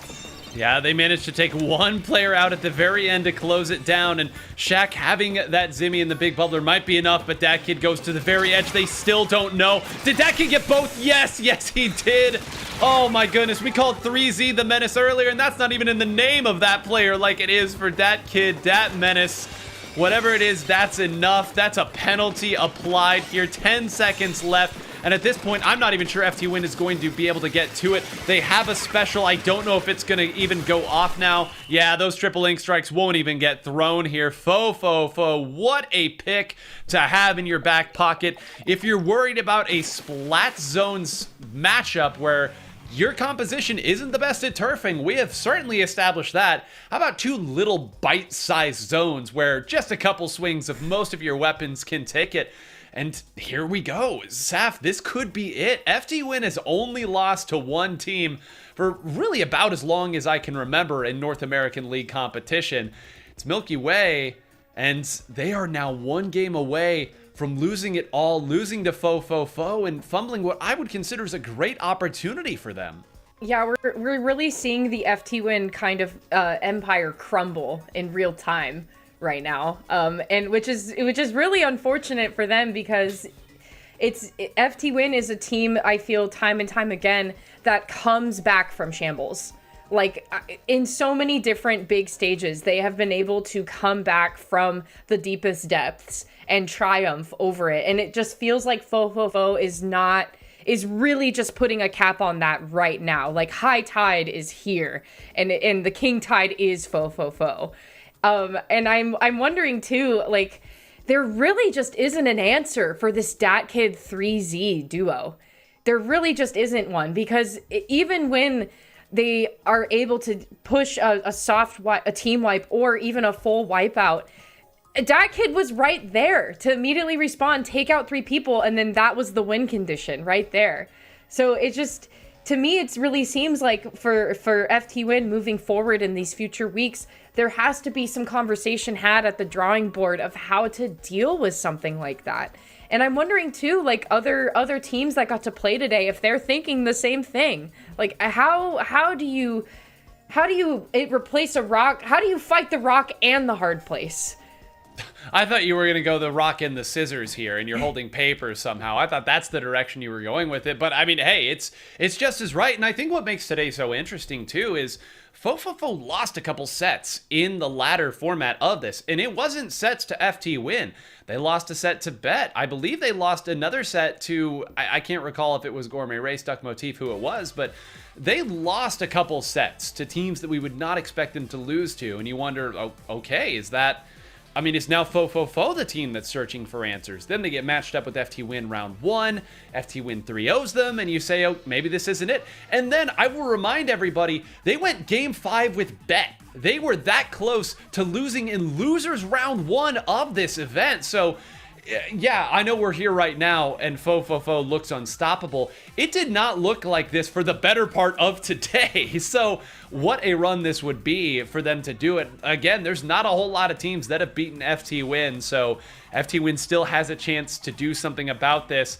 And Siren, I mean, this may be just a curious piece here. You see where we're headed back to. It's Rainmaker once again on Mako Mart. Look, I understand, and I believe in redemption. So FT Win chose the stage this time. This means they probably overheard me saying that they didn't know what they were doing, and they were trying to prove some sort of point to me. All jokes aside here, I actually don't understand the motivation behind picking this, especially when you're FT Win and you could pick this somewhere better. Maybe not pick this ever again because it is game set match and this is their only chance to pick another stage. But then again, Fofofo has already picked up this Rainmaker, and Hexen seems kind of hyper focused on everything that's happening outside of the Rainmaker. Yeah, at some point I guess you gotta fight and put some pressure on. And I mean, if 3 people are fighting you, that usually means that your other team members are probably okay, or at least respawning or something. But once again, it's Harshy on this heavy edit Splatling, and this, I know we talked about it a little earlier. It'll be interesting to look back and see if this was the piece that really changed it. That's a great way to take out that kid. Just throw a bomb and hope.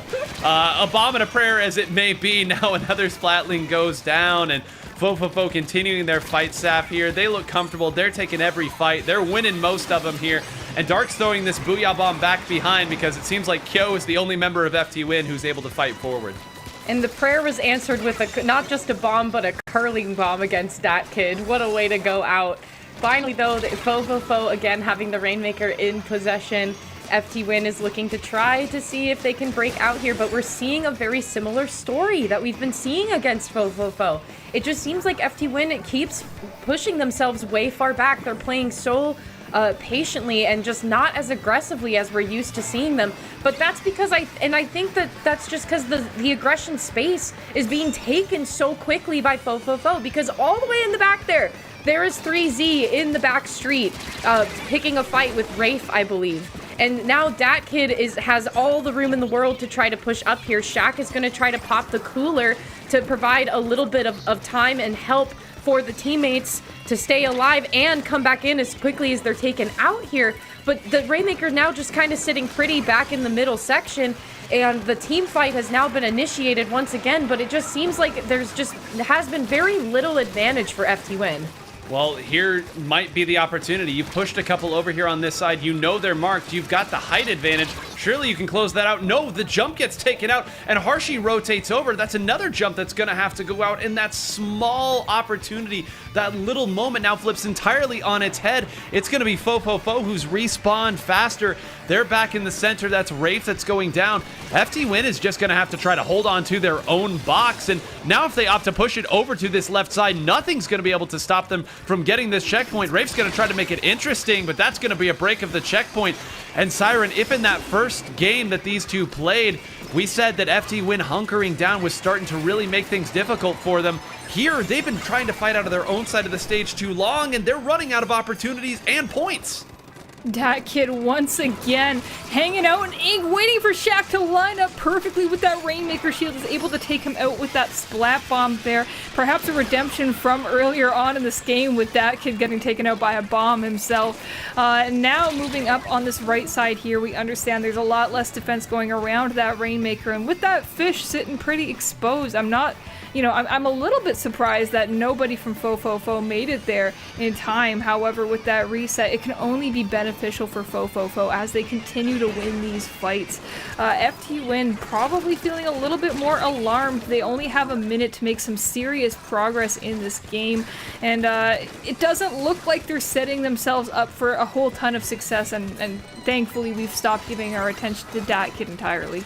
Well, that's that unfortunate thing, because you know that could come back to bite you, and sure enough, Rafe is going to wait for it, but at some point, you've got to continue to move forward here. Now they're going to do it. Yeah, I mean, this is the deal that you have to make. Kyo even waited to jump back behind and got taken out, but that's the play. That's what happens when you aren't able to clear out this ink brush quick enough. You will pay for it at some point down the line. And Saf, now, that was maybe the best opportunity FT Win had to break through that first checkpoint. Now as time ticks away, it feels like they're going to have to break the checkpoint and then get a second push. Rafe keeps it up here. There is still life in this, but they're going to have to play this almost perfectly.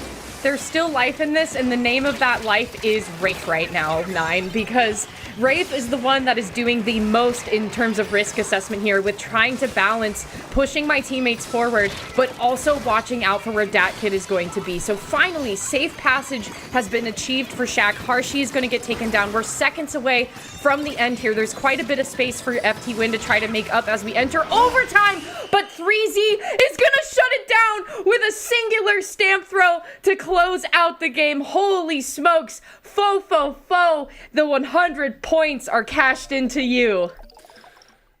Well, there you go, folks. At the very beginning, I made the comment that I felt Fofofo was closer to FT Win and to Milky Way than anyone else was to Fofofo.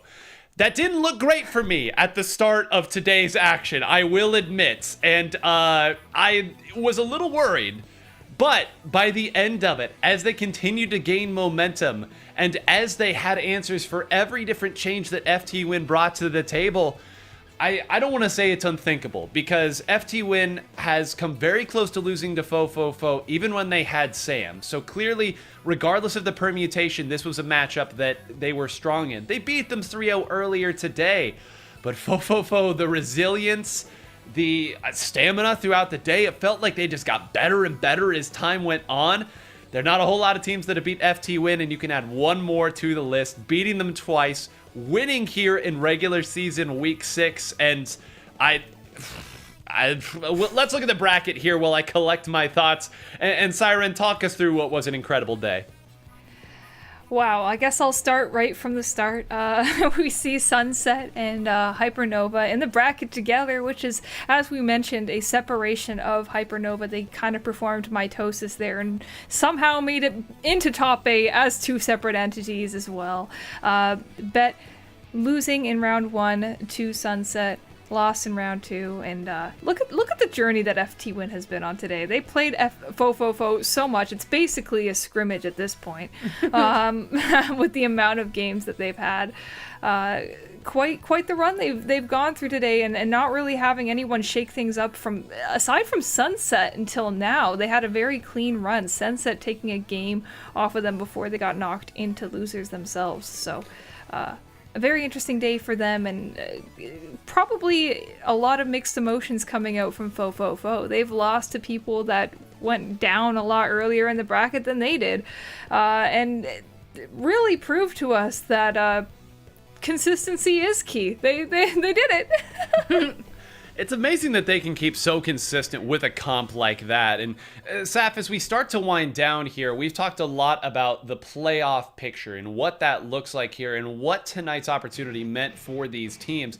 Fofofo and FT Win both had a point, or a score to give, we will call it here. An opportunity for them to get a 100-pointer and more or less guarantee it. Now, Fofofo, after tonight's action, will be sitting at 445. You figure that's certainly going to get them at least top 3, maybe even top number 1, depending. FT Win loses it, but what a showing again from a lot of these teams for a big shakeup. I love how these numbers shake out. Because with Fofofo, it's like a little sprinkle of 75 here. Really good points on week 3. Really good points on week 6. But then with FT Win, it's like, it's all or nothing, baby. It's everything or it's nothing at all. And I'm still chomping at the bit to know what happened in that Fofofo versus Bet match from earlier, because Fofofo came back and knocked the teeth off of FT Win in this, but then Bet gave them a run for their money down in the loser side of things, and then Bet got knocked out like pretty early on. So it's such an interesting storyline that unfolded this evening, and I just like, and knowing that Bet is going to continue to play in weeks to come, like I just cannot wait to see where that is going to take us next. I mean, and especially if with FT Win and Milky Way probably still continuing to play in the coming, like where is that going to shake out? I feel like our top 8 just got like, I feel like we shook the snow globe of top 8 and now we have to watch it all settle again. It's such an interesting point, and Sass says you could have rewritten history tonight, so, missed opportunity for you. But we've talked about these next coming weeks, so let's talk about the schedule here as we put the nightcap on. You can see right here, the Splatoon 3 North American League show. We've only got a couple episodes left, but you can catch them Fridays at 10 a.m. Pacific time, and then, of course, the Splatoon 3 North American League Saturdays, 12 p.m. Pacific, with the top 8 live stream starting at 4 p.m. Pacific time. Of course, the Splatoon 3 North American League Sunday Scrim every Sunday, 12 p.m. Pacific, for some Salmon Run action. We threw in a few Salmon Run jokes tonight. Clearly, we're excited for it, and you should be too, but it is the talk of the town, the Splatoon 3 North American League playoffs. December 13th and 14th, live stream both days starting at 12 p.m. Pacific time, and that's what all these teams are fighting for. And hey, the teams fought hard tonight, but I want to give kudos to you here in the booth because you fought every step of the way with me to get to the end here. We fought as a team. I don't mean this in an adversarial sense, but I just want to thank you so much. What a show we got to see tonight. And Siren, let's start it with you here. We've, of course, talked about the bracket. We've talked about the playoffs, but I want your thoughts on tonight's action and what you expect to see coming. Honestly, tonight was awesome. I loved every bit of it. I loved the silly little moments that we caught on camera. And speaking of which, huge shout outs to Pico once again. I knew when I heard Pico was going to be controlling things that it was going to be a great showing. And I'm so happy to be here and honored to be joined by both of you. Yeah. The worst thing is I know exactly what face Pico has right now as he's doing that. He's just nodding to himself. He knows he did a great job, as the whole production team did. And Saf, as the defender of all the unheralded weapons, subs, and specials, tonight had to be one of your favorite nights. We got to see a little bit of everything. And just, what are your closing thoughts?